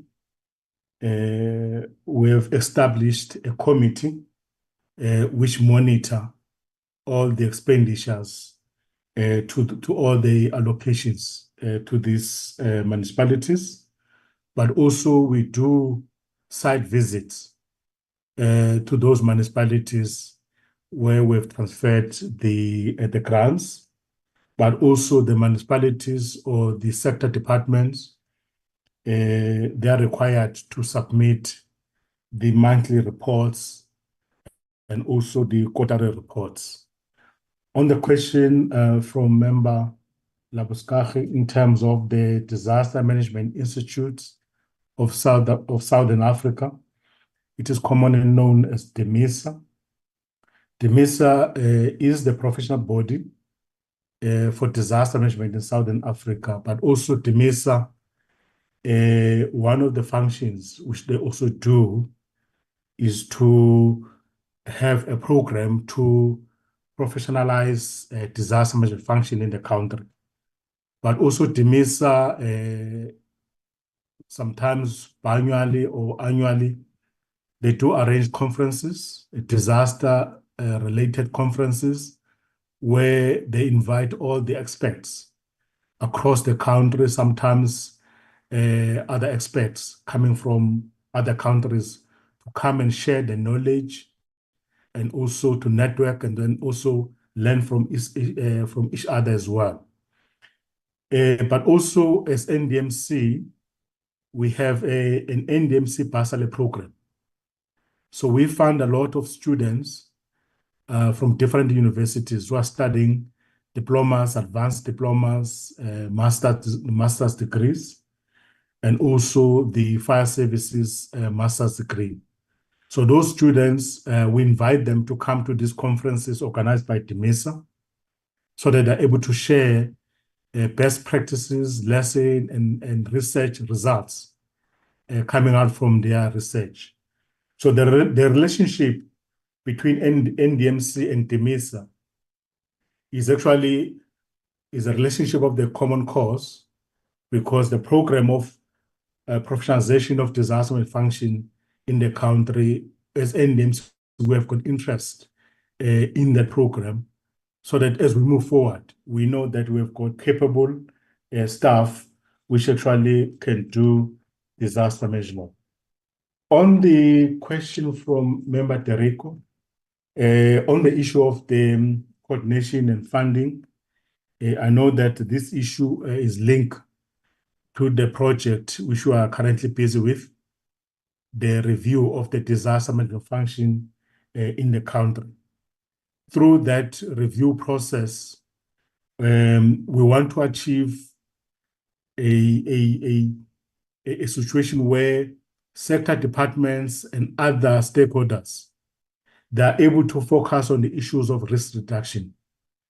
Because as much as we are promoting the funding arrangement from organs of state, but our objective want to make sure that we focus on the issues of risk reduction, because once we're strengthening that part, we know that when disasters happen, they will have less impact. In terms of coordination, we've realized the gaps when we are deploying or we are responding to disasters. Through the review process, which we are currently busy with, we've already also identified the gaps. We've also now benchmarked with different countries, and we are now, as we move forward, putting processes in place so that those gaps, we're able to close them when we are responding to disasters, so that we can better coordinate disasters. But when disasters happen and we need to fund those damaged infrastructure, we know that some of the department, they have actually allocated funding to fund those damaged infrastructure. As and when then we provide additional funding as NDMC through in the form of a grant, then we know that our grants, they are augmenting the funding which has already been put down by respective organs of state. But also let me indicate, Honorable Chair, that as a National Disaster Management Center, we've realized that we need to have got forward planning. So we have established the National Technical Task Team on Disaster Management and Disaster Risk Reduction Planning in the country. Because we realize that people, they will in any way, if there's no proper plans and planning, reside in floodplains. So through this task team, because it's a whole of government planning, through this task team, we'll be able to deal with some of the issues which are being experienced at the municipality level. The question from the chair, why we are funding these provinces, This allocation was made through the MTEF around the financial year 2023-2024. We received 1.4 billion, which we used during that financial year. In the year 2024-2025, we received 749 million, which was transferred to those affected provinces. Now, in this financial year, 2025-2026, is this amount of 708 million, which is a recovery grant, which means is a grant earmarked for bigger projects, bigger infrastructure project, which normally takes 12 months to implement to those provinces which have been identified. So these provinces are based on the extent of the damages which has been experienced in those provinces. That's why these provinces, they are going to be funded, but that doesn't mean that other provinces are excluded from other grants as well. So, but for now, because this recovery grant is related to the floods, which happened in February 2023. So these are the provinces during that year which were affected, and then they are now benefiting from this allocation. But as and when then we move forward, some of the provinces, they will also benefit. The other issue I've responded now on the issue of the floodplain. I've indicated that we have established that National Technical Task Team, which is going to do the forward planning so that communities, they don't find themselves residing in the floodplains. The issues of the bylaws is something which we have indicated in our structure so that we're able to activate some of the stakeholders so that we can enforce the bylaws so that when disasters happens, those communities that don't find themselves in a compromised position because we did not enforce the bylaws. So we have already activated the issue of enforcement of the bylaws in some of the municipalities where we have identified as hotspots, so that as then we experience heavy rains or structural fires, then we know that the communities are safe. DG, I think I've covered, yes, I've covered most of the questions. Thank you very much, DG.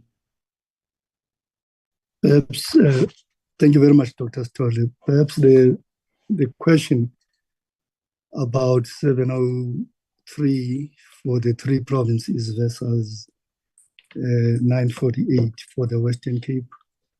The chair has been very consistent about this question. The last time we answered it, the minister's view was that it's better place that we ask National Treasury to explain themselves on the 948. Because as a department, we submitted to National Treasury and we submitted for all provinces.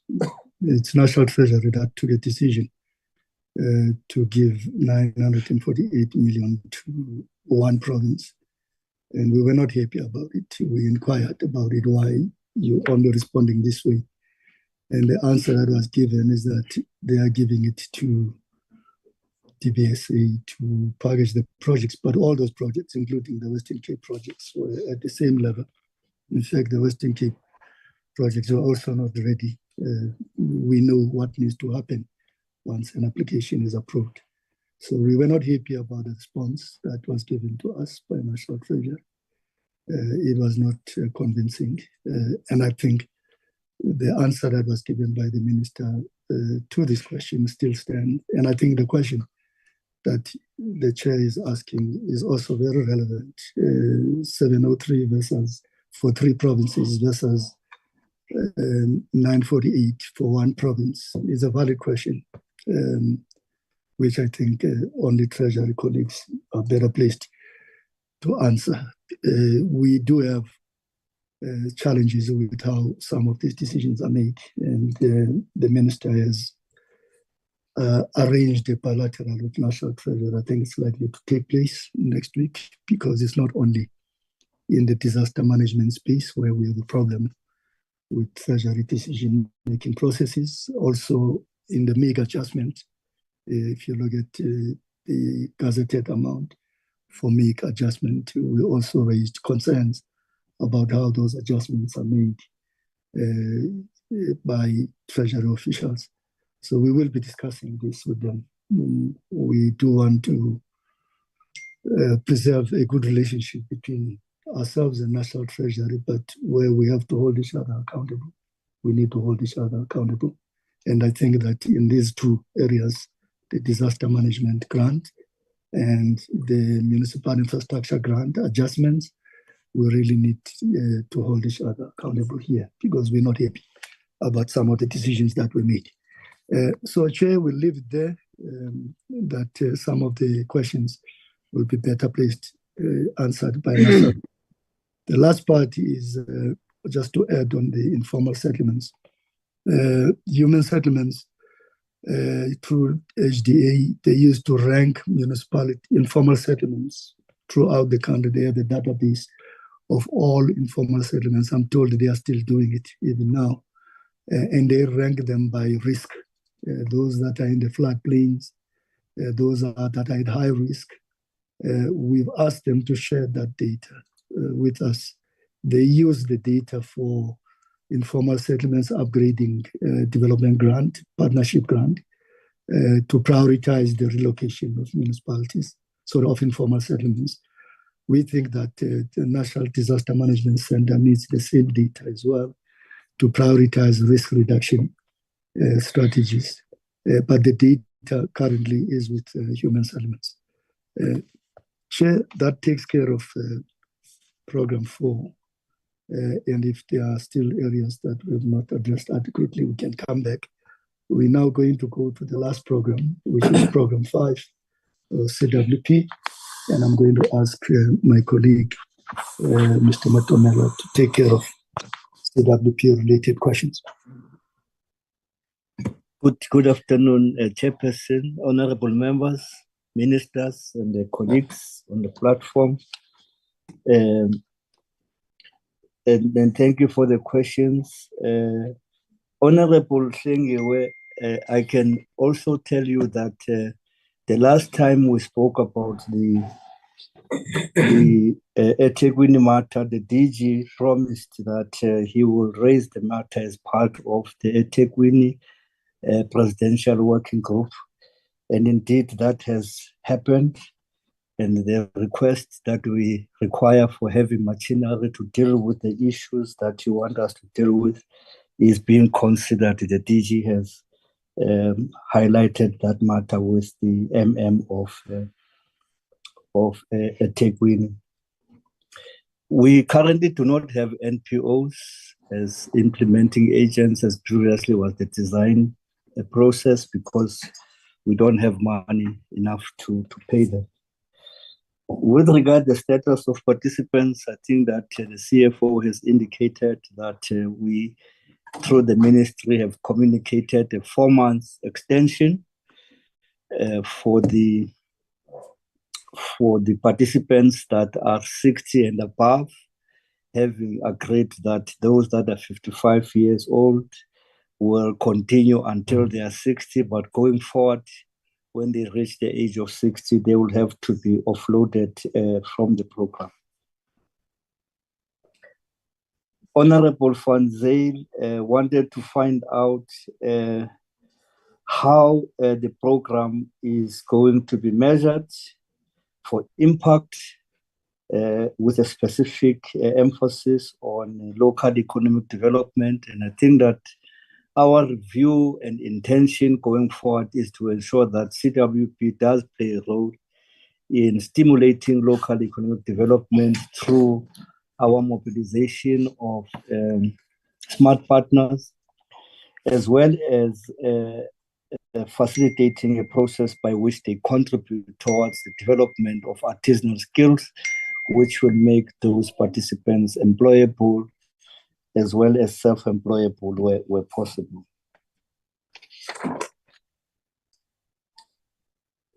Honorable Direko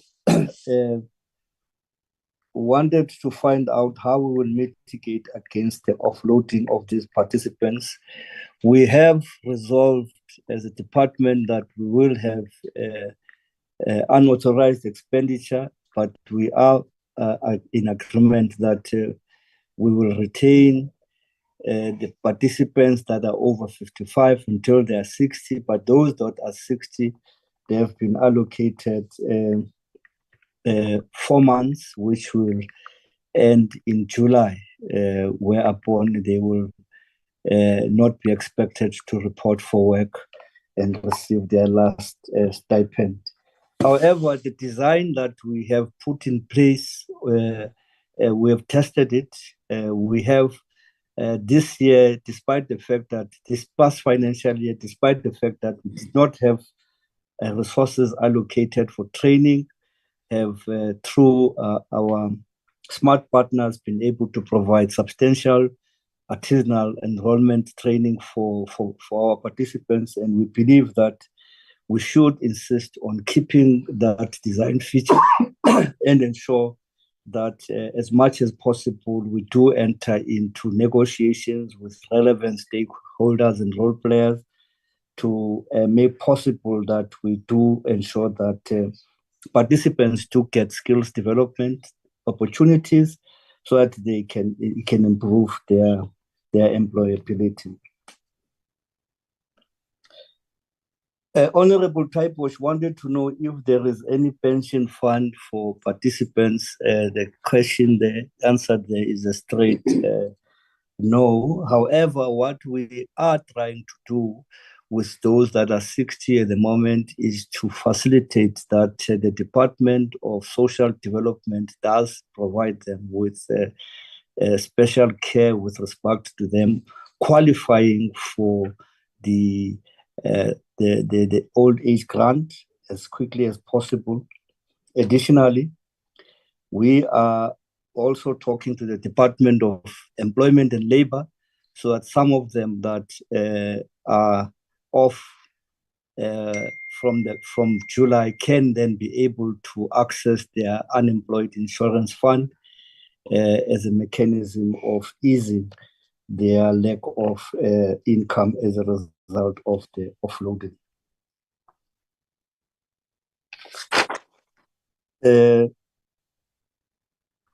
I think that the Honorable Chairperson has asked about the court cases, CWP court cases, and I think that the department at some point was geared to brief the portfolio committee, but there was postponement. And I think that it would not assist us in this regard, Chairperson, that we provide that explanation now. I'm sure that the dedicated session would far better assist so that we can deal with all the court cases in a manner that is going to be satisfactory. The announcements that were made, Chairperson, to the media still stand. The participants over 55 are no longer going to be offloaded. Participants that are over 60 have been given 4 months and they will be offloaded after July so that they can ease the burden of us incurring additional unauthorized expenditure. Thank you very much. That ends my submission. Thank you very much, Mr. Matomela. Mr. Kundu, do you want to come in now or do you want to come in later? Any additions from your side? Okay, DG, perhaps there is one issue that was raised, which I felt that maybe I can report on around the priority one of the MTPP and how we link this. More than it was just maybe a comment, DG. How we contribute to that strategic priority one is through job creation, which is through CWP contribution. Yes, it might be correct that we are not directly responsible for driving job creation per se, because that is a responsibility of other lead departments. I mean, we are supporting in that space, but same as in priority number 2, where we are dealing with what is normally referred to as social wage, which is an indigent policy, to make sure that the indigent households do receive, these services that are due to them by the municipalities. And we are not necessarily directly involved, DG, to, in terms of this strategic priority number 2, but we provide that social wage that we are aiming to achieve. DG, besides those 2, I don't think that there would be anyone specific that one would want to respond to. Thank you. Thank you very much, Mr. Kundu. Maybe at this stage, I must state that there are, I think, 3 comments or questions that may need more attention. The first one is the white paper processes. I would recommend that we engage with the committee on the white paper processes, because we do have clear timelines. In fact, the minister has revised those timelines, shortened them. The intention is to conclude the process early next year, as stated by Ms. Letter. But we do need to engage with the committee. I think the team that is driving this particular program, led by the DM and supported by Mr. Pascal Moloi, who's former city manager of Johannesburg, Andrew Borain, former city manager of Cape Town, and Temba Fosi, who's former DDG of this department, and Ms. Melin, who's former DDG of National Treasury, can come and present to the committee the discussion document. What we have now is a discussion paper, and the timelines, the engagements that we have at the cabinet level, at FOSAT level, with the wider communities, including academic institutions. I think we owe it to you to come back and make a presentation to the committee about the entire white paper process, because it's intended to reform the system of local government in the country. So we can't go that route without engaging with yourselves. We do have clear timelines. We do have a clear operational plan on the white paper. The second question, which I don't think we are addressed it adequately, and it's running through a number of questions by honorable members, is the one on consequence management. I don't think we responded to that question adequately. Maybe let's explain it this way, that the first line of consequence management in a municipal environment is the council itself. That the council, through its committees, including your MPEC and others, they need to execute consequence management where there's wrongdoing. And if the council fails, the second line of executing consequence management is the MECs themselves, through Section 106 of the Systems Act. The MECs have the power to institute an investigation. Remember, for any consequence management to be executed adequately, there has to be clear investigation. The process is as important as the outcome that you want to achieve. So Section 106 can be implemented by MECs. They can institute forensic investigations, and council has every right to suspend the municipal manager and charge the municipal manager within 90 days, just like It is the case in some municipalities, the latest being Port St. John's. Now there is a case between the council and the municipal manager in Port St. John's. So you have to charge within 90 days. Once investigation is concluded, you are not allowed to go beyond 90 days, just like at national and provincial level. Once you start investigations, you have to charge within 60 days. Once you go beyond 60 days, there will be some challenges. And if the MISA fails, then national is expected to come in. But the way the constitution was structured is such that everything is done in hierarchy. First, it has to be done by the council, and then the MECs, and then the minister when all fails. Even the interventions themselves, there was a question about interventions. To execute 139, you can't simply move in quickly as national if the province has not moved. The way those clauses in the constitution are drafted, they are drafted in such a way that you give provincial governments an opportunity to intervene, just like we've done in Okumkijima, in Mangaung, and Likwa. The provinces started, and when they failed, then national government had to come in.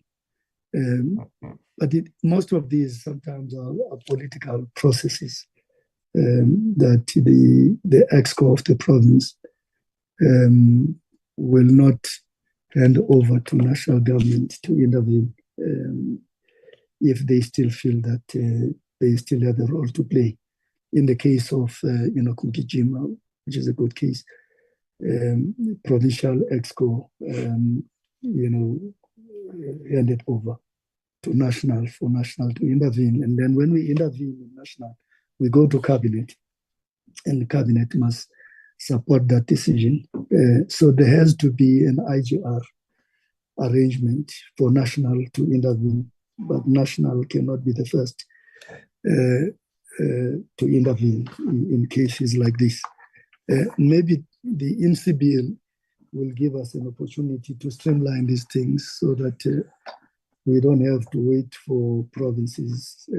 We can take a decision that in this case, we need all of government led by national to intervene. I think the IMSI bill will assist us to streamline the interventions. We pin our hopes to that piece of legislation. And I think Honorable Labuschagne did ask questions about the timelines of that bill, the IMSI bill, because it's meant to help us to deal with both provincial and national interventions, intervening in municipalities through 139s and also intervening in provinces through Section 100.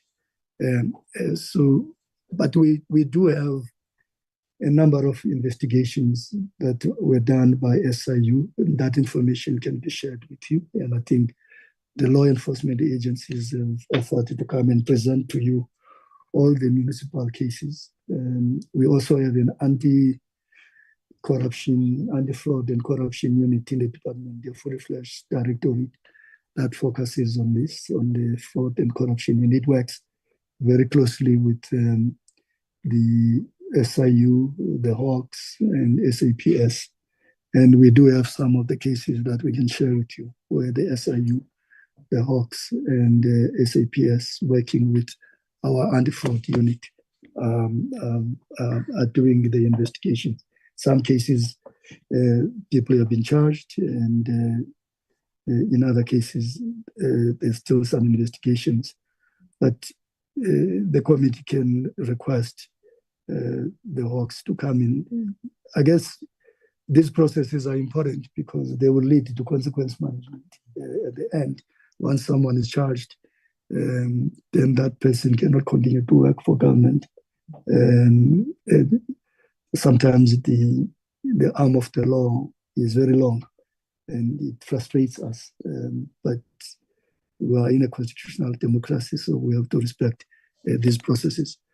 Chair, if there are questions that I have not covered adequately, please feel free to remind us. I'll hand over to the Deputy Minister. May I May I suggest, Deputy Minister, that we hold everything at this point, and I want to recommend a break, a lunch break for 30 minutes. So we return at 2 o'clock. Just a few small issues that when we come back, I'd like you to pick up a few highlights on some of the issues that were raised by Honorable Mkalipi. She was offline when you were responding, just to touch on a few of them. No details. We'll give you about 3 minutes for that. And then we will go into the MISA presentation and discussion at that, and then we'll do DTA after that. Just as a reminder, let's try and keep the names correctly pronounced. So Direko as Direko, not Derico. Let's just be a bit sensitive to that. In the question of the allocation of disaster funds, I think you have responded to it. I thought that Dr. Stolle kind of sanitized the response. I thought he had missed it, but I think that you understand it. Will hold it at that. We'll still come back to that matter. It's not gone. Having said so, Honorable Deputy Minister, I'd like you to hold on. You will get most of the comment time after we've done with the MISA, and that at this point we'll take a break for 30 minutes and come back at 3 minutes past 2. Thank you very much. We take a break, meeting adjourned for 30 minutes. Thank you.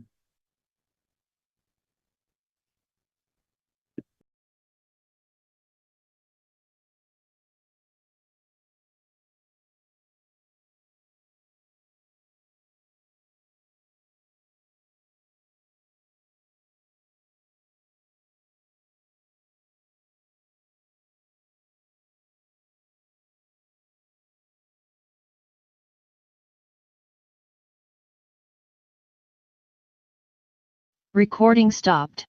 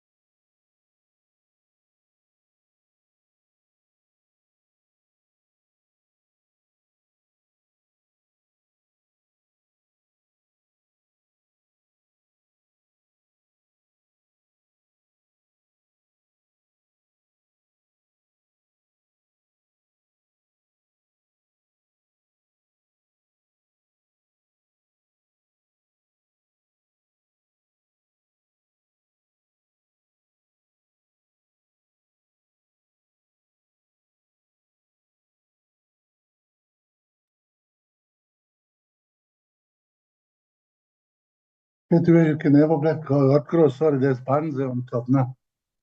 Yes, what's that, Rose?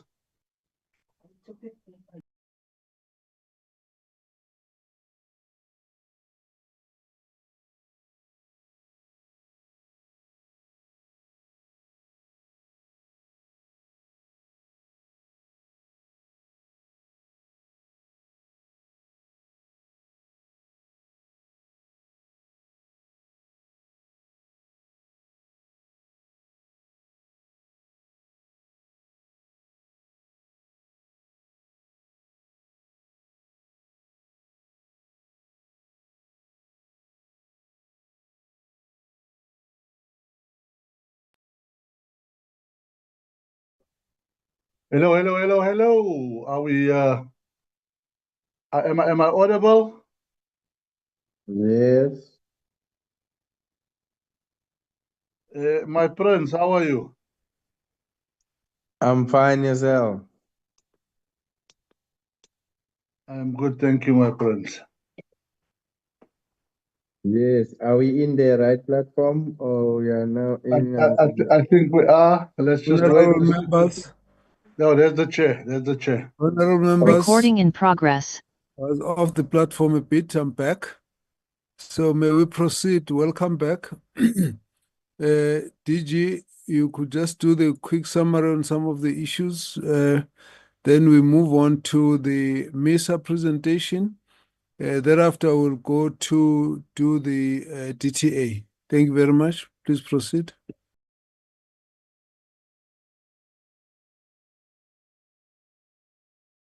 Thank you very much, Chair. You ask us to, to respond to Honorable Mkalipi's comments because she was struggling. Maybe it's important to state that on the matter of the CWP in eThekwini, we have not given up on that matter. We've raised it with the municipal manager, and there is willingness. Maybe Honorable Mkalipi could just give us time, date. When do you want us to first to meet with the team from eThekwini, because there is willingness from our side, from the CWPs as well in eThekwini and in the municipality. So on that part, we are committed to get to the school where Honorable Mkalipi wanted us to go. We can deal with that matter maybe on the side. On the matter of OR Tambo municipality, I think you raised an issue of corruption there. The SCOPA, there is a report from SCOPA which is damning on OR Tambo and also on Buffalo City. The way to deal with those issues is to allow the post-audit action plan to be implemented. And that would mean that the council must then investigate all of those material irregularities, because they are not going to go away until they are investigated first by the council. Then they need to go to the MPEG. And then the investigation, say forensic investigation, if there's serious material irregularities, will make recommendations. And then consequence management will have to kick in, because in the investigation report, there will be clear recommendations on what needs to be done. So that matter is matter that we are seized with together with Buffalo City. We've sought the reports from SCOPA. We received that report from SCOPA, so we will deal with those issues. There are processes that have to be followed to deal with issues of material irregularities, including corruption. You have to investigate first. And that's a matter that we are seized with and we will deal with as well, not just in OR Tambo, in other municipalities as well. There was an answer on DDM, that DDM is not the municipality, it is the space. The focus is not so much on the municipality, the district. It is getting all the three spheres of government to come up with a plan on what needs to be done in that space, in the OR Tambo space. The Eastern Seaboard, which is one of our projects, Eastern Seaboard Development, is implemented in Ortambo, in Herigwala, in Ugu District, and in Alfred Nzo. So it is in our interest as COGTA to have a stable municipality there as we implement the Eastern Seaboard Development. I think there's a lot of work that is being done in that space. We still have to deal with the challenges in the administration and the challenges in the council. You wanted us to elaborate on the white paper. We recommended that we need to have a full session with the committee on the white paper. This question was raised by other members that they want to get some specifics on the white paper. My recommendation is that DM can lead us to have an engagement with the members of the committee on the white paper. We do have timelines. We have a clear plan. We think we have a solid team as well, a project team behind the white paper. So we can have a follow-up meeting on the white paper. You wanted to get clarity on the priority number 1 and priority number 2. If you read all the MTDP priorities, and I think this is the point that Mr. Kundu was trying to elaborate on, they're all interrelated. Priority number 1 is about growing the economy of the country.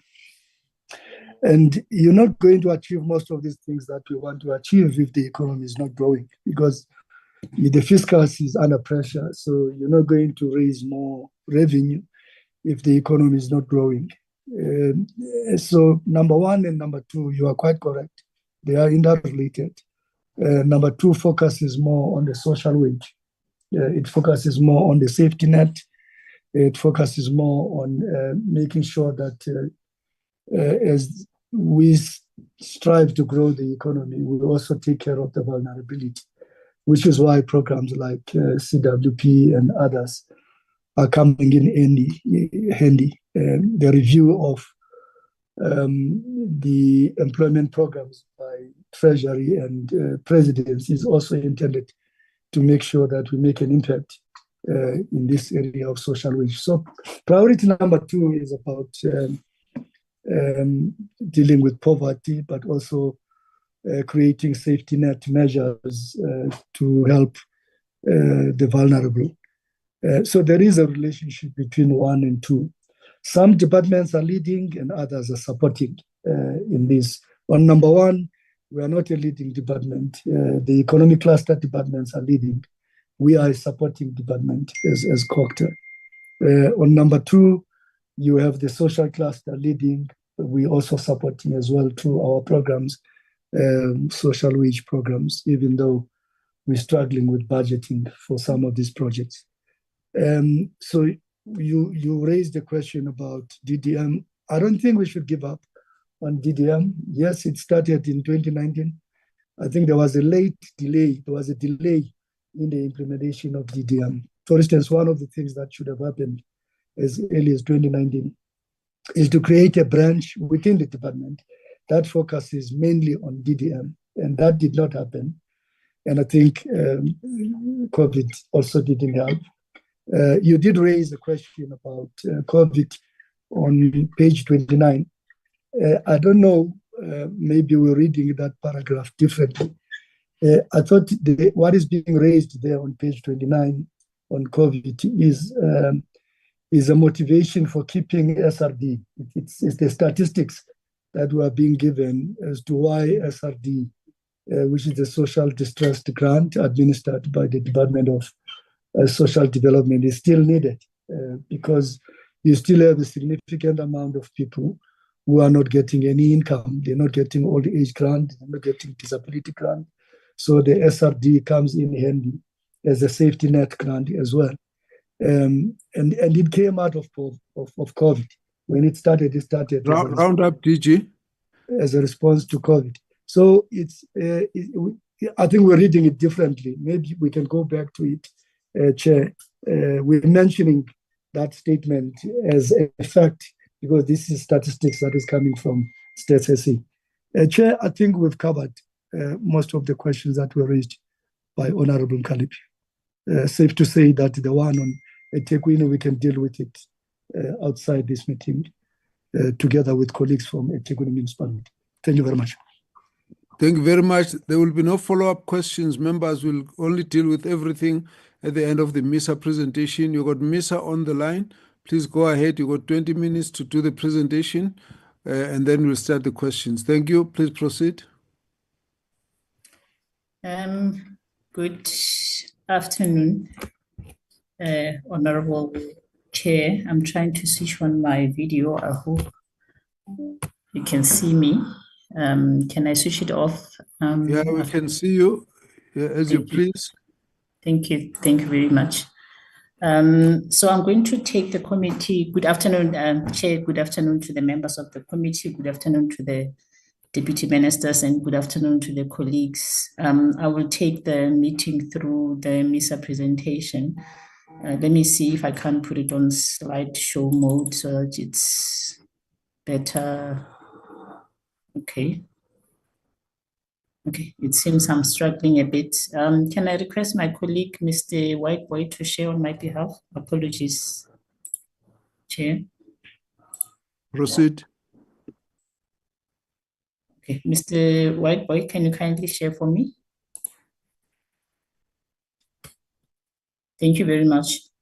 So, Chair and members of the committee, this presentation is going to cover the strategic plan for the 25-26 up to the 29-30 period, as well as the annual performance plan for the 2025-2026 financial year. And then we'll also touch on the resource implications of how we are going to then implement the EPP as well as the strat plan. If you go to the next slide, please, Field. I'm not going to take the committee through the mission vision of MISA as well as what the purpose of MISA is. And if I can just emphasize that MISA's primary responsibility is to provide technical support to municipalities as well as to build technical skills to enable municipalities to effectively and efficiently implement their infrastructure programs for sustainable delivery of services. Next slide, please. So in terms of our strat plan, we contribute to strategic priorities 1 and 3 as per the MTDP, and we support 5 outcomes, which then culminate into our 22 outcome indicators. So the first 2 strategic priorities that we mainly contribute to is strategic priority 1 and 3, and then we are sort of indirectly also contributing to strategic priority 2, and I will get into that detail in the later slides. Next slide, please. So in terms of our outcomes as per the priorities, the first one is on increased employment opportunities, for which we have 2 outcome indicators. The first one is the increased number of young people that are provided with infrastructure-related skills development opportunities, particularly within the local government sector. And this is a new outcome indicator. However, we have as MISA been providing technical skills development programs. Now we are targeting young people because this is what our indicator is emphasizing. So our 5-year target is to enroll 1,500 young people through the different skills development programs that we have within MISA. That includes the young graduates, the apprentice program, the learnership, the internships, and so on. And then the second one is the increased number of municipalities creating job opportunities through incorporating labor-intensive construction methods in their infrastructure program. So what we do is we support municipalities to plan and implement projects in such a way that it makes provision for labor-intensive construction, so that we can then support municipalities to contribute towards the creation of jobs. So we are targeting 30 municipalities, 150 municipalities. That has increased from a baseline of 30 municipalities here in the previous strat plan. And still in the MTDP priority 1, which has an outcome of increased infrastructure investment and job creation. We've got 2 outcome indicators, and the first one is the mobilization of funding for infrastructure investment through the utilization of alternative, creative and innovative mechanisms for municipal infrastructure investment. And I think it has been said a couple of times that municipalities have to now look outside of the conditional grant box and start using even their conditional grants creatively, so that we can be able to assist municipalities to raise funding for capital infrastructure investment.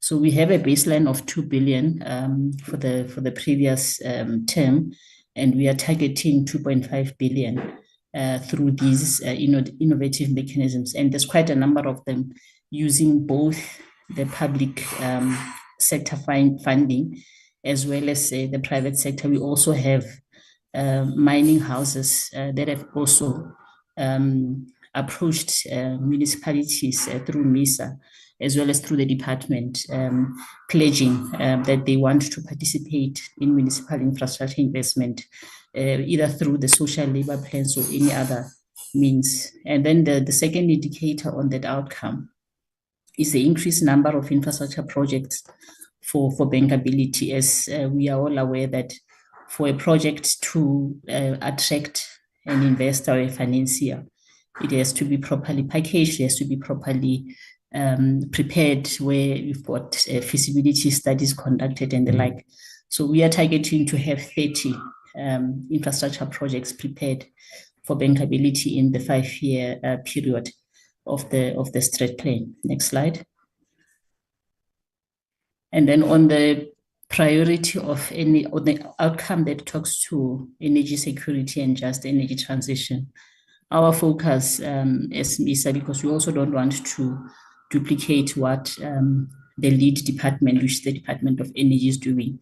So what we do is we support municipalities to improve access to energy by households through the different technical hands-on support that we provide in terms of putting together business cases and making applications to the different funding sources, particularly the INEP that municipalities have access to, in as far as increasing access to energy to households is concerned. So our 5-year target is 110 municipalities that we are targeting. So the second indicator still on the energy program is the reduction of electricity demand on municipal infrastructure, and we are targeting 110 municipalities as well through the different programs that would then result in municipalities utilizing less energy and also contributing to less consumption of energy, that also contributes to load shedding using different means of providing energy efficiently. Next slide. Now, in terms of the third MTDP priority, which talks to improved service delivery at local government level, we have a number of indicators, and the first one is the increased in number of municipalities that are implementing water conservation and water demand management, mainly to address the scourge of water that is lost in the system, the non-revenue water that municipalities lose, thereby also contributing to the loss in revenue. So we have different technical support programs, and for the current, for the previous target, we had 82 municipalities that we had targeted. We are now targeting 5 municipalities, and this is mainly due to the report that also came out from DWS in terms of the water losses and the water services authorities that are contributing more towards non-revenue water. The second indicator talks about the MIG. Now, we support municipalities to utilize the MIG to increase access to basic services on mainly water, roads, solid waste, and sanitation. Now, MISA's primary concern is the value for money in as far as the MIG is concerned, and not only about the expenditure, but we would want to see municipalities reducing backlogs through the use of the MIG. So we are continuing to target 55 municipalities for the current 5-year term. And then the third one is the improvement of spatial planning and land use management for efficient infrastructure planning and infrastructure provisioning. This we do through our town and regional planners that we have placed in the 9 provinces where they support municipalities with issues of spatial transformation, as indicated in the Spatial and Planning Land Use Management Act. And then the other one is related to the development of corrective services authorities. Now, this is also an indicator that is new and that came about as a result of the report that was issued by the Department of Water and Sanitation in as far as the drop results are concerned. So municipalities are expected and required to develop corrective action plans to attend to the blue, green, and no drop results that were issued 2 years ago. So MISA will be supporting 55 water services authorities to develop and implement those corrective action plans. And then the last one under this priority is the increased number of municipalities with infrastructure that is disaster and climate change resilient and adaptive. So this is also a very topical issue because a lot of municipalities are losing infrastructure as a result of disasters and climate change. So what we do as MISA, which is part of our responsibility through the disaster management grant framework, is that we have to support municipalities to plan and implement projects and build back the infrastructure better so that it is more resilient and adaptive to climate change. So 120 municipalities is what we are targeting in the 5-year period. Next slide, please. And then still under improved service delivery, talking to water services authorities as well. So we'll be increasing the number of municipalities, water service authorities specifically, with technical capacity assessment. So we're going to support 55 water service authorities in terms of technical capacity. So the results of this technical capacity assessment will then inform where the gaps are and how we need to coordinate addressing these gaps through the different stakeholders, because it's not only about MISA providing the support, it's about getting other sector departments and other organizations such as the DBSA, the DWS, and all other players within the water services space to support municipalities to improve the provision of water services.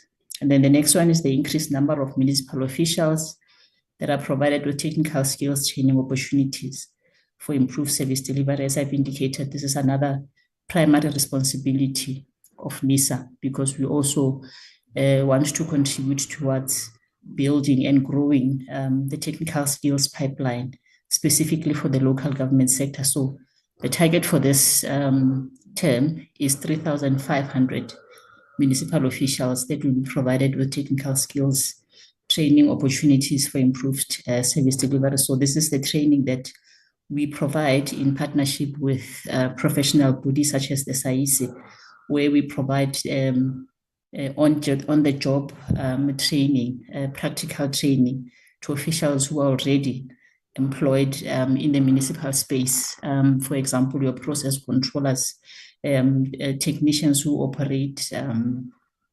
electricity infrastructure and the like. So we provide this kind of training so that there can be an improvement, especially on issues of operations and maintenance.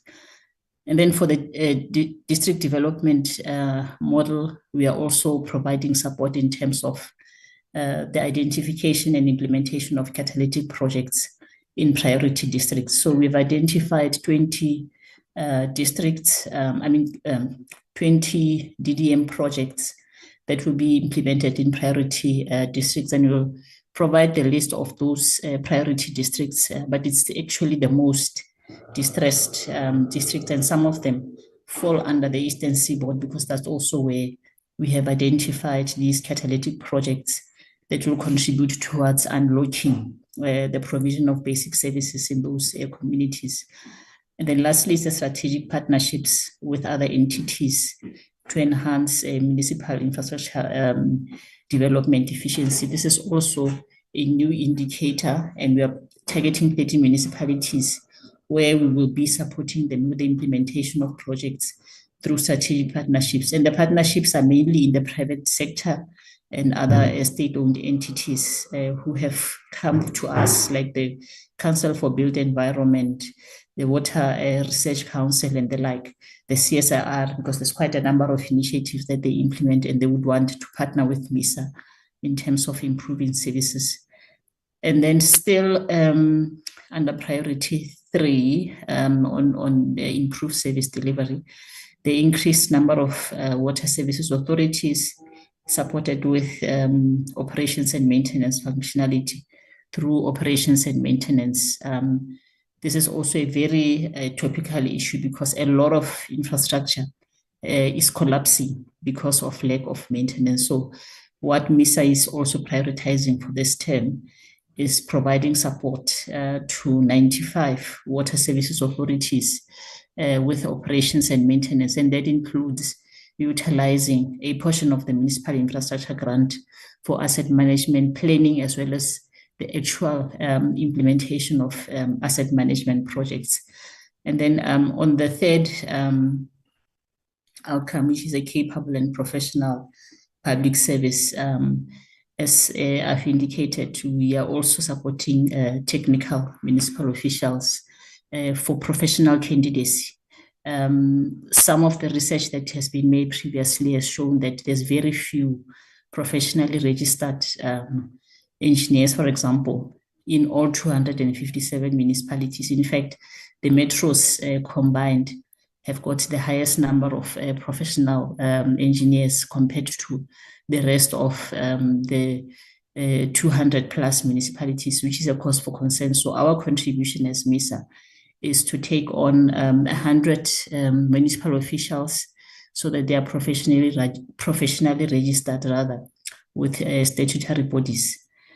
And then lastly, on this outcome is the increased number of municipalities with improved infrastructure procurement compliance governance, as well as to enhance operational efficiency and self-reliance. So one of the reasons why the municipal infrastructure grant is not efficiently and effectively utilized is because of the poor procurement practices in municipalities. So we have a team in MISA that is working with priority municipalities to improve the entire service, supply chain management value chain, where they take them through processes of ensuring that policies are compliant with SCM regulations. They've got all the systems and procedures in place and so on. So this is also what MISA will be providing support on. Next slide. And still under the capable and professional public service, this is now inwardly looking. It's about us as an organization and how efficient and effective we are. So we want to maintain our unqualified audit opinion over the medium term.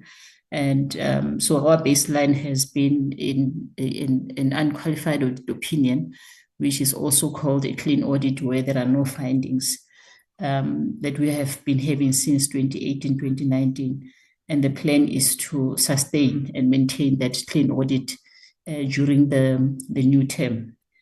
And then secondly, compliance with organizational ethics, ethical management strategy to ensure that we have a culture of ethical conduct within the organization. So we want to have 100% compliance with ethical management strategy.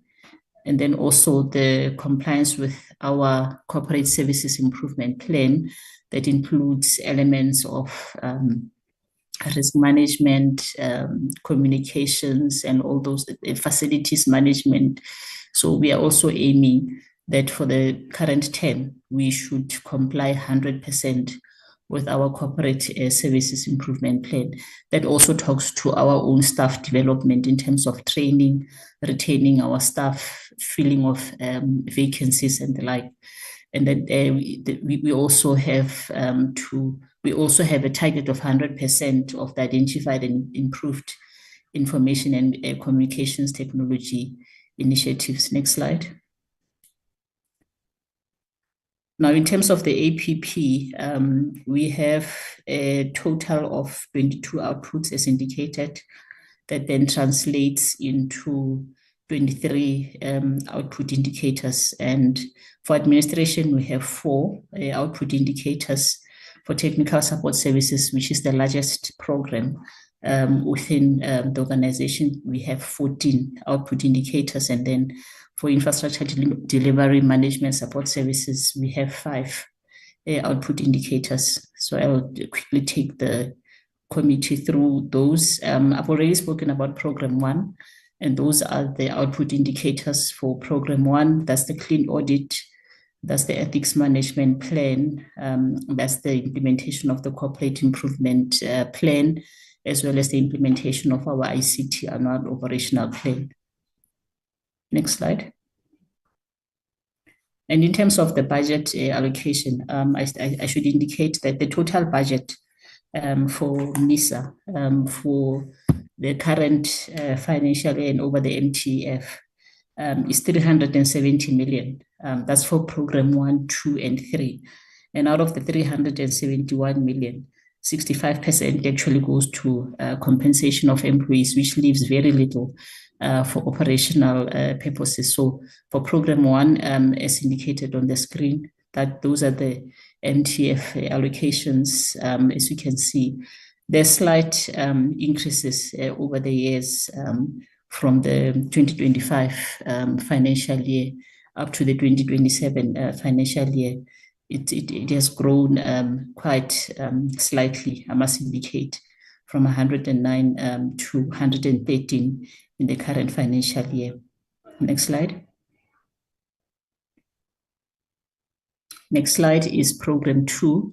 I think I've already spoken about what program 2 does and all of the outputs and outcomes of program 2. But if you look at the annual targets, because I think I only spoke to the 5-year targets, the annual targets for the number of young people that we will be training on technical skills is 300. And look, this number is mainly informed by the resources at our disposal. If we could have it our way, we could actually do more. But because of the limited budget, and I think the chairperson asked the question earlier about whether the MISA budget talks to its capacity or does it talk to the demand? The demand, I must indicate, Chair and members of the committee, is very high. It's growing exponentially by the day. There's a lot of requests from municipalities to do more from MISA, but because of our limited resources, both financially and in terms of our technical resources, we have to limit our support and actually cut our suit according to the size of our cloth, and hence we see that number of 300. When you look at what is the current unemployment figures, you just think this is a drop in the ocean. But as I've indicated, it's mainly driven by the resources that we have been allocated. The issue of incorporating labor-intensive construction, we are targeting 30 municipalities here. We are not targeting the number of employment opportunities because it is not something that is within our control, but it is within the control of municipalities, and hence our support is mainly about supporting municipalities to plan and implement their projects such that they can create jobs. Next slide. And then on energy security, which I've also spoken about in terms of the technical capacity support that we provide to municipalities. The target for the 25-26 financial year is 22. for both outputs, and the 22 is mainly informed by the assessment that we have done in terms of the municipalities with the highest number of backlogs in as far as NAG is concerned. Next slide. And then under the water services authorities being supported with operations and maintenance, we are targeting 15 municipalities to also ensure that there is sound operations and maintenance plans to take care of the existing infrastructure. As I've indicated, municipalities can now use the MIG to plan and implement projects to improve the condition of their assets over and above the equitable share that municipalities receive. So municipalities are slowly buying in and warming up to utilizing a portion of the MIG for asset management. And then also in terms of addressing non-revenue water, we have targeted 5 municipalities, and as I've indicated, it's mainly based on the reports that we receive on the blue, green, and no drops from the DWS, as well as the state of the infrastructure that municipalities find themselves in. And that's what informs the targets that we have set for ourselves. Next slide.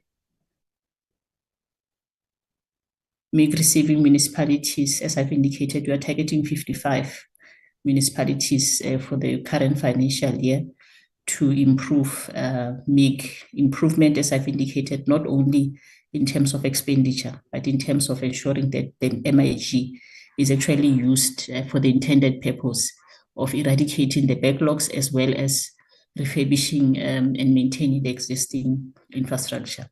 And then in improvement of spatial planning and transformation and land use, we are also targeting 30 municipalities through the use of our town and regional planners. Next slide.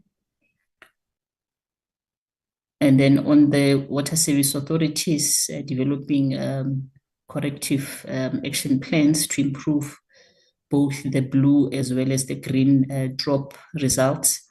We are targeting 6 municipalities for each of the 2 indicators.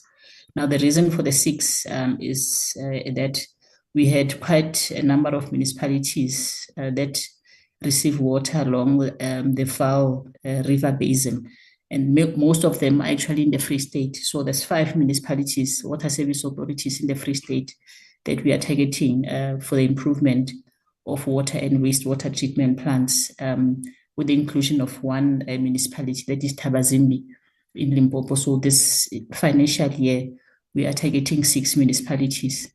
Next slide.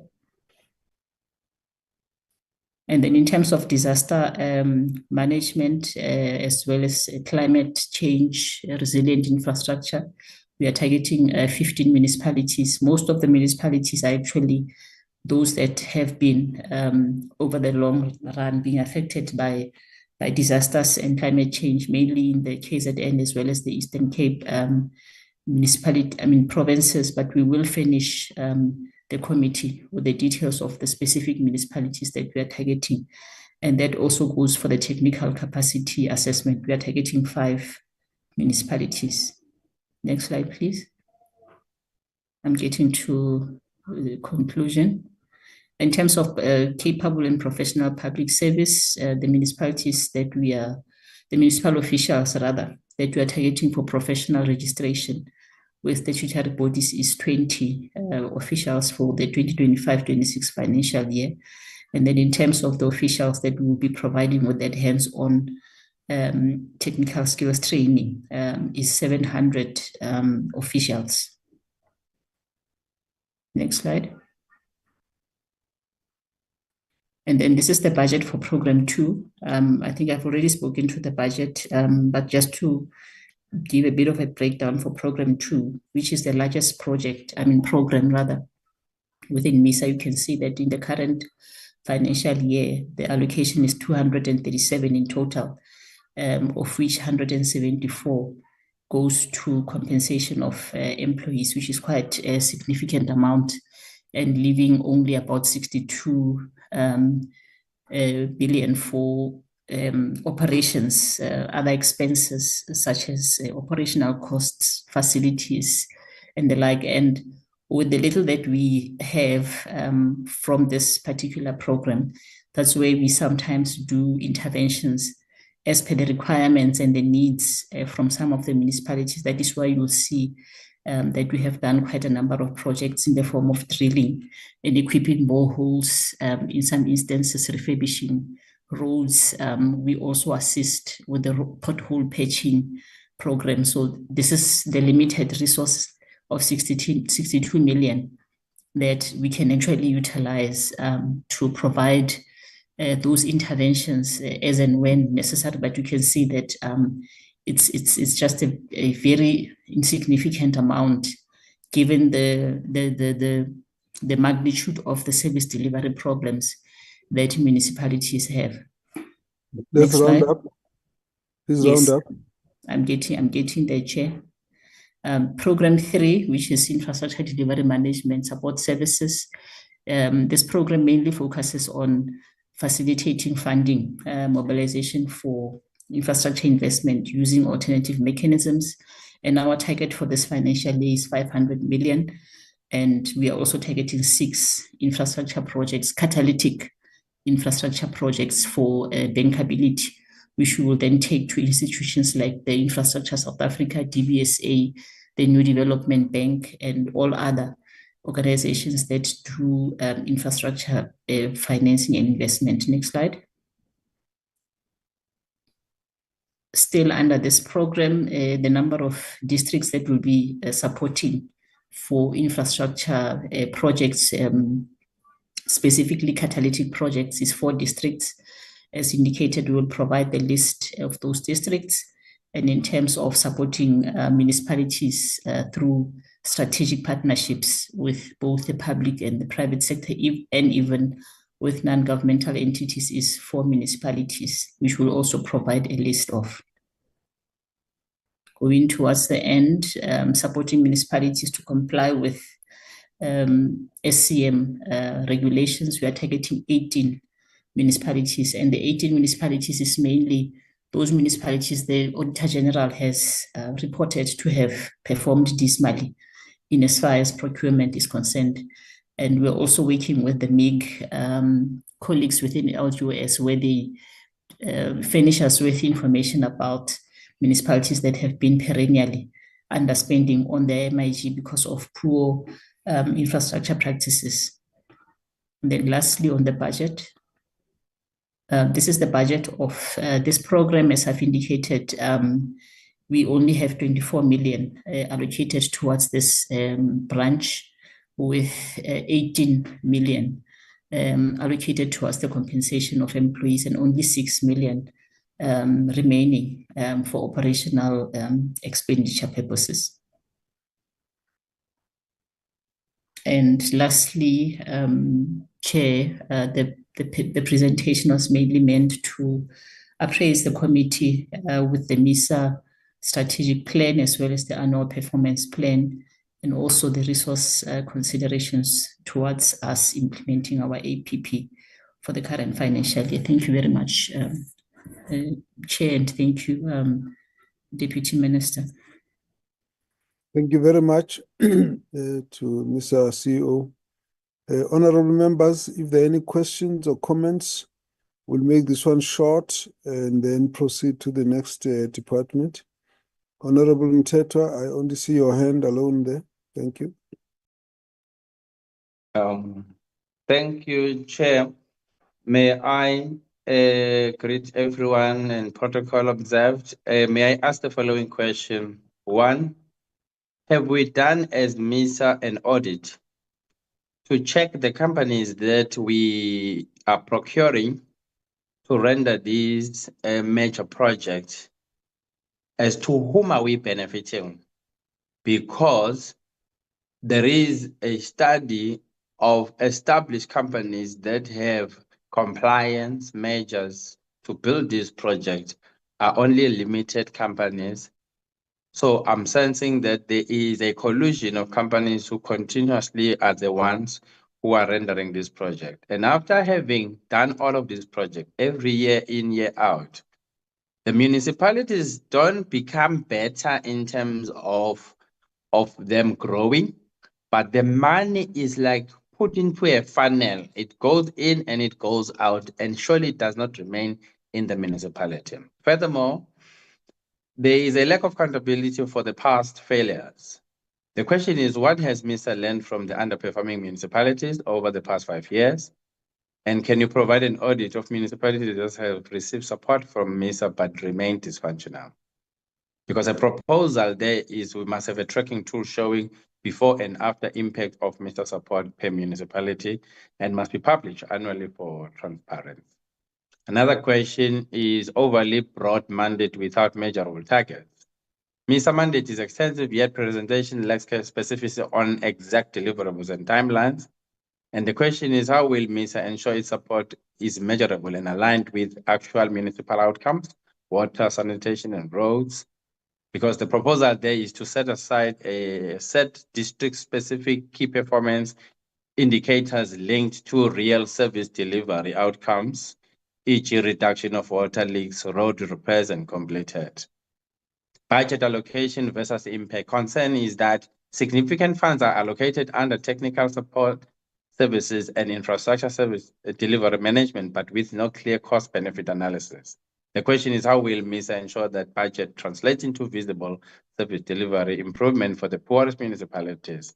And the proposal there is that we require a quarterly report comparing expenditure to service delivery outputs. And another one is the failure to address chronic municipal collapses. Let's round up. So it looks to me some of your questions are overlapping with the previous. Okay, no problem. Then let me ask this one.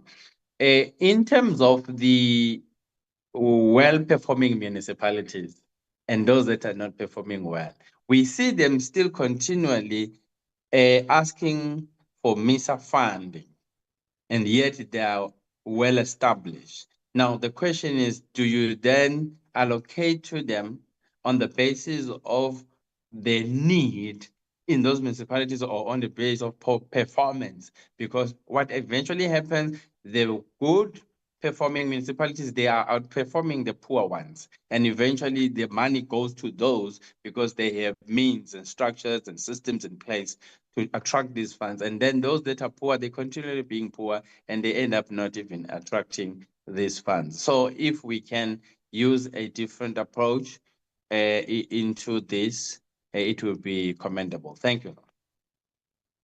Honorable Fontaine. Thanks, Chairperson. Just quickly, a couple of questions to the CEO of MISA. What criteria are used to determine which municipalities receive technical support, and how does MISA ensure that the support is targeted at the most distressed or dysfunctional ones, because we know they don't have the technical capacity to plan or execute? Can MISA provide examples where technical support led to tangible improvements in service delivery, like water, sanitation, and electricity, and how are such outcomes monitored? Then, given the shortage of qualified technical professionals in municipalities, what is MISA doing to build long-term internal municipal capacity instead of ongoing dependency on external support, just going in as a consultant basically and providing the support? How do you build long-term internal municipal capacity? And how, obviously linked to that, how do you work with SALGA to ensure that capacity building internally is happening?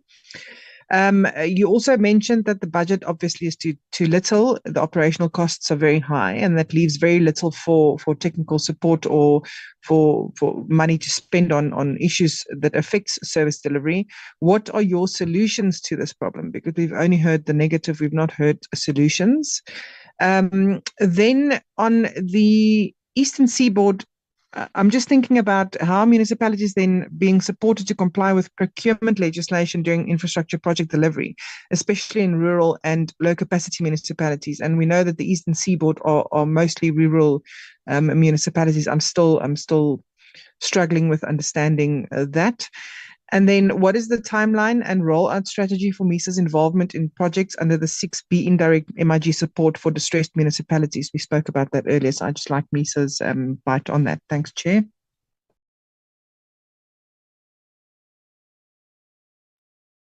Honorable Labuskakhne, and then Honorable Mkalipi.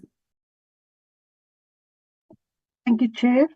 A lot of the questions I wanted to ask, Honorable Bansal already asked, so I will not go there again. I just want to understand. Part of your APPs now is a little bit on water quality, the blue drop and all those drops, and you've focusing on a few municipalities. Are those municipalities the municipalities that have a problem according to the blue drop system, or how do you? What kind of criteria do you use? And if I understand it correctly, is that the training of the people in the technical skills to do so? Then I don't know if this is a question that I should ask here, but I can't help to wonder. If we look at the how MISA has been structured, that is an implementing agency. Now, there are very important things like the technical skills and all those things that MISA is doing at the moment. But I still, since the beginning, I never asked it because I thought I didn't know. I don't have enough information and knowledge. I still don't have enough information and knowledge, but it's a year later, and I think I need to ask now.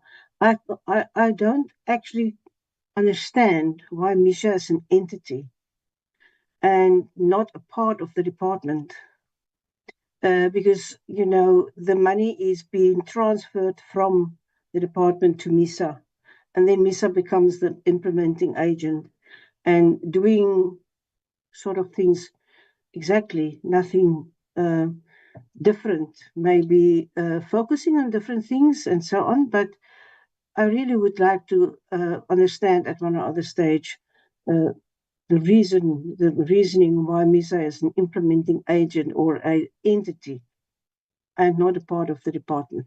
Thank you. Honorable Mkalipi. Okay, thanks, Chair. Some of the questions have been asked. I just want to get a clarity from MISA. Welcome the presentation. But how far do you go as per your mandate to offer the support, the technical support to the municipality? Honorable Fanzel asked a different, in a different way to say, how do you pick up the municipality? So for me, how do you choose as the mandate of the MISA, which is this, I'm going to offer the support, and then do you do the monitoring after that? I'm asking this question, Chair, in relation to one area called Brooks Farm. Brooks Farm, 10 years ago, 20 years ago, there was an infrastructure, there was water, but now people, they are struggling to get water from their pipes. So we have been engaging the municipality, trying to understand what is happening. So as a result, they provide water tankers, but the infrastructure is still there. I believe it's not old.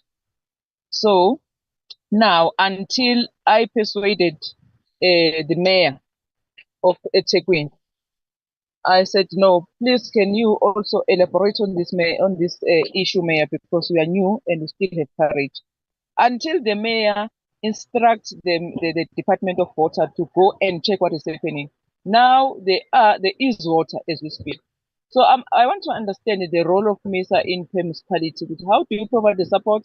How far do you go and check if those municipalities are doing what you also advise them? The second issue, Chair, I asked it under the DCoG, the State of Local Government report.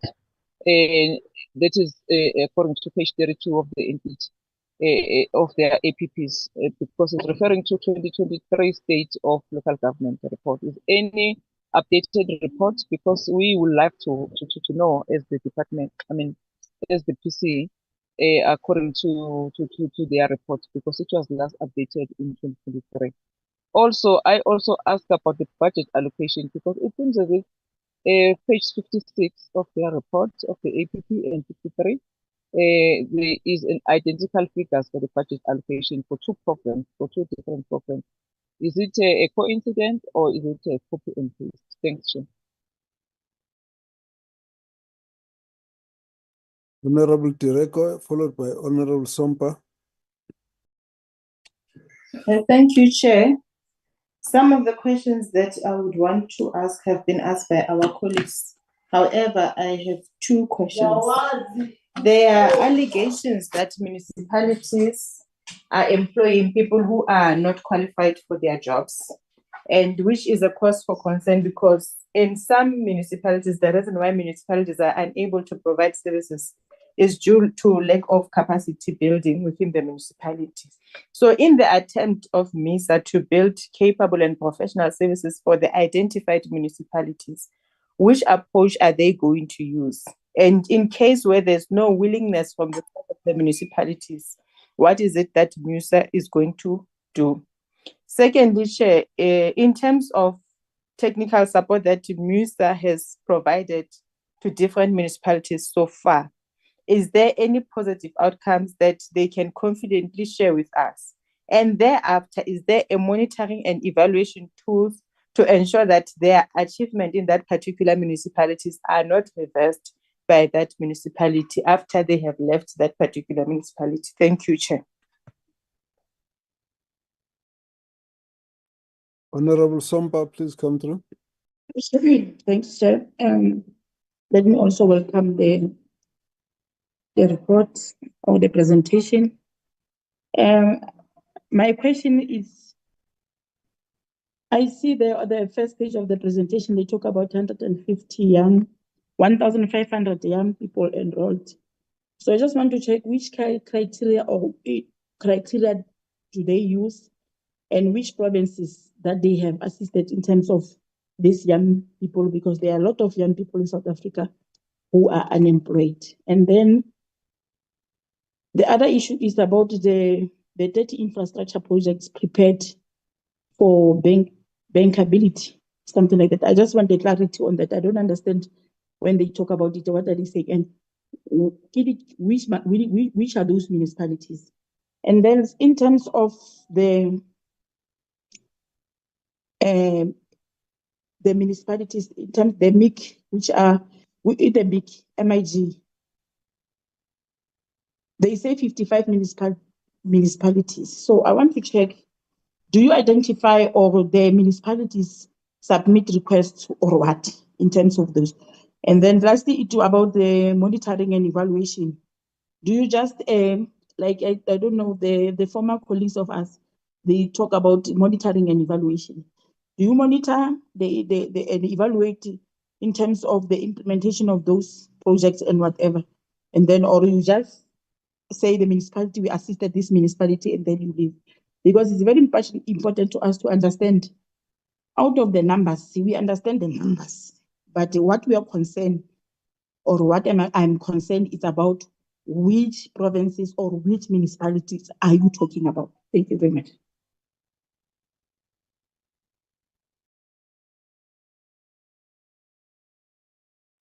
Sompa, you cut off or you've finished? Some members... It's finished, Chair. It's finished, thank you. I see some members have been kicked out, so please just keep an eye on the corridor so that you can follow from there. Let's proceed then. Some quick response. I'll give you 10 minutes so we can move. Okay, thank you very much, Chair and members. I'm going to request my colleagues to respond to the questions. Perhaps we can start with the CFO in answering the question from Honorable Mteto about the companies that we utilize, how we appoint them in terms of the infrastructure projects that we implement. And then I will request Mr. Sam Gobeni, who's the acting DDG for technical support services, to talk to the other questions that have been asked by the members relating to the criteria that we utilize to identify municipalities and whether we do any monitoring and evaluation afterwards. And I think Ms. Nkosi, who's also the acting DDG for Infrastructure Delivery Management Support Services, will talk to the question that Honorable Somba is asking about the preparation of the projects and what exactly are we referring to by project preparation and what is the intention, and then I'll also respond to the other questions. Mr. Ngobeni will also speak to the technical skills development programs that we implement in MISA, relating to the question asked by Honorable Somba about what criteria we use. So colleagues, can we kindly summarize the responses as per the chair's request? Thank you. Thank you very much, CEO. Good afternoon to the Honorable Chair, Honorable Members, Honorable Deputy Ministers, the DGs and CEO, colleagues. My question is on the audit to check the companies that MISA is procuring. What we usually do, we go out on a public tender. So whatever outcome that comes from that public tender, we go ahead and award. However, we do have internal audit that audits our procurement, especially the awarded tenders. They make sure that they verify and review and provide an audit report on an annual basis on how we have performed as far as the procurement is concerned. AG as well, when they come through, we usually ask them, when it comes to procurement, they don't select a sample, they do full population, so that we see. As a result, in the previous financial year, there wasn't a single finding that was raised as far as the procurement is concerned. However, moving forward, because of the MIC 6B conversion, we are establishing framework contracts, and in those framework contracts, we will ensure that we do property audit prior to award, so that we can prevent irregular expenditure moving forward. Thank you very much, Chair.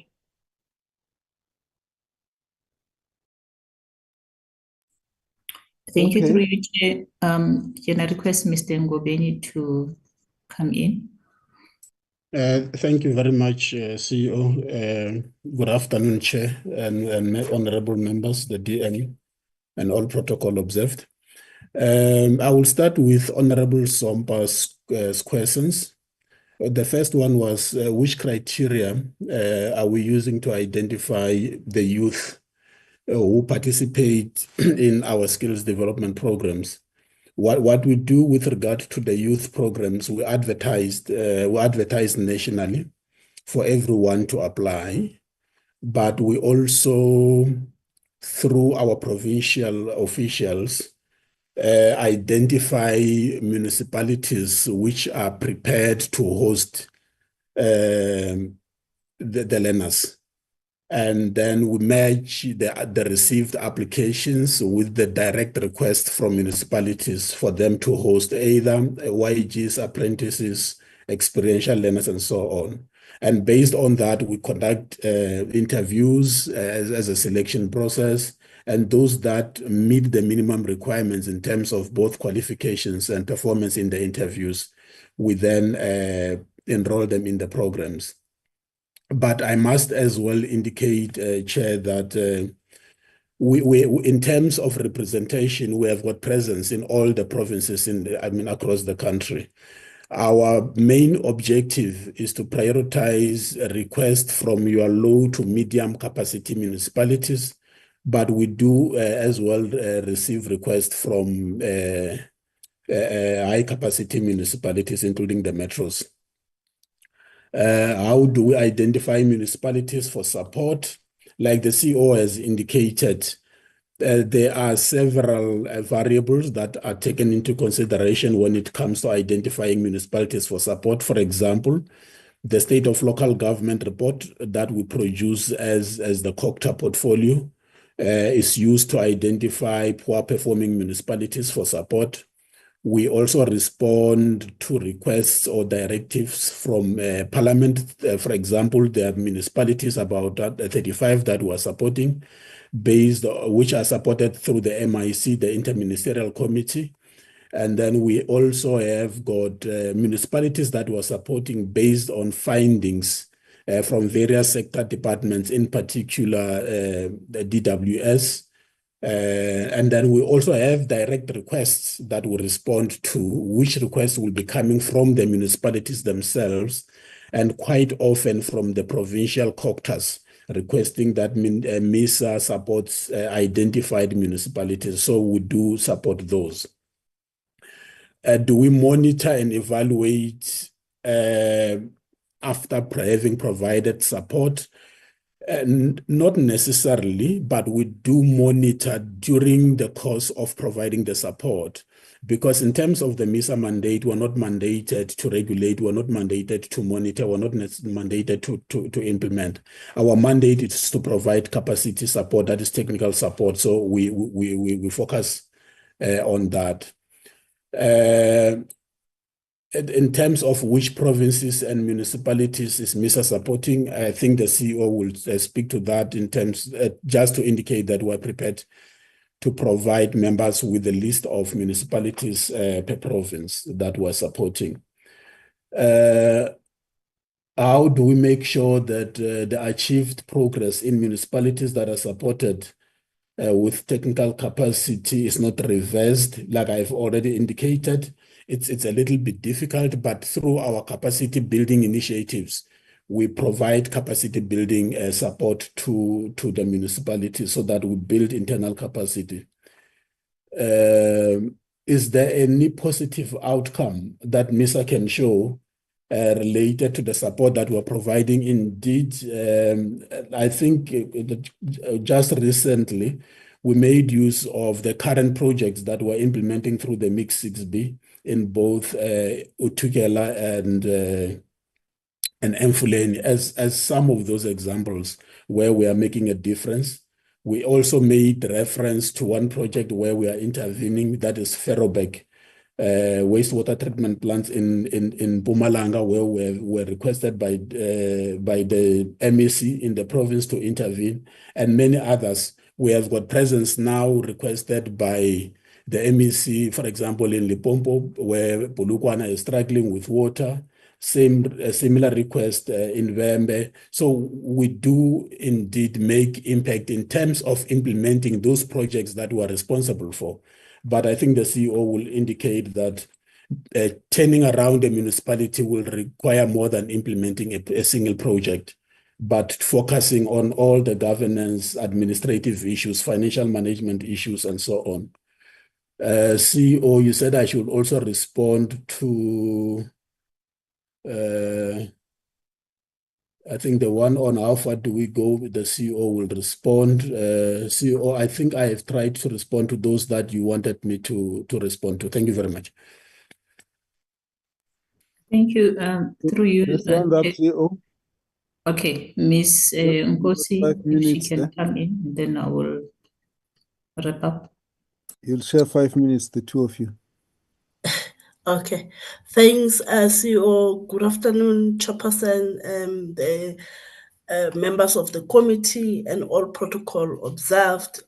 With regard to the question on the project prepared for bankability, what we mean about that, and this has come up based on our experience when we are supporting municipalities to make applications for the funding opportunities that are available. In most cases, you find that those partners, they are looking into projects that are ready for implementation, and that's what we mean by bankability, meaning that there must be studies that have been done, there must be approvals that have been obtained, and also in addition, the financial modeling and also procurement strategies and financing options must be in place. So when we engage with municipalities, you find that some of the project, there are certain steps that are missing. So as a result, when you approach the partners, they don't get approved or they don't get traction because those steps, they are missing. So we are closing that gap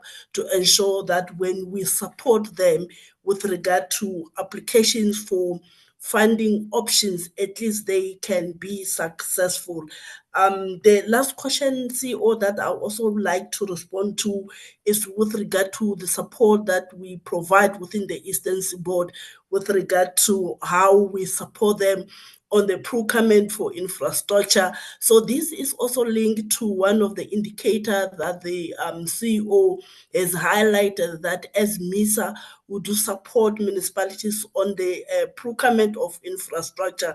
So within the list of 18 that has been indicated, there are some municipalities that are actually falling within the Eastern Seaboard region. So as we provide the names of all the municipalities, we will also be listing the names which are within the region that we are supporting as it relates to the issues of procurement support that we are providing. That will be all from my side, CEO, and thanks. Just in closing, Chair, if you allow, there was a question about the MIG 6B timelines, and I must just indicate that the MIG 6B projects are implemented according to the project implementation plan for which they were intended. So if it's a 12-month project and MISA is the implementing agent, the timeline that we take to implement the project is according to that project implementation plan. And there was also a question about what solutions are we proposing because we are so under-resourced. And there is a process that we are embarking on with the parent department to look at how we can better resource MISA. Also for MISA to become an implementing agent of choice for municipalities that are not able to implement their projects, and not only through the MIG 6B, but through municipalities voluntarily coming to MISA requesting us to implement their projects, and thereby maybe charging a small management fee. Honorable Labuska, I think, was asking why MISA was established in the first place, and why MISA is not part of the department.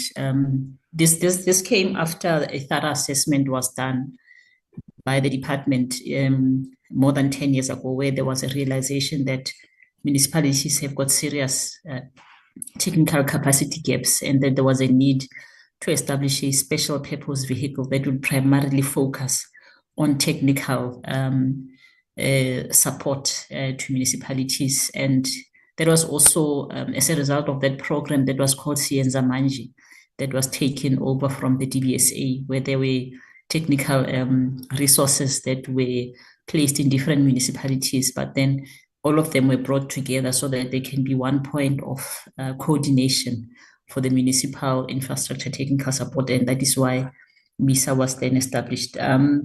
I'm hoping that we were able to respond to all the questions, Chair. If not, we'll be advised further. Thank you very much. Okay, we'll proceed. If there's any questions, we'll deal with them at the end. Let's take the next presentation from the Chairperson. Sorry, there's just a follow-up. It's Van Sale. Yeah, I'm trying to limit those so that we can deal with them at the end as we round everything up. Otherwise, it's going to drag a bit more, and we'll have a pressure when we have to try and close. So can I ask you to hold it? Then when we get to the end of all the presentation, the next presentation, you'll bring all of that. We'll expect any question that is left unmanaged to be dealt with at that time, please. Please note it, and then we'll come back to it. Can I ask the Department of Traditional Affairs to come in, and then we'll get DG. Sorry, Chair. Yes. Deputy Minister. I was just checking. You're going to allow us to make some comments after, or what? Because this is as a division of labor in the ministry. Okay. I'm not sure whether you would want me to comment after DTA, or I should comment now before you take DTA. Okay. All right. Let's get back to Honorable Van Sale. Take the comment, and then you cover everything when you come in. Move after that. Please hold on, DG. Thanks, Chair. Thanks, Chair. It was just to ask if we could possibly get. Just hold on. I'm not sure why we've got such a terrible echo. Is it only me or is it everybody? I have the same echo. Is that better, Chair? Try that. Chair, is that better? Yes, better. Please proceed. Okay. If I can just ask if we could possibly ask the MISA to compile a report for us since its inception, the success stories or the successes that they've fully and successfully implemented projects, the time frame it took, and the cost of that versus, the total cost versus what they took as implementing fee or whatever the case may be. If such a report could at one stage be made available to us as members. Thank you. We might need that to be done in writing to make that request so we know exactly what we're looking for. Maybe we'll need to prepare that so we can submit it as a written request to the committee. It will be quite elaborate, but that's fine. Honorable Deputy Minister, please come in. Yeah, no, thank you very much once more, Honorable Chairperson, and a good afternoon to members of the committee and my colleague Uchawi and senior officials led by the Directors General. Just a few points on my side, Honorable Chairperson, starting with your summary. I think you raised quite a number of issues which obviously would require some of them continuous and further processing, including considering them as part of our targets, obviously going forward. I think those points are very critical and very important for the department to look at.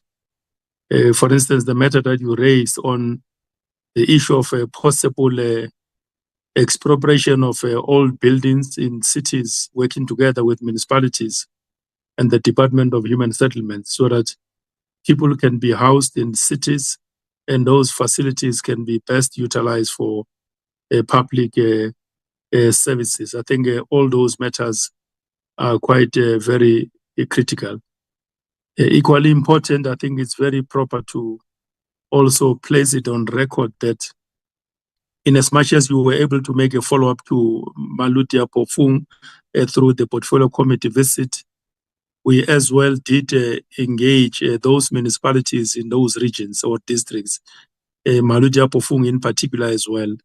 And the situation there obviously requires a much closer attention, oversight by ourselves together with the provincial government and our COCTA colleagues in that province, which of course we are in unison on how we should continuously be very close to that situation for its better improvement in the interest of the people of that municipal area. So it's a very serious matter which I fully concur with all the concerns that have been raised in the meeting with regard to that. The other point was raised by Umtetwa. Obviously, those matters, I think they were commented on. Suffice to say, we may have to work together very closely with the Department of Land Reform and Rural Development on those matters that he has raised regarding some areas within traditional spaces, including as well the second fundamental point, which only limit us to social labor plans, but I think it's a much more broader matter that requires the Department of Minerals and Resources to work together with all of us to enforce the actual implementation of the Minerals and Petroleum Resources Development Act, because it is very clear about how do we utilize those productive assets endowed in our land in the interest of mining communities, but also as we pursue our economic development. The transformation agenda that is set within that framework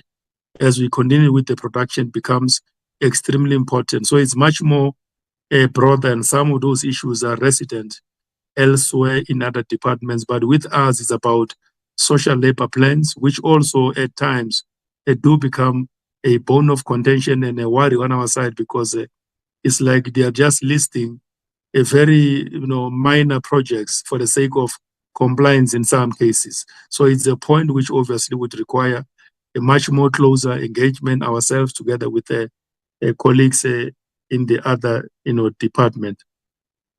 I fully concur with the points which Honorable Mkalipi also raised on how do we ensure lessons learned from the 3 pilots on the DDM are shared with the committee. And I think that should be an assignment that we'll undertake and come back with an assessment that gives progress and the lessons learned, not only limited to them alone, but also within the context of the eThekwini Presidential Working Group, which there was also a reference. As we replicate it elsewhere in other places, we should be able to share those good lessons learned out of that space.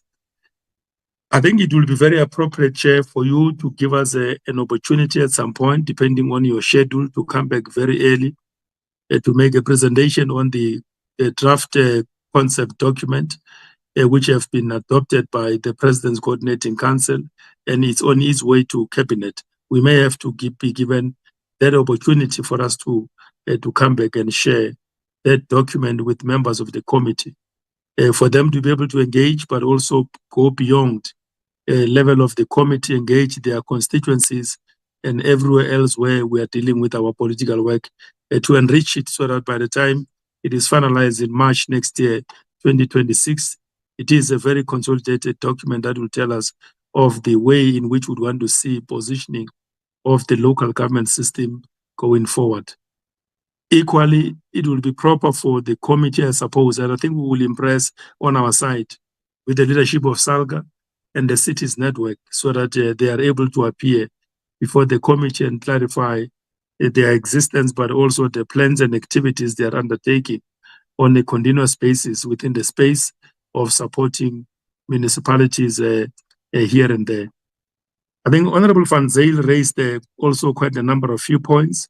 Some were responded to by the officials, including the DG. Suffice to say on my side that oversight is true, that it remains a fundamental process to enforce and sharpen the instruments of accountability, but equally to make sure that the system itself becomes very efficient and effective. And therefore, continuous capacity building and conscientization of our colleagues at the municipal level, councillors in general, and mayors in particular, and the speakers, that oversight becomes very important, and those governance systems and arrangements that have been made legally and through council decisions have got to be honored very closely, because they are at that level where real accountability to enforce performance on the side of municipal officials, these colleagues will have to deal with these matters. But equally and above them all, what has come out very clear, and it's a point which was raised in one of the meetings, we are escalating these matters to the presidency and also the deputy president in particular, so that where there's a need for a conversation, not only with councillors in their workspace, but as political leaders, including discussing with certain political parties, and as a department, we might not be able to convene such a meeting. We hope the presidency and the DP will basically help us to have such conversations, because stability and performance of these municipalities, though councillors are expected in their formal areas of work, they are a function of political parties, and therefore a conversation very closely in some isolated cases, it becomes extremely important and very proper, so that stability, focus, and as well as leadership provision that is so much required is also built around that understanding of political parties, empowering their councillors to be able to do what is expected of them. So it's a matter that, as Van Zyl raised it, around instability in municipalities, the extent of their distress, but also the efficacy of the system as it relates to oversight becomes and remains extremely important. So far, Chairperson, we have worked very closely with provinces and have interacted with almost 63 municipalities in the country very closely to assess, to discuss, to enforce an understanding of all these legal frameworks, including even their own performance. Most probably by the time we go for another assessment on the state of local government, we might be able to detect progress or regression, but we are quite certain that the pace at which we are moving, working together with provinces and with your support as you do oversight in many parts of the country, we might be able to impact this system, and we'll be able to see that at the point when we go for another round of assessment with regard to the actual state of municipalities. It's a very serious matter which obviously would require our continuous engagement and as well as management. Suffice to say all that, Chair, the Director General did indicate that we are going to be working very close with the National Department of Treasury because of a number of things that are on our table, which we need to clear so that we can be in a better position to have a much more concerted effort from all systems in government through the IMC to impact these municipalities which are in dire need, in distress for a basic improvement, but equally to provide services which Honorable Mteto equally indicated in the earlier engagement about his experience about his own area where things are just not quite okay. It's a general matter which obviously concerns us a lot as communities are not able to get services. So we cannot rest until we get these matters well positioned. Suffice to say, all what has been said, Chair, has been recorded, and we will take note of those matters.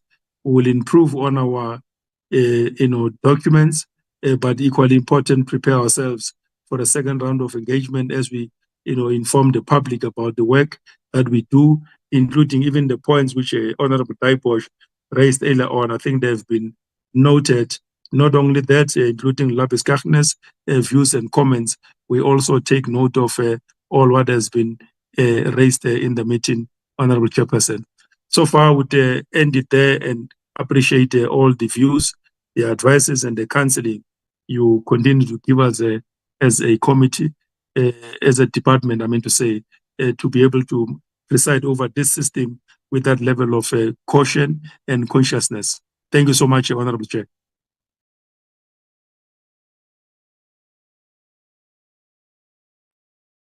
Thank you. Thank you very much, Honorable Deputy Minister. Let's close this part on the DCoG side. We will obviously need space to discuss the amended white paper on local government and all the points you're referring to. We will obviously request members to give us specifics on what this requested of MISA, the success projects in MISA, and all the information that they would like. We will make a formal request, but the members will submit the the request so that it gives us all the specifics that that the members are interested in. Let us then proceed. The other issues that we have raised, hopefully you will give attention to. Let us proceed now to the next presentation, which is the Department of Traditional Affairs. The DG will take us through. Let me invite the Honorable Deputy Minister, Ben Ngamashe, to introduce the team. Thank you very much. Thank you very much, Honorable Chairperson, honorable members of the Portfolio Committee, my colleague, Deputy Minister Dr. Masemula Khobetse Tau. I think Kupela, we are here. The team from the administration is led by the DG, DG Dipofa. We also have DDGs, DDG Mkhaladi, responsible for research aspect of the department, and also DDG Shandu, who is responsible for institutional support. We also have the CFO, Mr. Obet Apane, as well as Ms. Moore at the office of the DG. For purposes of the presentation, I will humbly request the DG to make the strategic highlights, and the DDGs will then zoom into the specifics of their specific programs. Let me not forget Mr. Mutlabedi Lifuku, who is also part of the team. And I think those that I may have missed, DG will also introduce them to the committee. Thanks very much, Honorable Chairperson. I will take other issues during question time to provide any answers that would be necessary arising from the questions that would have been raised by the honorable members. Otherwise, we should be good to go with the DG leading the presentation. Thanks very much, Honorable Chair. Thank you very much, Chawe. We can proceed with the DG. As you have prepared, please go ahead.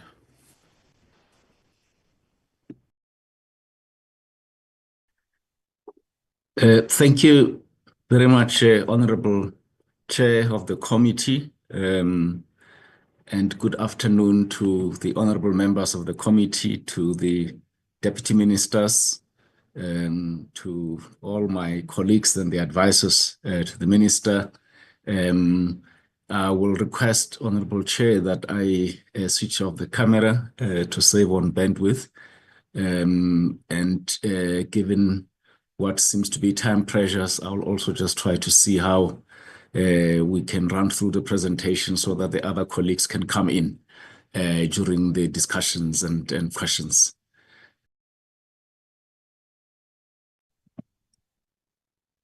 Apologies, I switched off the microphone instead of the camera. So this is the outline. We'll deal with the purpose.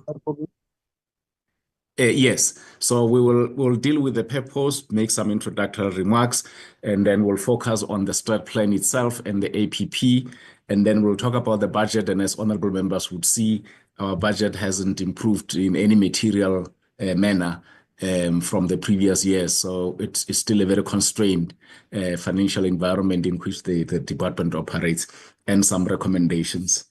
On the next slide, we then just indicate the purpose that we are presenting this to the committee for inputs in terms of strat plan, APP, as well as the budget allocation.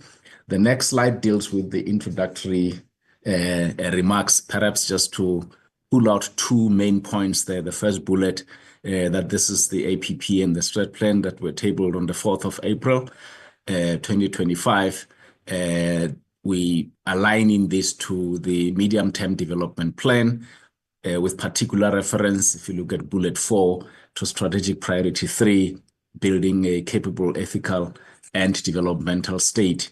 And of course, we indicate that we do contribute as well indirectly to other priorities, priority 2 on reduction of poverty, and under the outcome priority on social cohesion and nation building as well. Moving on to the next slide then, where we start with the actual strategic plan, we indicate that we've concretized the strategic plan around what we see as the key priorities of the sector. The first one, which is particularly also reflected in the medium-term development plan, is that of enhanced participation of traditional and Khoisan leadership in planning processes, in monitoring processes, in implementation processes. And of course, with the DDM being the flagship approach, that then gets used as the entry point to make sure that there is meaningful participation of the institution of traditional and Khoisan leadership in those planning, implementation, and monitoring processes. So that's a very key priority for the sector. And the second one, obviously, is that of the promotion of the recognition and representation of Khoi and San communities, so that the work that has been started and assigned to the Commission on Khoi and San Matters is strengthened and fast-tracked to ensure the recognition of Khoi and San communities and leaders. And on the next one, it's really addressing some of the legislative gaps, strengthening the legislative framework. As honorable members would recall, the issue relating to the Traditional and Khoisan Leadership Act that was declared unconstitutional in the Constitutional Court with the invalidity thereof being suspended for a period of 24 months. So that's work that will take forward, but increasingly also with the implementation of the Customary Initiation Act, there are indications as we engage with the sector that there are areas that might need to be reflected on to see how we strengthen this forward. And then, of course, a key priority relating to the empowerment of traditional leadership through capacity building and support. On the next slide, we just indicate the issue of the impact vision and mission and strategic outcomes. So I will not spend a lot of time on this, but ultimately we are looking at improved livelihoods in traditional communities, but our entry point is the institution itself, because we don't go directly to the communities. Ultimately, for our work to be sustainable, we must make sure that working through the institution of traditional and Khoisan leadership, we have a functional institution with capacity that will then be able to drive these responsibilities. And I think we'll talk a little bit more about those strategic outcomes there at the bottom when we go to the next slide. So these are the four strategic outcomes that we're focusing on. One is that of functional institution of traditional and Khoisan leadership. The other is that of a transformed institution of traditional and Khoisan leadership. The other is that of safer initiation practices and developed traditional and Khoisan communities. Honorable members would recognize that there is continuity in terms of these outcomes, because for us to make a difference, there has to be sustained interventions in these areas instead of chopping and changing them at short periods. On this next slide, then we just elaborate on those four strategic outcomes a little bit more. On the functional institution of traditional and Khoisan leadership, we indicate that it directly links to that strategic priority on building a capable, ethical, and developmental state. So the institutions that are there, the local houses, the councils, the kingship councils, queenship councils, the traditional councils, these are the institutions that need to be strengthened and supported so that they can carry out their responsibilities. Because when they do that, then they contribute towards the development of their communities. Transformed institution of traditional and Khoisan leadership, perhaps just to flag some of the issues there relating to representativity in the structures themselves. The Act is very clear when it comes to representativity of the traditional councils, for example, that the third of the members should be women, but also that whatever customary laws they have in their own communities, they must make sure that those laws and customs and practices comply with the Bill of Rights. On the next slide, we deal with the third one on safe initiation practices, which the honorable members are quite familiar with, and we want to retain that and continue implementing, addressing that particular outcome to eliminate customary initiation practices casualties. And then the fourth and last one is that of developed traditional and Khoisan communities. We've engaged with the committee about this area in the past, where we focus on particular projects that we implement, working together with a sample of traditional communities for purposes of socio-economic development. We then go to the part 2 of the presentation, which then just goes into detail when it comes to, sorry, before we get to part 2, just this part that just begins to deal with the indicators, outcomes, and targets on functional institution of traditional and Khoisan leadership. How do we seek to make sure that we contribute towards a functional institute of traditional and Khoisan leadership? The committee would recall that we've been targeting this work on customary loss of succession. There's work that we have done in this area.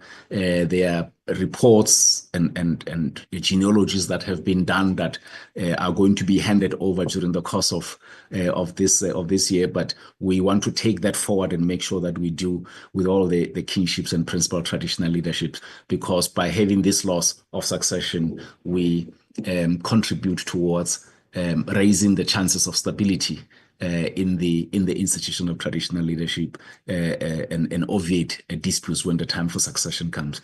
But we want to take it a little bit further than the kinships and queenships and principal traditional leaderships, go into the level of senior traditional leaderships as well, and make sure that we've assisted, working together with our provincial counterparts, at least 100 of the senior traditional leaderships in this area. The expectation here is that it will be a multiply effect, because as we work with the colleagues in provinces, they will then be able to do some of this without DTA. And then, of course, traditional councils that we're going to focus on this now. The approach which we have used in the past is to firstly develop an instrument which is a template, an assessment instrument on the functionality of a council, and we identify according to the law what are the roles. And when we say traditional council is functional, what is it that it should be performing? And then we generally would assess them. After assessing them, where there are gaps, we then work with our provincial counterparts to make sure that we support them to close those gaps, to make sure that they are functional.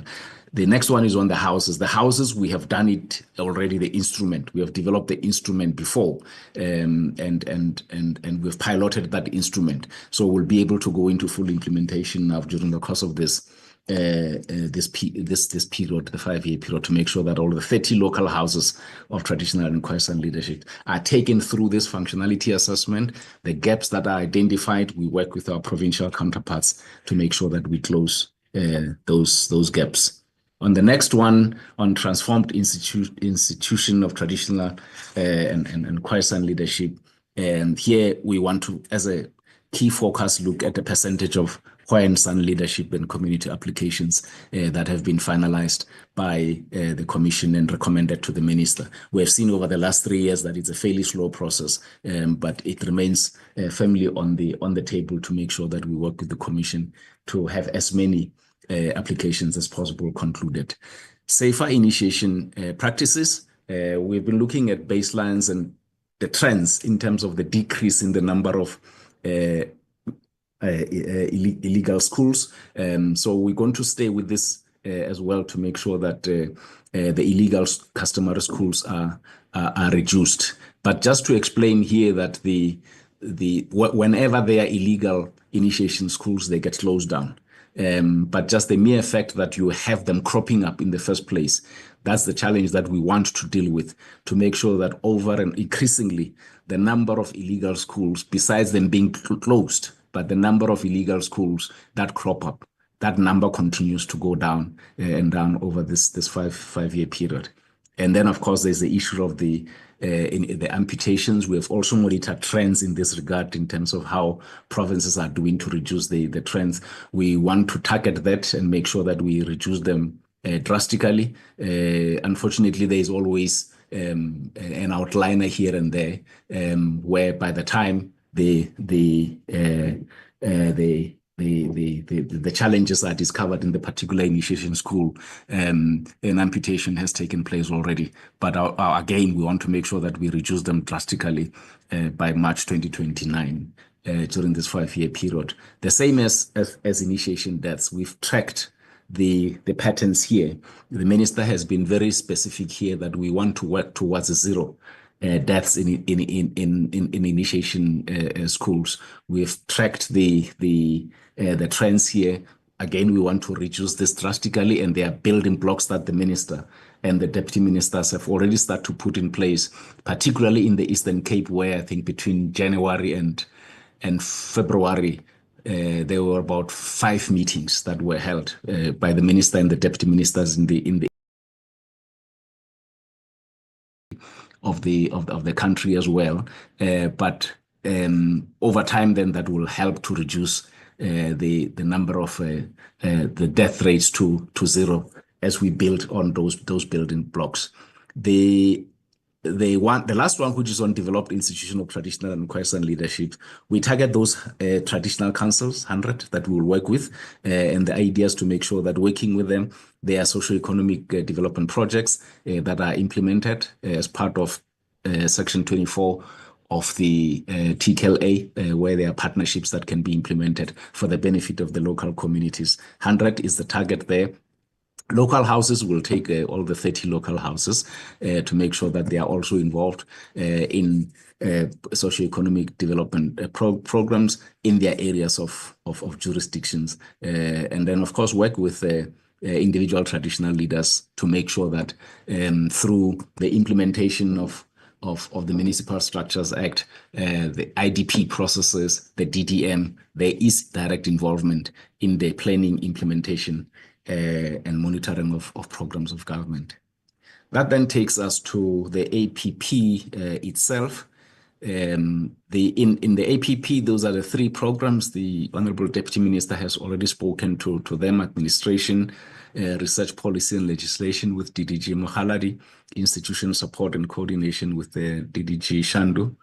We can move on to the next slide, just then to indicate in the PowerPoint presentation, Honorable Chair, we just indicate the annual targets.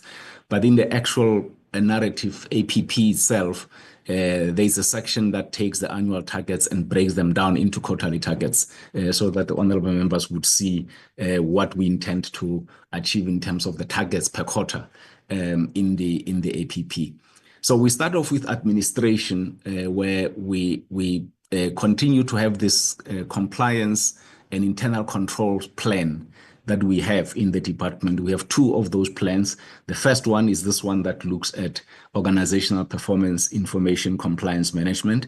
We have a long list of indicators there for internal control, including submission of quarterly reports, submission of annual reports, all of those indicators that we want to achieve. And we just provided a detail there to explain how that plan work that we want to achieve at least 87% compliance of those targets. The next one is the one that deals with largely HR and financial management issues. And again, here we've listed all of the financial management and HR compliance issues that need to be adhered to for purposes of sound HR management, financial management, and internal controls. And you say we want to achieve at least 80% of those actions that we list there. The next slide, which is still part of program 1, focuses on largely capacity building internal to the department, that would like to have at least 80% of all our employees trained through various interventions as per the approved training plan of the department. And of course, we want to continue with the GBVF awareness campaigns that we would like to make sure that they get conducted. That then will take us to program 2, which is that of research policy and legislation. We start with the outcome of functional, institutional, traditional, and quiescent leadership. As indicated, we'll focus on the issue of customary laws of succession. We will take 2 this particular financial year, where we'll have those 2 kinships queenships and principal traditional leadership, where the laws are developed and documented. And then we'll also focus on the capacitation of local houses, so that they are able to assist to take this process forward in terms of the documentation of customary laws of succession, when we'll take six houses during the current financial year. On the next slide, still with the outcome of functional institution of traditional and Khoisan leadership, here we're now cascading the process of customary laws of succession to the level of senior traditional leaderships, and we'll target working with 15 during the year under review. And then, of course, the issue of the work of the Commission when it implements its own plan on the assessment of applications for recognition. They are required by law to report to the Minister quarterly on the progress that they are making. And that will be as expected, that each quarter they will have to account to the Minister on how far they are with the processing of the applications for recognition. Safe initiation practices. We work through PICCs, Provincial Initiation Coordinating Committees, and through them, then we get to the actual implementation of the Customary Initiation Act. So as we monitor the work of the PICCs, we are then able to identify where there are gaps and are able then to make sure that steering decisions are made for those gaps to be closed. They work very closely with the National Initiation Oversight Committee, which, for example, ensures that at the beginning of every season, each PICC has a plan, initiation season, that they meet to discuss those plans. The plans get signed off, and as we go into implementation, then they get monitored and areas of assistance are identified. So we'll work with all the 9 PICCs during the course of the year. And then of course the issue of the PICCs that we then monitor when it comes to particularly the issue of screening of relevant initiation role players and inspectors as required by the CIA itself, that will work with the PICCs to make sure that we monitor if they are fulfilling that responsibility of screening of initiation role players, so that if that does not get done, then we are able to recommend steering interventions. Still with safe initiation practices, we focus on running awareness campaigns. We will be running awareness campaigns. We generally run an awareness campaign per season, and will particularly be targeting the hotspot districts. So there's 2 Initiation Act awareness campaigns that will be running. We then will also be focusing on the customary initiation regulations, which have been developed for consultation, but we're looking at making sure that we are having them published now for implementation after all the base work that has been done to consult on the regulations.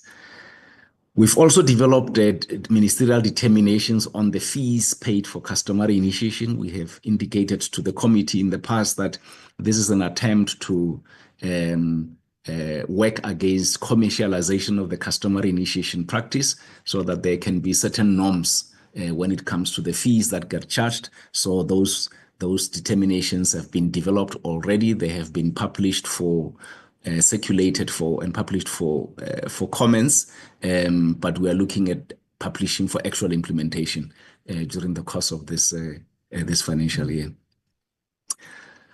Still with safe initiation practices, as indicated in the earlier slides, that as we engage with stakeholders, they draw to our attention that there may be areas of the Act itself, CIA, that would need to be refined and tightened. So we want to pull those together during the course of this financial year into a discussion document that begins to identify proposals on the legislative amendments that should be done on the Customary Initiation Act.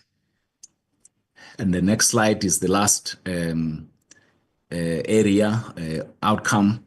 So the on developed traditional and Khoisan communities. We believe that a very critical step here would make sure that we work with the local houses on this important area of Section 50 of the TKLA. Now, that section outlines the responsibilities of local houses so that they understand and are able to implement their responsibilities as contained in Section 50 of the TKLA.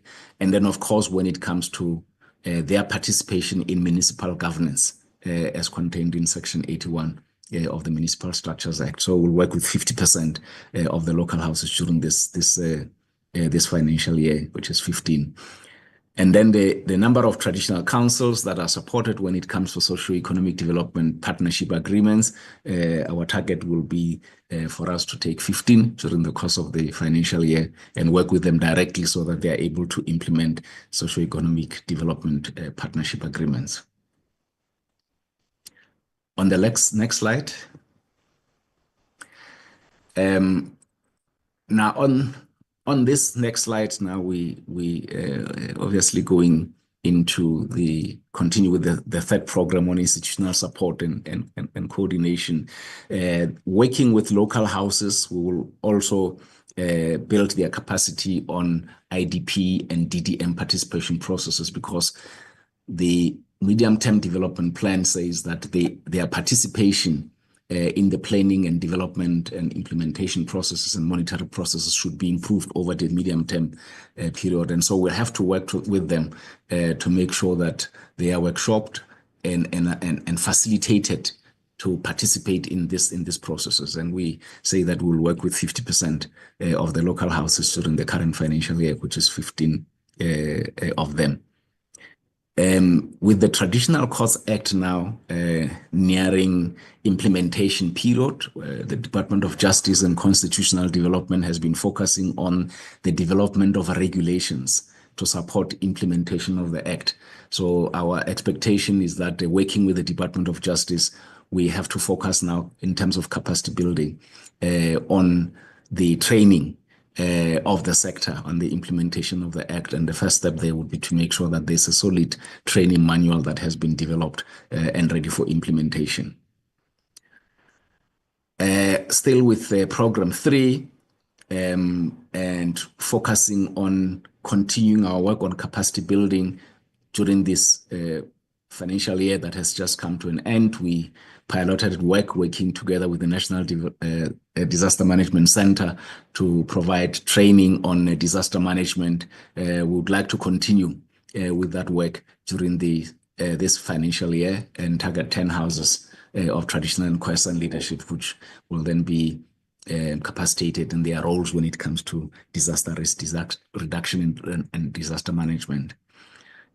There is work that we've been doing when it comes to staffing arrangements for councils, working with DPSA as well as National Treasury and the provincial caucus. And we would like now to take that work forward during the course of this year, where we provide specific guidelines now to the councils on the recruitment, selection and appointment of support staff, drawing from the work that we have done thus far with DPSA as well as National Treasury and the provincial departments.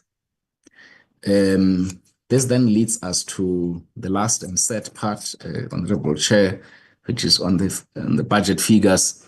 I would like to draw the attention of the honorable members to the extreme right, 3 columns on the extreme right, which is where the figures for this period are reflected, 2025-2026. The total for the year 2025-2026 is 195,530,000. with that breakdown that shows how much for administration, 69 million, 31 for research policy and legislation, 94 for institutional support and coordination. But I think of particular importance, the economic classification, because in that economic classification, it will particularly show the amount of 47.7 million in transfers and subsidies, which is the amount that is earmarked for transfer to the CRL Rights Commission. So effectively, the department gets left then with the total amount less the transfer to the CRL Rights Commission, which comes to about 147 million thereabouts. And then it goes up to 204 million during the second year.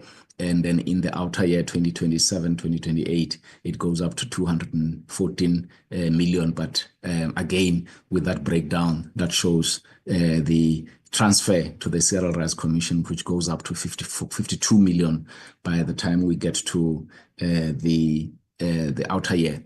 And then the balance is what is shared between us, the National House, New York, as well as the Commission on Core and Sun matters. That is the presentation, Honorable Chair and Honorable Members, and we are recommending that the committee provide inputs on the APP and strat plan and budget allocation for the department.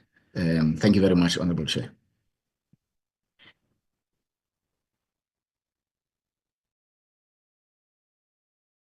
Thank you very much, DG. We'll take the comments from the members. We've got Honorable Mtetwa. Thank you. Please proceed. Thanks, Chair, and greetings to the Deputy Minister and the DG and fellow officials and members. I see that in your talk about transformation, I saw a word, transformed traditional sector. My question is, transform from what to what? Because we have our own understanding that we were denied our own practices. And as a result, we were being made Western. So are you saying now you are taking us back to our indigenous knowledge systems? That's my question.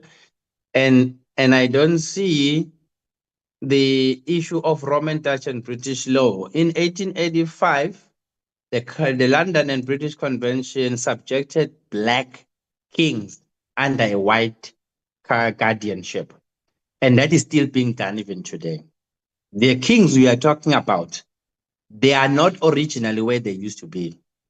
But now you don't say anything about taking them back to where they were, but it's like you're maintaining them in their forced removal side. And then you want to maintain the status quo where they are. Where in the same areas, development as we know it, according to the local municipality, is not going into the land of Amakos in the manner that they want it to. Because there is a culture clash on the Roman, Dutch, and British law versus native law systems. And this is the area where we needed to transform. The issue of traditional courts. You took this Department of Traditional Affairs from Justice Department, where the court system was aligned to the traditional court. Now it's sitting at COGTA. At COGTA, the issue of court system is no longer under their function. It is now under Justice Department, and which means the issues of courts of Amakosi is now misaligned. As a result, it's even lost in the auspices of COGTA because it is not their core function, but it is of another department. I see also that you are saying nothing about land of the very same kings you are talking about, because there are issues that pertains to the land of these kings, but it's silent on this. And I understand the reasons are that you've also disengaged land from the kings, yet the two are one, because a king is a king by a domain, which is a problem.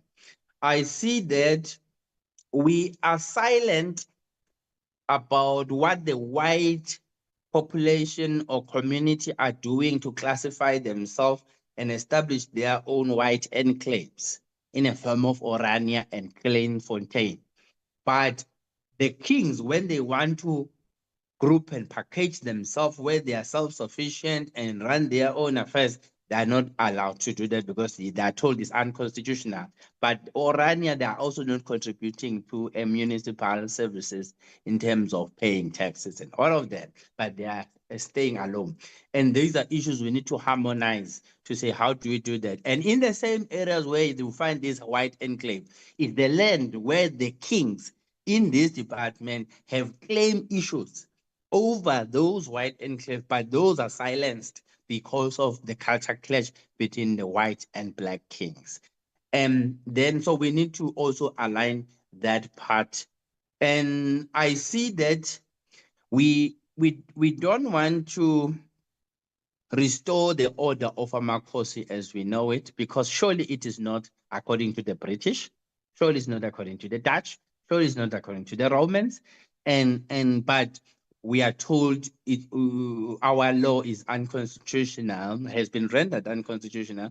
Yet it is the very same constitution that never classified Amakosi under Chapter 7. It only recognizes municipalities, but I don't see powers of the kings from the constitution and powers of the king and their jurisdiction, so that when we say they are running their own affairs, they are running it as per according to Roman, Dutch, and British law systems, or they are running them according to their native cultural and heritage groups, which is not also forthcoming. So may we attend to these issues as well. And the last point, can we learn from the Richards Bay situation where a king is disallowed to run his own affairs? As a result, it leads them to being undermined by private companies in their own jurisdiction, where they're taking them to court for their own land, and they want to influence their systems and structures. That is ultra vires, and that is condescending, according to me. But we are silent in intervening in that situation because that's exactly the clash we are facing now, where international companies, they want to run the show in the land of Amakos, which they have no jurisdiction, and they are overreaching. We need to be clear on this matter because all Amakos are suffering from the same thing in the areas where there are mining activities. Can we reconcile these things in our plan? Thank you.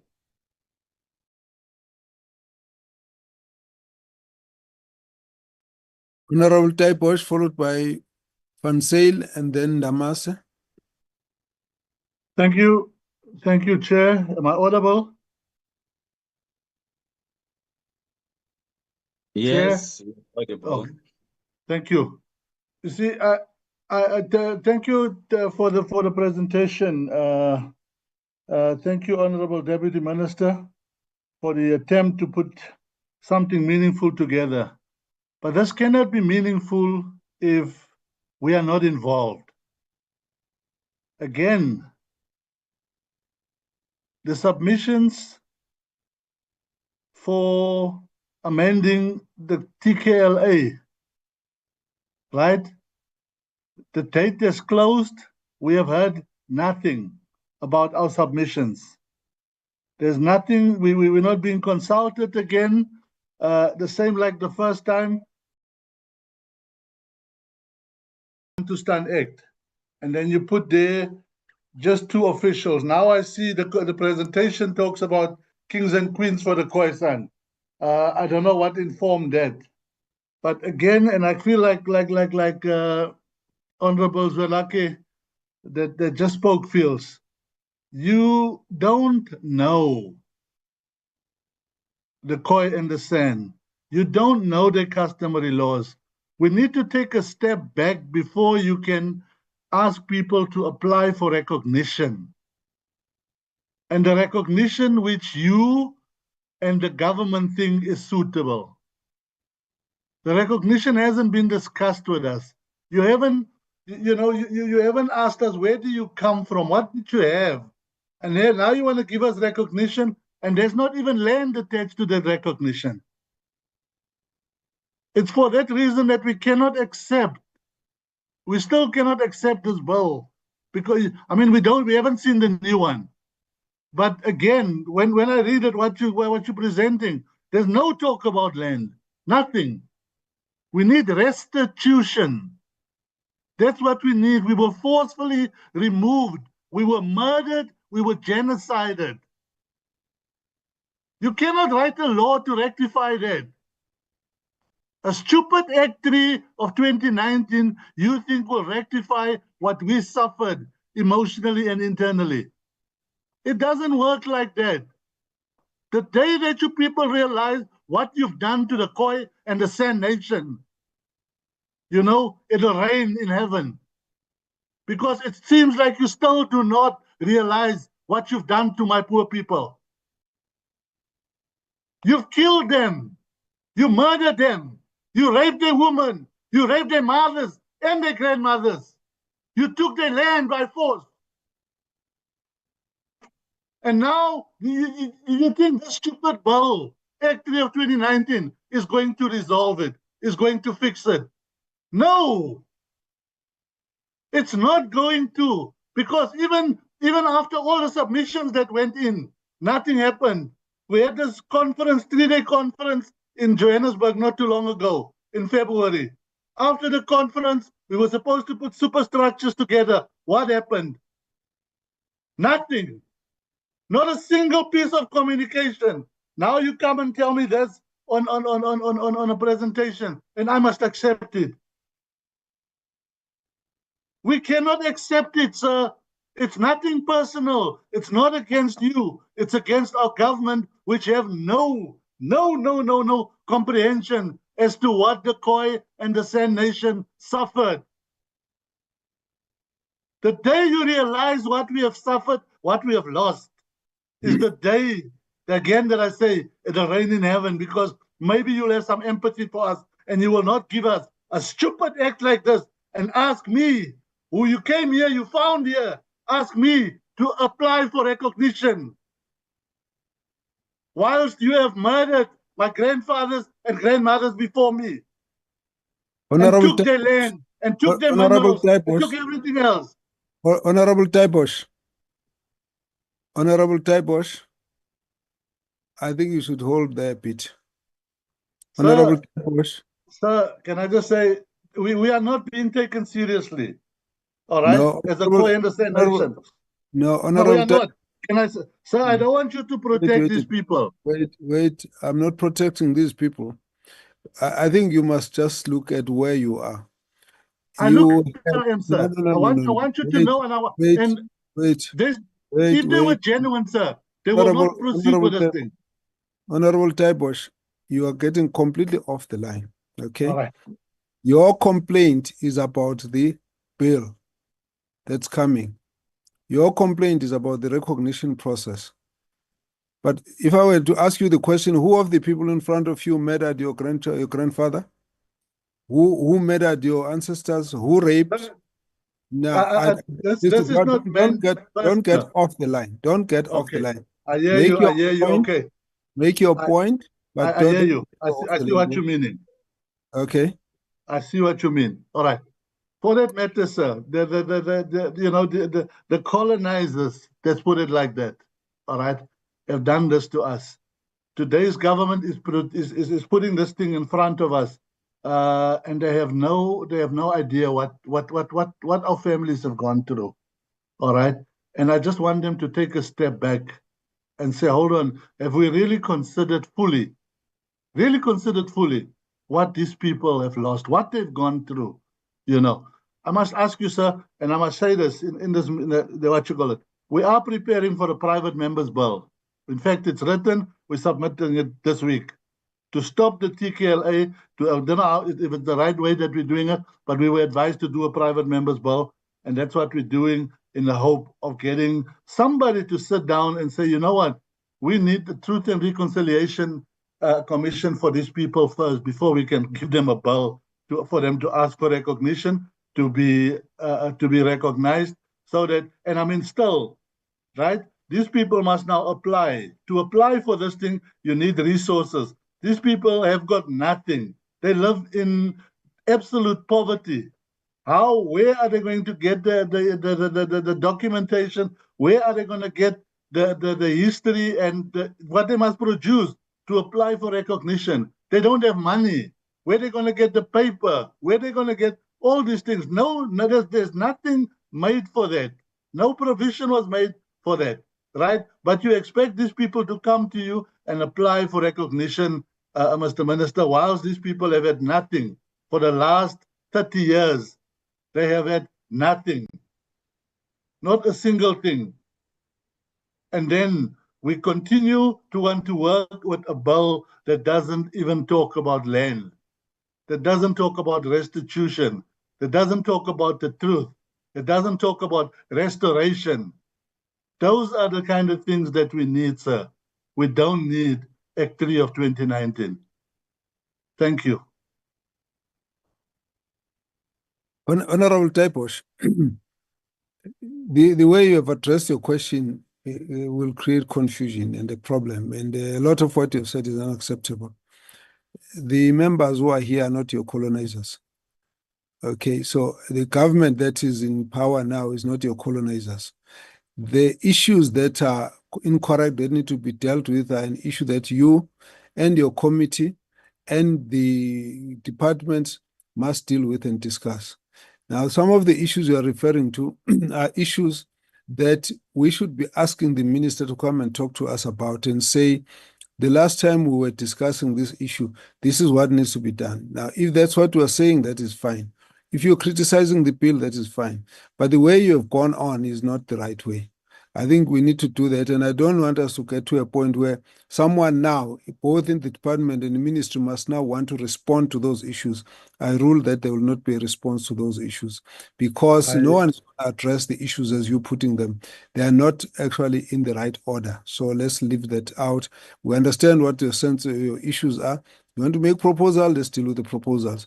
But let's deal with it, but not on a rant that suggests that you are sitting here with someone who took your land and took your, that's a completely different issue, as it were. So let's be a bit more focused in the way we deal with the issue. Now, you might want to formulate something more concrete in terms of what you want us to do.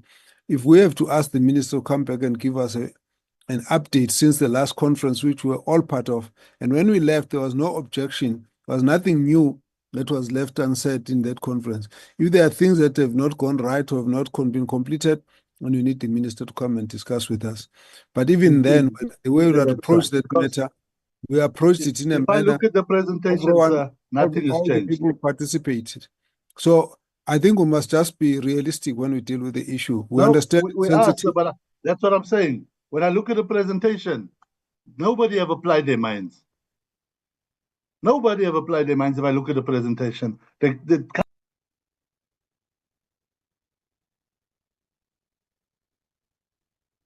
Honorable Van Zyl, Chair, can you call for order? Thank you, Chairperson. Honorable Van Zyl. I'll be very Yes, concise. Honorable Ndabase.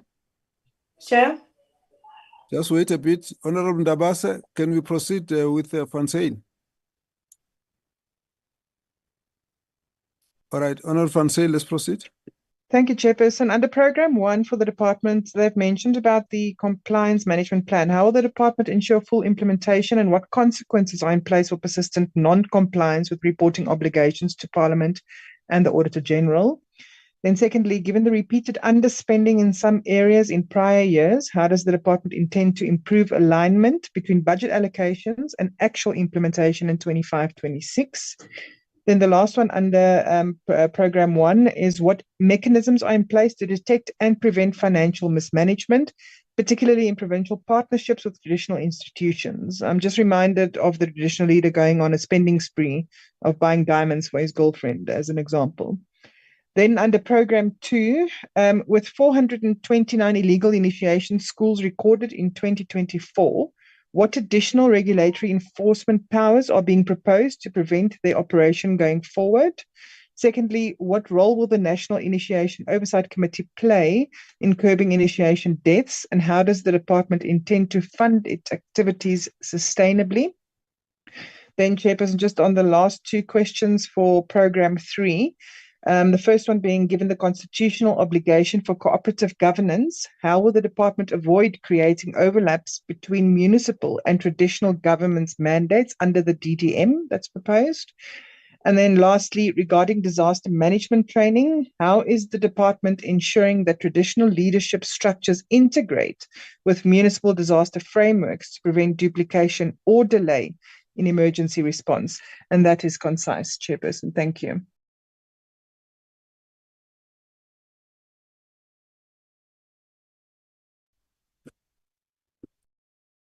So, Honorable Ndamase, please. Thank you very much, Chair. I'm looking in relation to the customary initiation in your 5-year targets, DG. For instance, for illegal initiation schools, you are targeting to by 2029 to be reducing them from 429 to 229. Looking at the amputations, it's about 5 reduction in 5 years from 15 to 10, and the deaths from 63 to 13.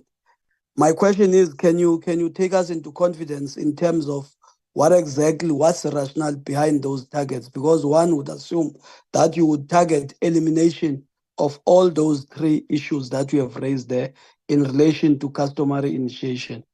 And the last point is in relation to the amendments to the Customary Initiation Act. My view is that can that be speeded up, because the challenge also might be in the regulatory framework. Thank you very much, Chair. Honorable Direko, please proceed.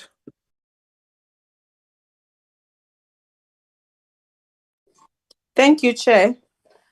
Let me also welcome the presentation by the department, and with their presentation and the APP that they have been doing for the past years, we've seen that they were able to reach some of the targets that they are presenting to us. And there was a stage where they were even able to get 100% in terms of the performance, in terms of the target that they have set for themselves. And I believe that even this one that they've also presented to us, they will be able to reach those targets as they have planned. Chair, mine is on 2 things. One of the concerns that we usually come across with the Department of Traditional Affairs is the issue of the initiation schools, which is a challenge whereby the initiates are dying. And as the committee, all that you want, and the citizens out there, all that you want is to ensure that it becomes a safe place. And I've seen that on their APP, they also prioritize that. But as Honorable Ndamase has just asked now, can they please take us along in terms of that process of ensuring that we reduce the number, or we ended up not having any initiate staff in our initiation schools? Secondly, it's about Program 3 on the coordination. One of the issues which is a cause for concern is the fact that traditional leadership are not working hand in hand with our councils. Hence, you will always, when we go to the traditional houses, the houses of traditional leaders, they will always raise concern about this matter because they are not taken along. And as a result of that, it then deals with the development in those particular areas. And the other thing that was also raised by the traditional houses is the issue of tools of trade and the treatment that they get from the department, that there's inequality and stuff like that.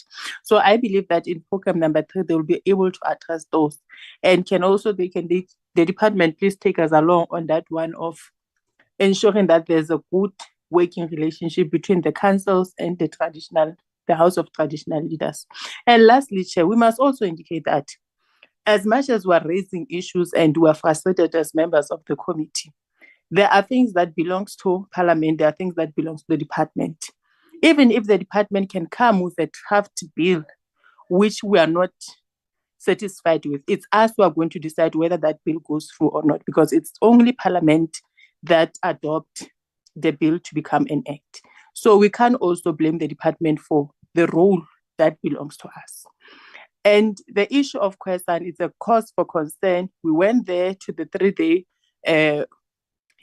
conference with the Khoisan, and we've observed that the challenge is bigger than what we think. And I believe that the department, under the leadership of the minister and deputy ministers, will be able to address that matter. And should there be any challenges, we are here as the committee to ensure that we push the interests of our people that is in line with our constitution.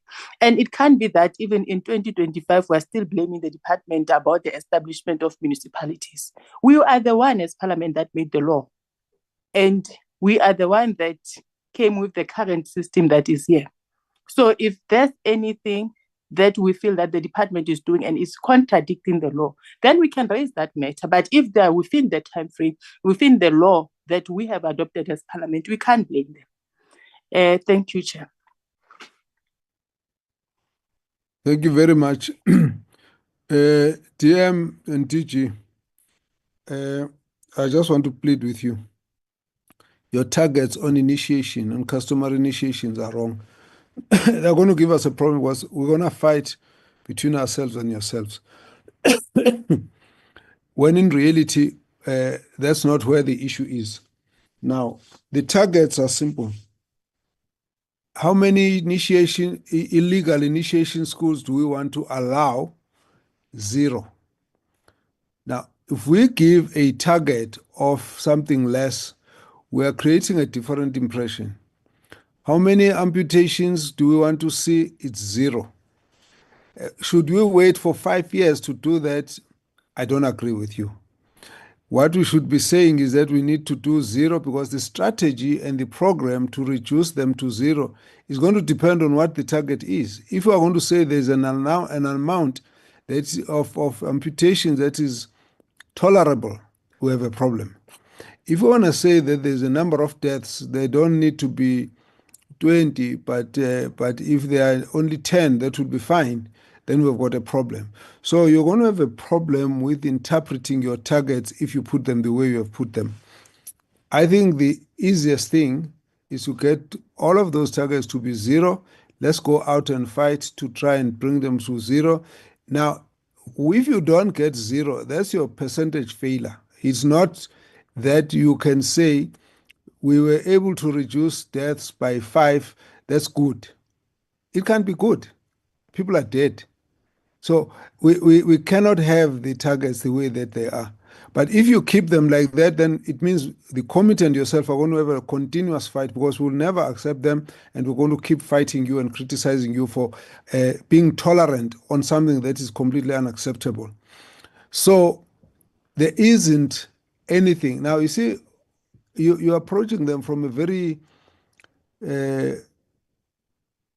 bureaucratic angle of compliance. We must not be seen to have failed to reach our target even if people continue to die. So there's a big problem there, DM, and in my view, all your targets, when it comes to that, must be 0. And then if they are not 0, we are then going to be accusing you of running this program in such a way that you want to allow certain deaths, certain amputation. But no one wants to do that. So the approach and the philosophy behind the targets, in this case, we cannot approach it the way that you do if you wanted to increase the number of municipalities or the number of kings to give support to. It's not the same. So I would like you to just relook at that because as it stands, we have to now issue a statement to say we condemn these targets. Now, I don't think we want to do that. But if you keep them, we're going to have to do that because there is no way we're going to say next year we'll allow 5 people to die. Then we were successful in our target. So that's what the interpretation of this thing is going to be. So that's my real plea. And if you don't change that, then we're forcing us to actually go out there and say you're not prepared to actually fight this thing. You want to tick a box to say that you are still successful when in fact people are still dying. So you have a real problem. So please go think about it. The second issue relates to the Khoisan matters. We have a problem here. let's just say there are different groups of problems. The first problem is that we have a bill that's been struck as unconstitutional. That bill needs to come back and we need to revise it and amend it as Parliament. Whatever the weaknesses thereof are, this committee will actually have the opportunity to say what needs to be changed. So far as I would be concerned, Honorable Taibosh, that process you can't change. We'll have to come in here, and then we can deal with it there at that point. The second problem, which again is another difficult but technical problem on approach, is that the Khoisan recognition process, it's a walk in a jungle, because there are processes for recognition which the department has initiated. Now, the department hasn't got enough information about what needs to be done until those submissions are made. Then they'll understand, okay, the recognition here is for this and for that and for this is for that. So it becomes a bit of a chicken and an egg. Do you want to conclude that issue before people ask for recognition? Or do you want to use that as the basis of information on which you're going to start the process of recognition? I think we need to just assist the department. Where we've got information, let's go share with the department. It may well be that this process of recognition, whilst it is going on, we might need to interact with the commission. In which case, I would like to plead, Honorable Taibosh, those who have got information, let's ask for a process that when they're in that process, you want to interact with that commission, let's find a way of interacting with that commission. But to come here and fight everything the way you are doing is not going to help us. What's going to help us is there's information that you think must be shared, must be discussed, then let's ask for the minister. At a certain point, can we sit with this commission and discuss with them? I'm not sure they are ready, but anyway, maybe we need to sit together and go through approaching that. Then the other issue relates to a whole host of matters that relate to the issues of rights and recognition of the... Now, all of these issues were actually tabled in the conference. When they were tabled, we had agreed that there has to be a process of how those how that gets done. The fact that the minister has not been able to announce the committee is actually the problem that comes from the Khoisan community. Well, I'm not blaming them. I'm just saying that there's a complexity of the issues there, because we're supposed to submit a number of names and then conclude a committee. And the minister informed me, I think informed all of us, that they were getting more numbers than they would have. So they must try and find a way to resolve that. They said that there was a process to resolve it. We understood that, we give them that space. Now, we can't hit on everything as though we're not aware of that. What we should do is to say, here are the issues, here are the proposed approach, so then we can then invite the minister and the department to come and discuss that. Right now, we're looking at the APPs, and as we look at the APPs, let's add what thing we think needs to be considered. Let's flag issues that we think need to be attended to, and let's agree on a process on how to do that. Where I'm sitting, all the issues that we have raised, we need to process them, we need to structure them as a committee and invite the minister to come again to discuss them. I can see some of them would require discussion in any case before then. As for the private members bill, it's a matter that's a bridge I'll cross when we get to it. So I would like us to curtail too much dialogue on the issue and find a way to say, if we identify the areas of concerns, let's structure that into, if it can be fitted into this discussion, that's fine. If it doesn't, let's make a specific arrangement for it. Now, DG, can I ask that the DM will deal with the responses and then we move from there? Thanks very much, Chairperson and honorable members, and thanks very much for the issues that have been raised, which are very important for the sector. And really, Chair, noting the comments you have made regarding the targets on initiation, I think the guidance is accepted, we will go back and deal with those matters within our own internal processes. It's a guidance that by every means, morally and otherwise, it is an acceptable guidance. And secondly, on the issue that we have raised regarding the bill, we accept again the guidance and quite honestly welcome everyone, including honorable members of the portfolio committee, to fully engage with the processes when the bill is tabled before Parliament and referred to the portfolio committee to deal with the nitty-gritty. We really hope that there will be a process that will allow for maximum public participation, especially from those who are affected by the bill.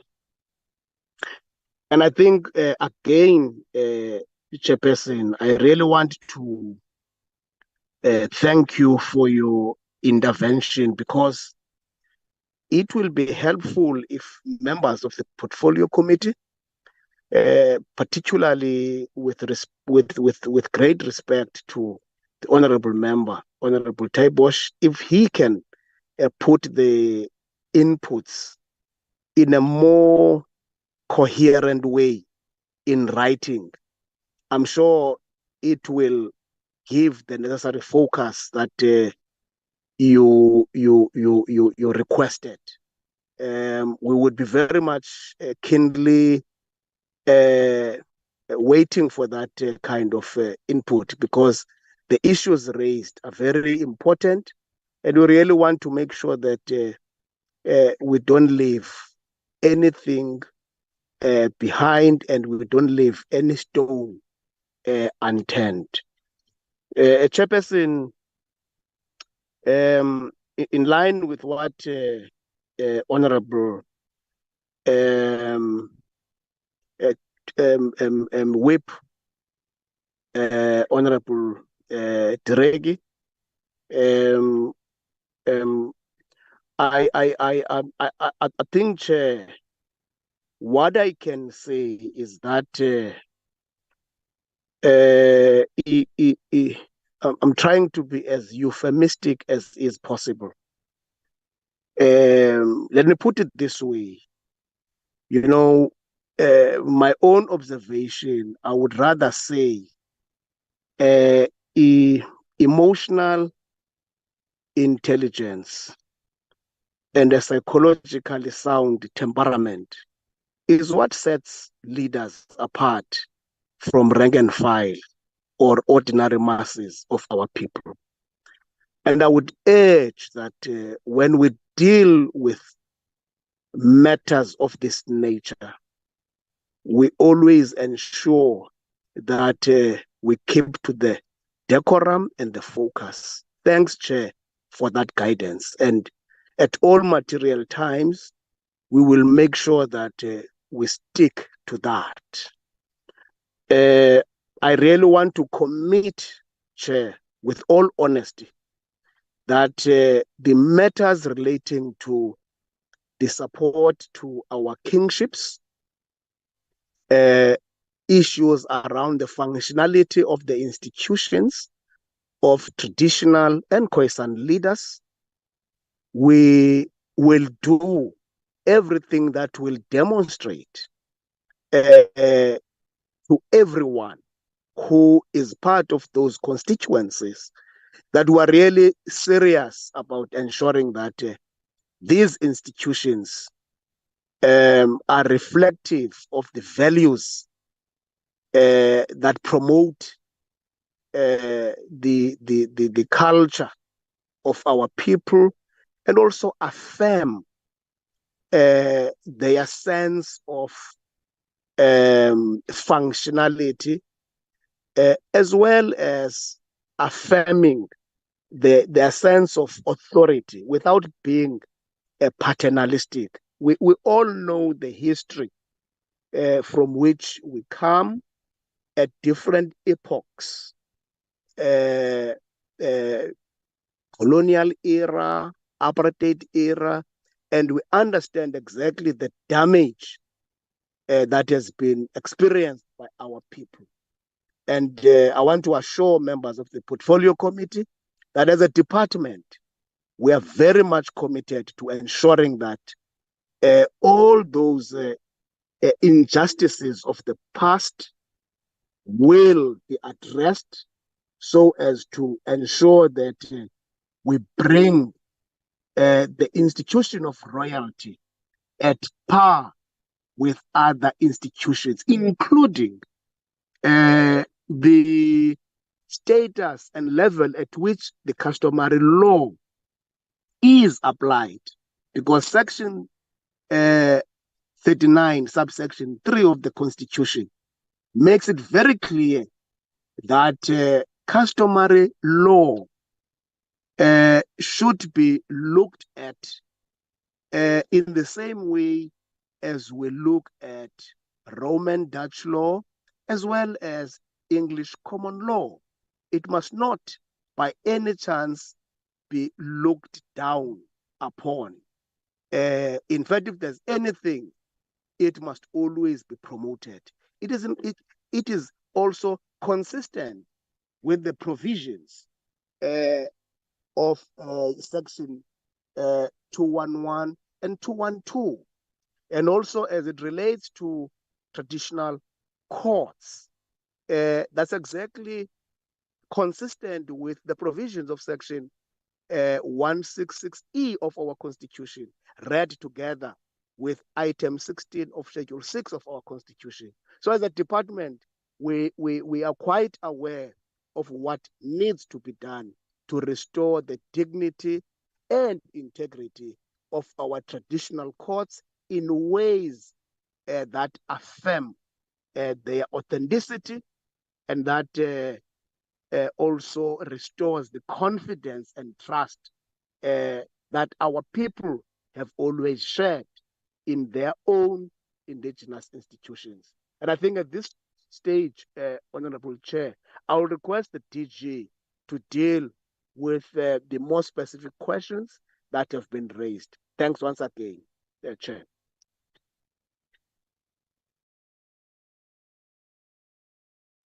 DG, please proceed.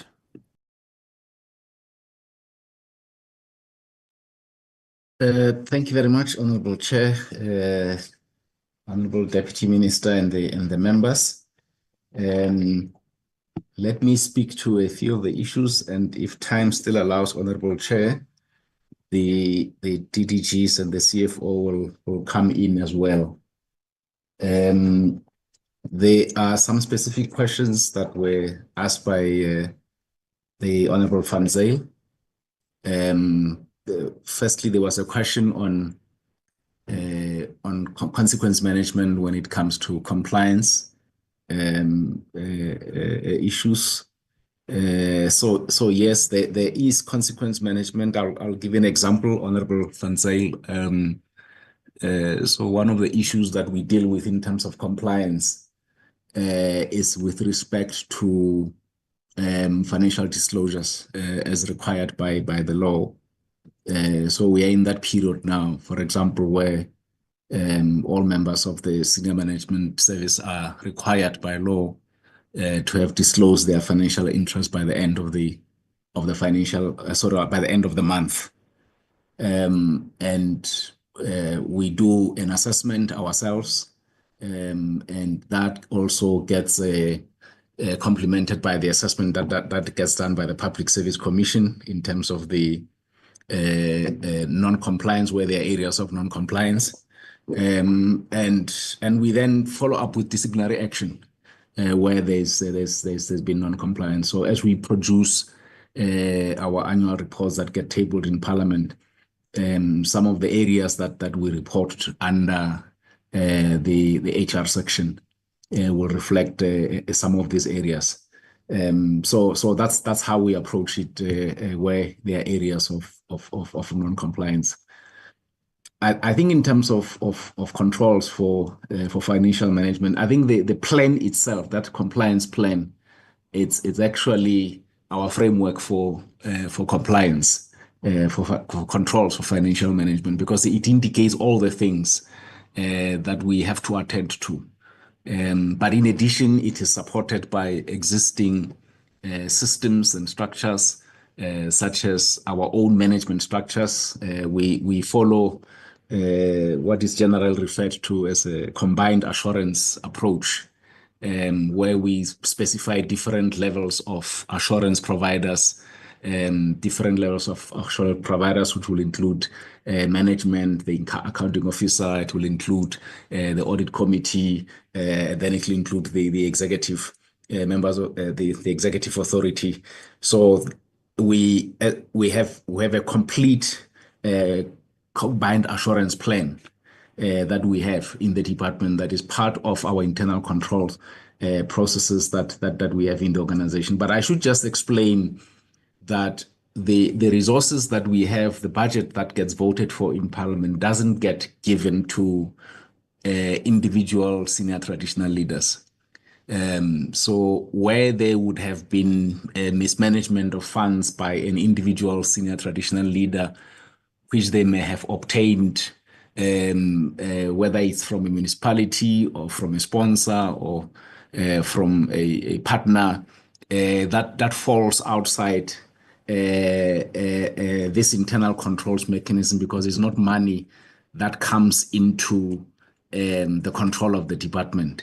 So it might just be an issue where then the matter may have to be dealt with on a case-by-case basis, where there are resources that might have been given to the individual traditional leader and they've been mismanaged. What we are trying to do at the moment, working with the Office of the Accountant General in Treasury, is to also develop financial management criteria for traditional councils. They have not existed before, and there's been a process of thorough consultations that we have been working on. Of course, the challenge with the number of traditional councils will tell you that, but we don't get money directly, money from government. So what are those controls going to, how are they going to relate to the fact that we work on the basis of donations here and there, an admin fee here and there, and so on. But we recognize that in some provinces, there are provinces such as Mpumalanga, for example, that would assign an admin fee to each traditional council, and then each traditional council then has to report monthly to the provincial department. But in that case as well, it falls outside this budget that gets voted for traditional affairs, because we don't pay this money to the traditional councils. We don't pay this money to individual traditional leaders. In fact, to the extent that there would be individual traditional leaders that are getting paid, it will basically be members of the House in terms of them being paid sitting allowances and so on and so on. That then falls within our own controls, internal control systems that I've just outlined.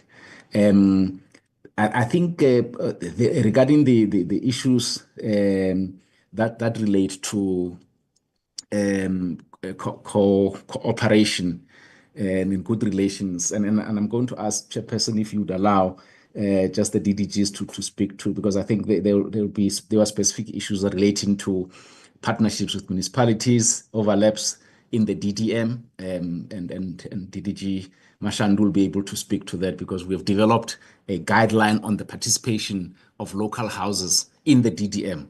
which outlines the roles and responsibilities very clearly, so that the issue of overlaps does not become a problem. But you'll be able to talk to that, and as well as the issue of disaster management training that the unit has been involved in. And then DDG Mokhaladi will then speak to the issue of New York and the role of New York when it comes to the customary initiation and all the challenges that have been raised. I should just add that I think the issue of tools of trade that Honorable Direko has raised at a local level, I think it's beginning to move, but quite slowly. And I'll give an example. I mean, if you look at the Eastern Cape, you have the MEC who on his own decided the headman needs to be supported. And as a basic thing that I want to introduce is to make sure that there's a cell phone allowance for all headmen and headwomen in the province. And he has introduced that, and it's happening as part of assisting the headmen and headwomen to be functional. I think the good thing is that finally that handbook on the tools of trade for traditional leaders has been endorsed by MINMEC. And the agreement was that having been endorsed through a meeting of MINMEC, now to close the loop and complete it fully, and there will be direct engagement now with the MEC's consent, and that is planned already. We are having a meeting with the HODs of the provinces at the end of this month in preparation for a meeting the minister will have with individual MECs early in May, just to close the final loop of the conclusion of that handbook. The agreement was that it's going to be implemented in a phased manner because it is appreciated that not all provinces will have all the resources at a go to implement, but at least this work that we've had on the table for many years, the handbook has finally been endorsed for phased implementation. I think that that is something that is going to assist. Hold on, DG. Now you come with something quite big, and you just want to pass as a by the way. That issue of the handbook, we had heard of it a long time ago. It has not really been tabled to the committee. We're going to have a lot of questions to ask. Your starting question is the very small disclaimer about provinces not having enough resources. I'm aware that KZN had a problem implementing the first dispensation because when it was ordered, there was no one who counted the cost of it and the fact that the departments did not have any allocation for it. Now, there's a lot of questions we need to answer so that instead of you doing what you've done, just to talk about it in passing, please prepare a report and come back to brief us. We are more interested in each and every province telling us how they responded to it. Do they have money for it? Because in the past, it was a major problem. I'm just avoiding you getting onto issues which are substantive. Instead of tabling a report to the committee, you make a comment, and I don't want you to say you did report because we haven't had time to interrogate that. So please hold that and just focus on the issues that you have put on the table. Thanks, Honorable Chair. And indeed, I think post the engagements the Minister has scheduled with individual provinces in May, where they are going to deal with exactly what the Chair is raising. How is each province responding now, resource-wise, to the phased approach? Post that process in May, it will then be possible for a full report to be provided.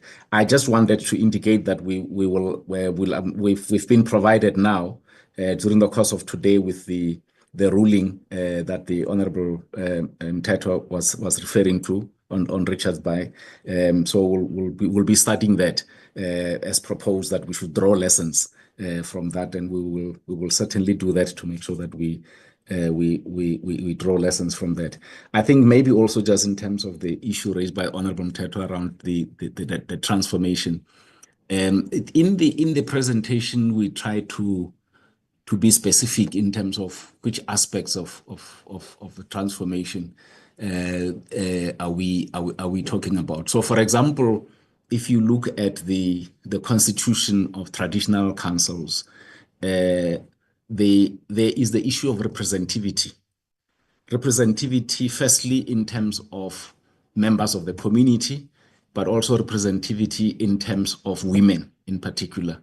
Now, that's the kind of transformation that we are talking about. It's provided for in legislation that we should move towards that kind of transformation. So that's what we're talking about, Honorable Mthethwa. And one can give a number of other examples here in this regard when it comes to transformation. So it's transformation from the less community and gender representative structures, for example, that were there before, to the ones that are now provided for in law. I just should indicate that when it comes to the issue of the Traditional Courts Act, the Honorable Deputy Minister has responded to it. It has not moved from justice to us. It's still the legislative competence of the Minister of Justice and Constitutional Development. But we have an interest in it because it's about our sector. And that's why we are not saying it falls within the legislative competence of it. It's a different executive authority, and we'll do nothing about it. We work very closely with them to make sure that there is capacity building that will be provided. But it's not shifting in terms of the legislative competence being that of the Minister of Justice and Constitutional Development. It may just be that perhaps at some stage an engagement might need to take place on other matters, Honorable Chair, because the issue of land, it's a very tricky one because we don't have the legislative competence ourselves. As the committee might know, there's work that is led by the Ministry of Land Reform and Rural Development now on land tenure, communal land administration and tenure. And the expectation is that they will be going public on the proposals in that regard. And it might be a process that get engaged with at that time, but we are not in a position ourselves to pronounce on issues of land, both in our APP as well as our strategic plan and in the presentation that we have made, exactly for that reason, because the processes relating to communal land administration and tenure, it resides somewhere and not with us. And then, of course, there is a big discussion on the issue of Roman and Dutch law. I think again this is an issue where we may want to maybe provide time at some stage to engage further on this, because there are discussions that are taking place with their Majesty's Forum, because they have said that let's put this matter on the table to discuss it in detail. And it might be that once we've gone through that processes with their Majesty's Forum, we may then give feedback to the committee around what the issues are that have been put on the table here. But allow me, Chairperson, maybe if there's a few minutes, just very briefly for DDG Mohalali to speak to these issues of customary initiation in New York, in particular for DDG Eshandu to speak to the issues that have been raised on the possible overlaps in terms of role between traditional leaders and municipalities insofar as the DDM is concerned, as well as the matter relating to a disaster management that has been raised by the Honorable Van Zyl, and maybe if there's time, the CFO might want to step in as well and add 1 or 2 points relating to the issues I've spoken to on internal controls. With your permission, Honorable Chair. Thanks. Let's proceed.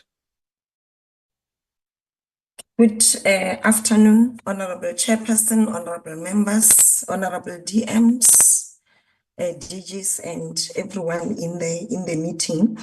I will talk to the issue raised by Honorable Van Zyl on the NEOC and its functions, and how does it assist in the reduction of the deaths. So in terms of what is in the legislation, there are those functions that are mandatory. I'll just list a few because there are many, but New York is supposed to be conducting awareness campaigns on the Act, but covering all the role players. And also in terms of what they are supposed to be doing, that is why it's called the National Initiation Oversight Committee. It is supposed to be overseeing the implementation of the Act and also monitoring compliance with the Act by all the role players. But the emphasis in the Act is that it must work closely with the provincial initiation coordinating committees. One other critical function that is New York is supposed to do is also to inspect the customary initiation schools or conduct those inspections. And if there are any instances from the inspection which require investigations, then also the New York is supposed to be doing those investigations on the deaths, on the alleged abuse of initiates and others, and also the figures that we usually present to the committee. That is one of the functions of the New York, because it's supposed to keep a database of all information or statistics on initiation, be it the deaths, be it illegal initiation schools, be it legal initiation schools and others. So those are just some of the functions of the New York. And in terms of its resourcing, it is resourced by the department, as the DG has indicated when presenting our budget, that out of that budget, it will also include the budget for the National Initiation Oversight Committee, among others. And there was also a question on our regulatory, how are we going to strengthen our regulatory environment towards eliminating the deaths to zero as being guided by the committee. So in the current 2025-2026 financial year, indeed our focus in most of those targets for initiation is strengthening our regulatory environment. We have got there 2 sets of regulations, and we have seen that the National Initiation Oversight Committee and the Provincial Initiation Coordinating Committees, these are the structures that should be playing a bigger role in terms of reducing or eliminating the deaths. And those regulations, they are strengthening their powers, but aligned to what the Act provides. And we also identified over the 3.5 years of implementation of the Act that some of the deaths, some of the assaults, and some of the abuse are related to commercialization of the customary initiation practice, whereby we were informed that in some instances, children whose parents are not able to pay certain amounts, they are being abused and so on. So we have that ministerial determination of the fees that are also provided for in the Act. But most importantly, what we are going to be doing this current financial year is to strengthen the intergovernmental mechanisms so that we work with the law enforcement agencies, the SAPs, but also work with Department of Health, working with the Department of Justice, Department of Education, and many other departments at national level, but also working at the political level, led by the minister, led by also our deputy minister, to have these constant engagements with the MECs, because they are the ones to be supporting the PICCs to be functional and to perform their work. So we will also be focusing on that, but also in particular on law enforcement. And the other project that already has been presented about we need to speed up the issue of amending the act, because we have identified that there are some gaps in the legislation, like where we need to strengthen the role of traditional leadership, strengthen also the law enforcement. So we have that particular project which we will be undertaking, where we will get the proposed amendments rather than we start to amend and then thereafter we consult. It's better to get these proposed amendments which will guide the process of amending. I think that will be all, DG, from my side. Thank you, and thanks to Honorable Chairperson. Thanks, Honorable Chair. It might be that DDG Shandu wants to respond to one or two issues the Honorable Van Zyl raised. Thank you, Chairperson, members of Government, DMs, DGs. If I may respond to the issues that have been raised by Honorable Member Van Zyl on the overlaps between the functions that are performed by traditional leaders and municipalities. Perhaps in response to that, we can indicate that Section 81 makes provision, Section 81 of the Municipal Structures Act makes provision for traditional leaders to participate in municipal council processes. And as a result, traditional leaders do participate in municipalities, although the number has since been reduced from what it used to be previously. Before it was 20%, but now the number has been reduced. I mean, at a district level, you have 3 members, and at a local local municipal level, you only have 2 members. And it's one of the issues that traditional leaders have raised in terms of the reduction of number of traditional leaders who are participating. And we are engaging with our DCoG counterparts in terms of ensuring that those are some of the issues that are being addressed as we are reviewing the white paper. Because their participation is basically regarded as a catalyst in the development of their traditional communities. And also, this is in line with Section 50 of the TKLA, where traditional leaders are expected to advise municipalities on development initiatives in their respective areas. As DG indicated earlier, that what we did as a department, we developed a guideline or guidelines for traditional leaders to participate in DDM processes. And we have been workshopping all houses to participate in DDM processes. And I must indicate that traditional leaders in most municipalities, they are invited to participate in DDM processes in those structures that have been established.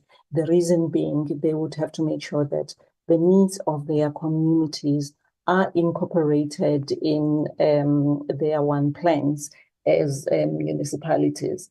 And I must indicate also that there has been a challenge with some of the traditional leaders in terms of participating in those structures. However, that has since been addressed with the National House and the traditional leaders at all the structures at the local level and at the district level on quarterly basis, we engage with provinces to provide us with information on how they have been participating using the guidelines that we have developed, but also as part of the pilot in terms of their full participation in DDM processes through the Eastern Seaboard. There are 4 local houses that are participating in that Eastern Seaboard development region. And all of them have been part and parcel of the consultation processes in terms of the DDM. And they have also engaged with the ministers and other, and especially with the district where they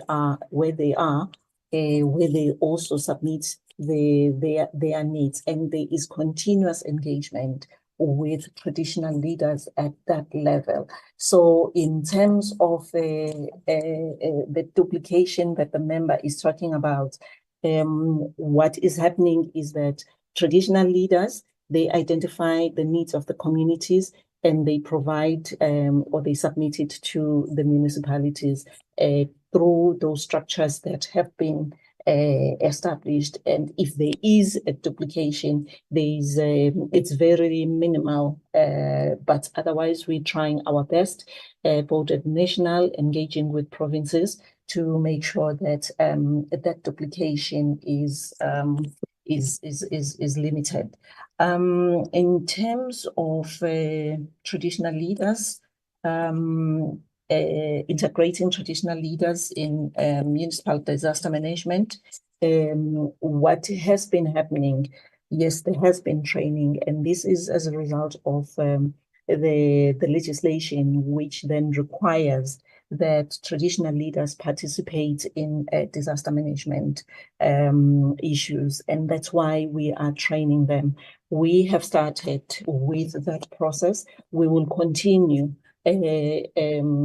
engaging with local houses because for the past financial year, the last financial year, the focus was on the provincial houses of traditional leaders, and now we're going to be rolling it out to local houses and subsequently to traditional councils, working together with the NDMC as well as the provincial disaster management centers.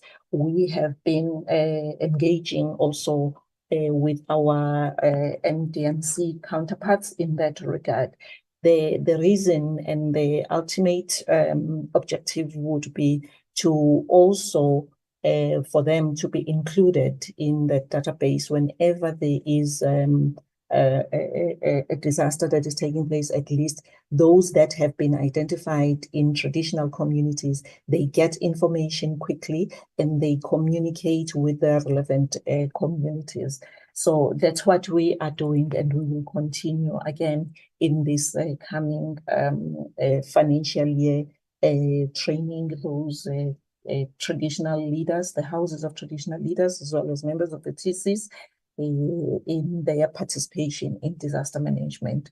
I think I have taken care of some of the questions that have been raised by Honorable Member Van Zyl. Thank you, Chairperson. Chairperson, Honorable Chair, thank you very much. Through you, back to the Deputy Minister. Before Deputy Minister, Honorable Mthethwa. Honorable Telezi. Honorable Mthethwa. Yes. Okay, Honorable. No, Chair. Oh, okay. All right. Proceed, Mthethwa.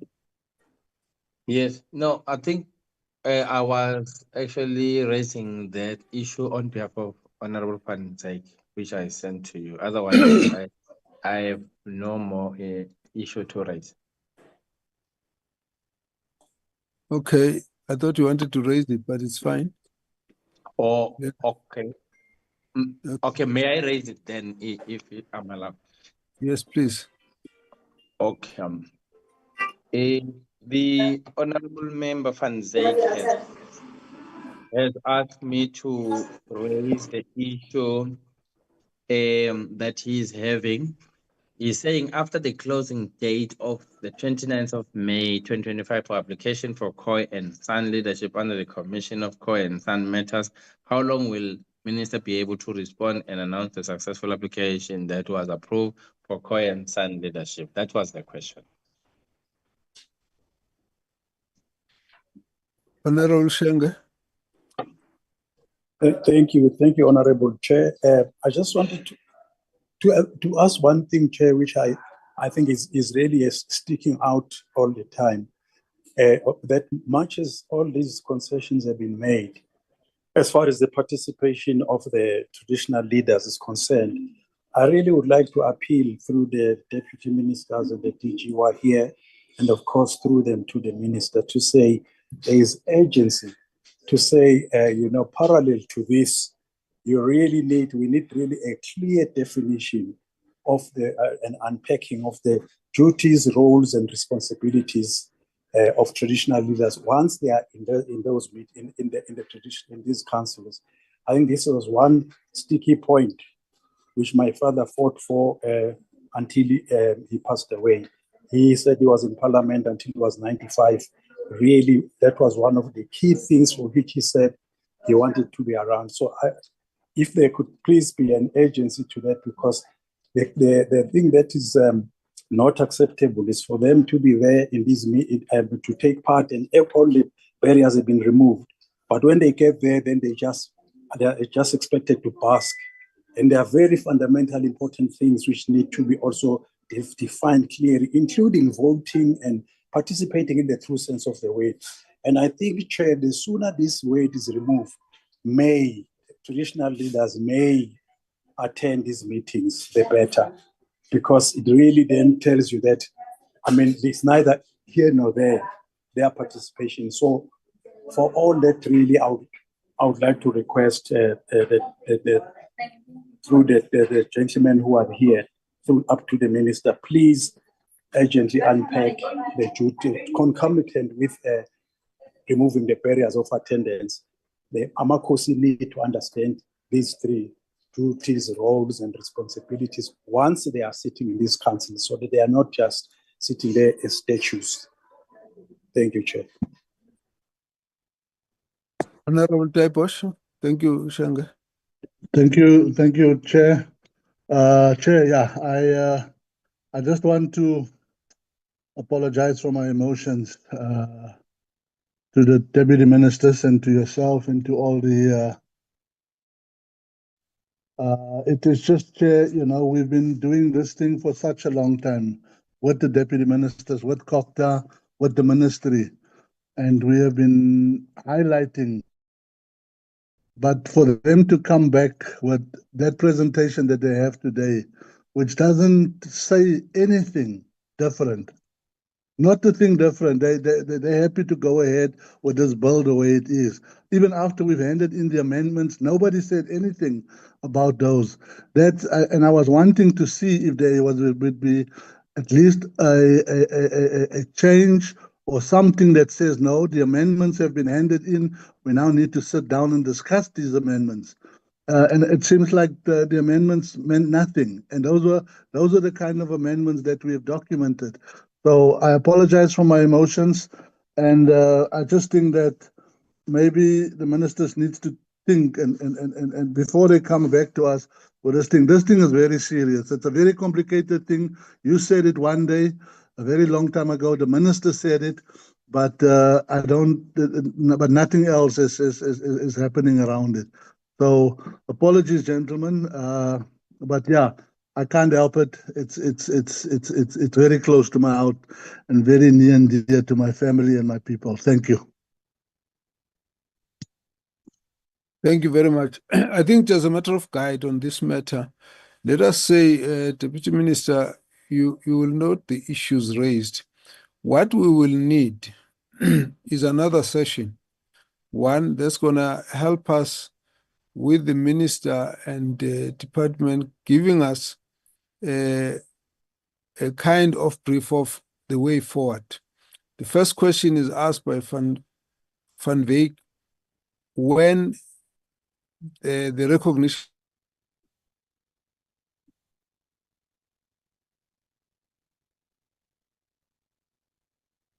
Weiter. Was zu tun?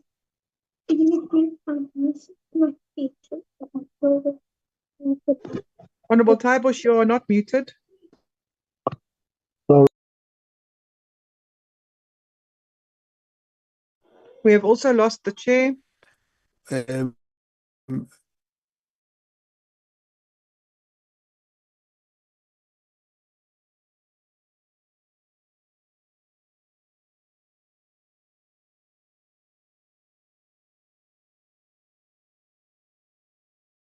Please unmute, Honorable Chairperson.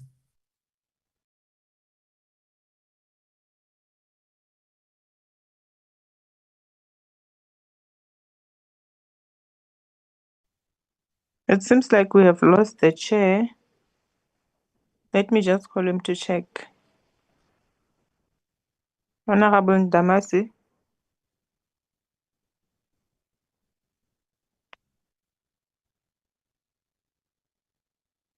Yes, you want me to call the chair? Can you please continue with the meeting while I'm checking the chair?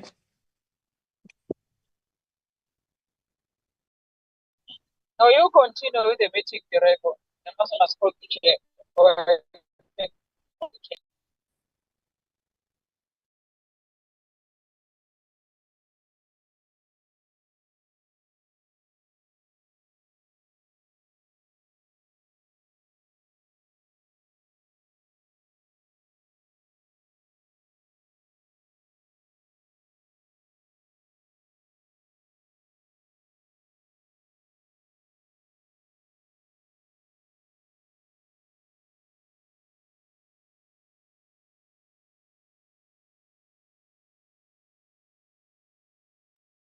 Is anybody?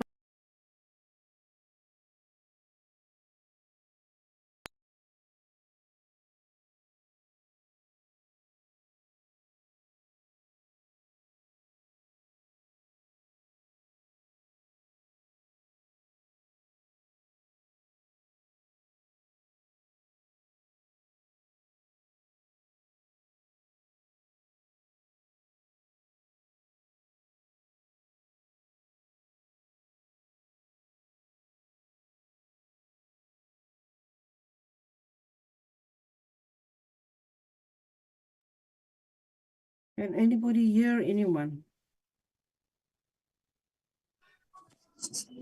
It's all gone.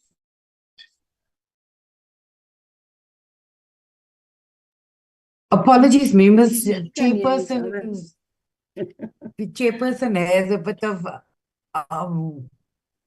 network challenges. He's trying to log.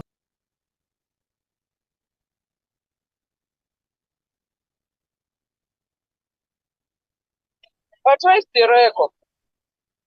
Honorable members, we will rely on your guidance.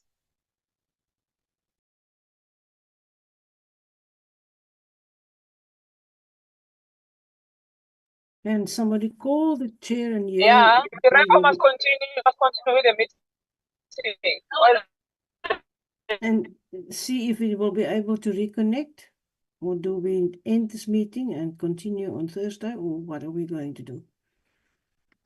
Colleagues, the chair has a problem with his network, and before he experienced the challenge of the network, he was about to do the closing remark on the item that we were discussing. So I think in the meanwhile, while we're waiting for the chair, we can give the minister to do, deputy minister, to do his closing remark, and then we can then go to the next item on the agenda.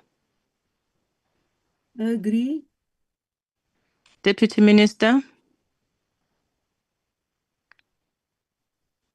Thank you very much, Honorable Direko, honorable members, my colleague, Deputy Minister Dr.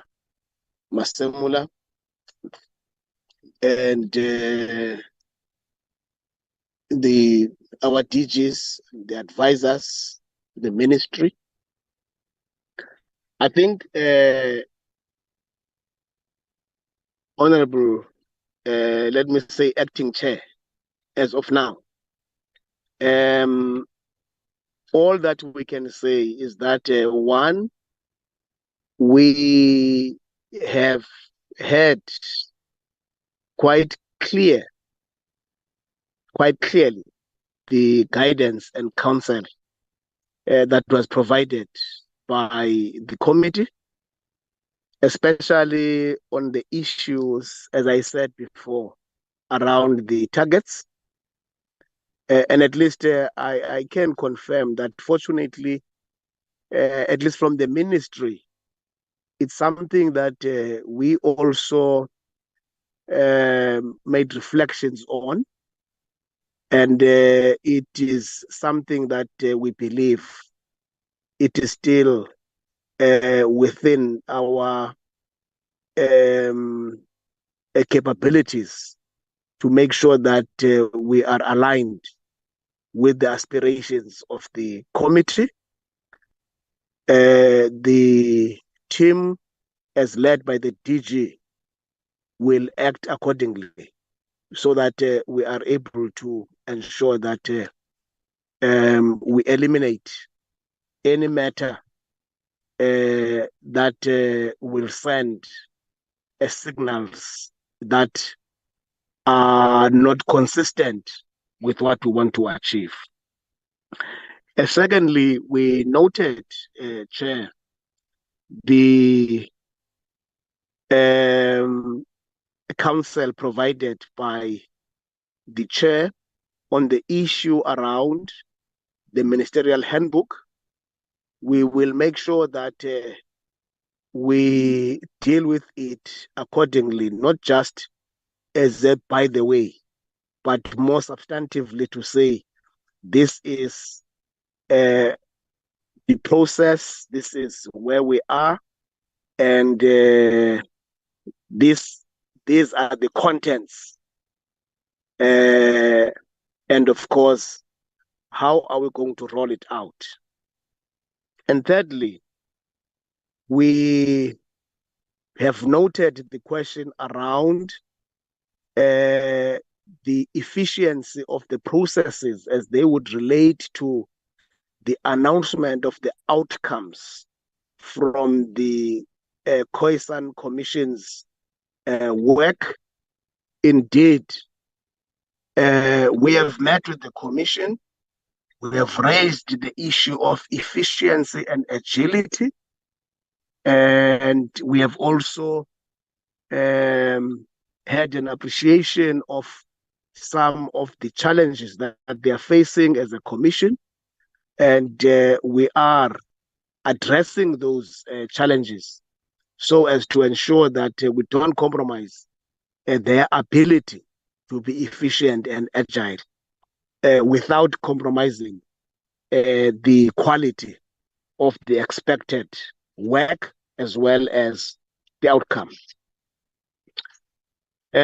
Regarding the issue that has been raised by Honorable Inkosi Usokwalesa and Nkosi Buthelezi, yes, we think that indeed it's important to give clarity on the question of the duties, roles, and powers of the traditional leaders and councils.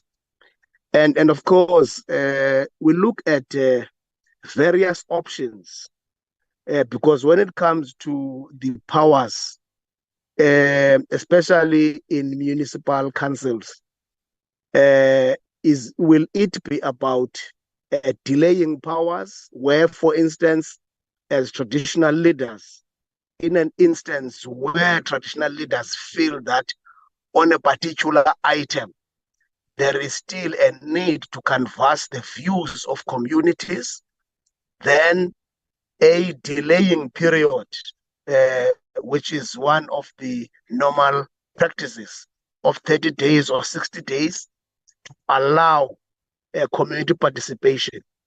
Or perhaps we envisage a situation where traditional leaders would have substantive powers in the same way as councillors. So these are various options that can be looked at in terms of their pros and cons, so that a process can then be guided. And of course, we note the apology by Honorable Taibosh. And I can say on behalf of the ministry, Honorable Taibosh, apology is accepted without any reservation. And the bill as it is now, it may be that members may have expected that there could be substantive changes in the bill. The bill had already served before cabinet and it was approved, save for the compliance in terms of section 154 subsection 2. Now, those processes were dealt with, and given that the bill has already served before cabinet and was approved in the context at which it is, legally, it will be what is called functus officio to deal with it now as the executive, because it has been approved by the executive, and the executive cannot review its own decision. Hence, I'm referring to the principle of functus officio. There's nothing, of course, that it's not as if there is no recourse. There is still a recourse in the sense that when tabled before Parliament, Parliament has all the right to effect whatever amendments that are necessary, procedurally or substantively. So all I'm saying is we still have a window of opportunity, especially during public participation. Hence our appeal to all communities to make sure that they are mobilized, they participate extensively to make sure that, especially those that are affected, in this case, your traditional and Khoisan communities, it's important to make sure that they participate maximally through the process that would be led by our Honorable Portfolio Committee. I can assure the committee that from the office of the Deputy Minister, taking into account the delegations that have been assigned to the office of the Deputy Minister, we have agreed with the DG and the program managers, in this case the DDGs, to develop a plan and a program that will make sure that as the Deputy Minister, I will from time to time reach out to communities on various areas and various aspects to make sure that our communities do participate in the processes and they are aware of what is it that would be affecting them. So that program, honorable members, you will soon be witnessing it taking off the ground. Thank you very much, Chairperson. Thank you very much. I'm sorry I got cut off. And at that level, let me say thank you to the Minister, Deputy Minister, for the responses. We will need a conversation on this matter at some point, so let's go prepared for that. But otherwise, thanks for all of the responses that you have given.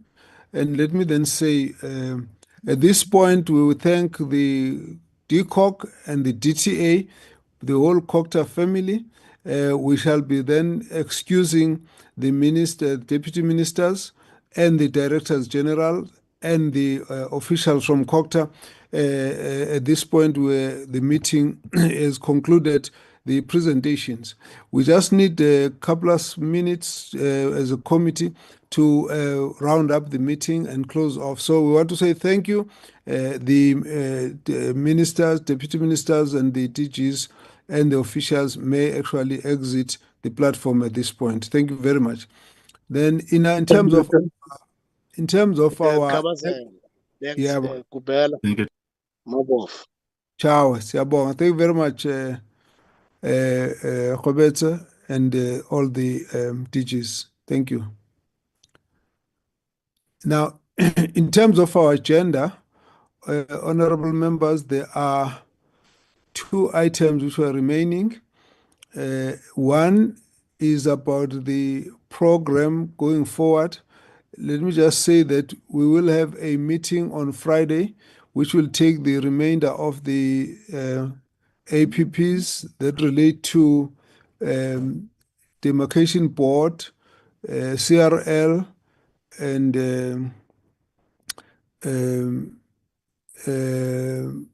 Salga. Salga, yes, Salga. Thank you. So that's what we will have on Friday. We'll send you the notice, but the documents have been circulated already. I'm sure you are aware. And then for that reason, I want to request that we bring in the issue of our program of the committee for this term to be tabled at that level, and we don't deal with it now. I'm just worried that more of us can start getting disconnected.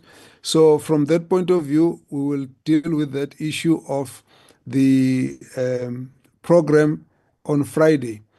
The other issue was about the update on the trip or a visit to overseas visit.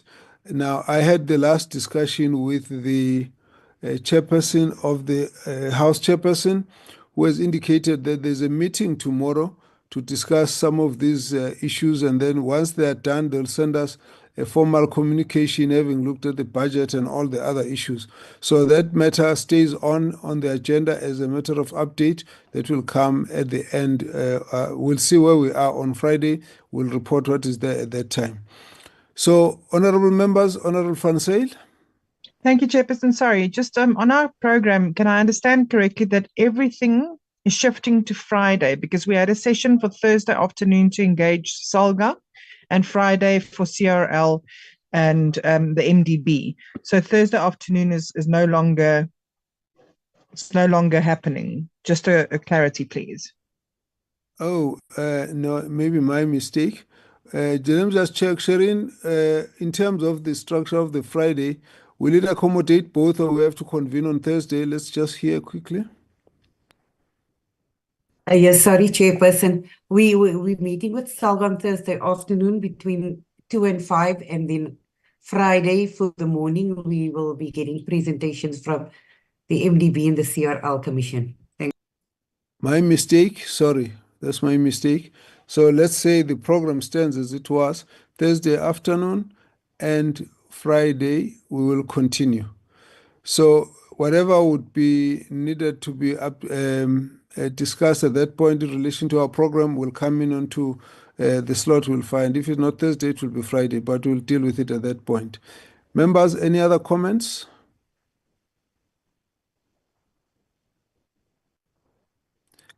All right. In that case, let me take this opportunity to thank all the members for all your contributions, your participation, and your patience throughout this whole session. I'm sorry some of the members have been falling off the platform.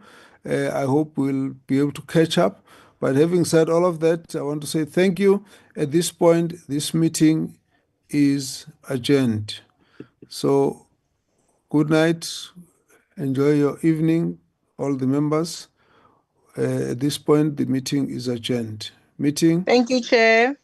Thank you. Thank you, Chair. Thank you, Chairman. Thank you. Thank you so much. Bye. Thank you. Thanks to all members. Bye-bye.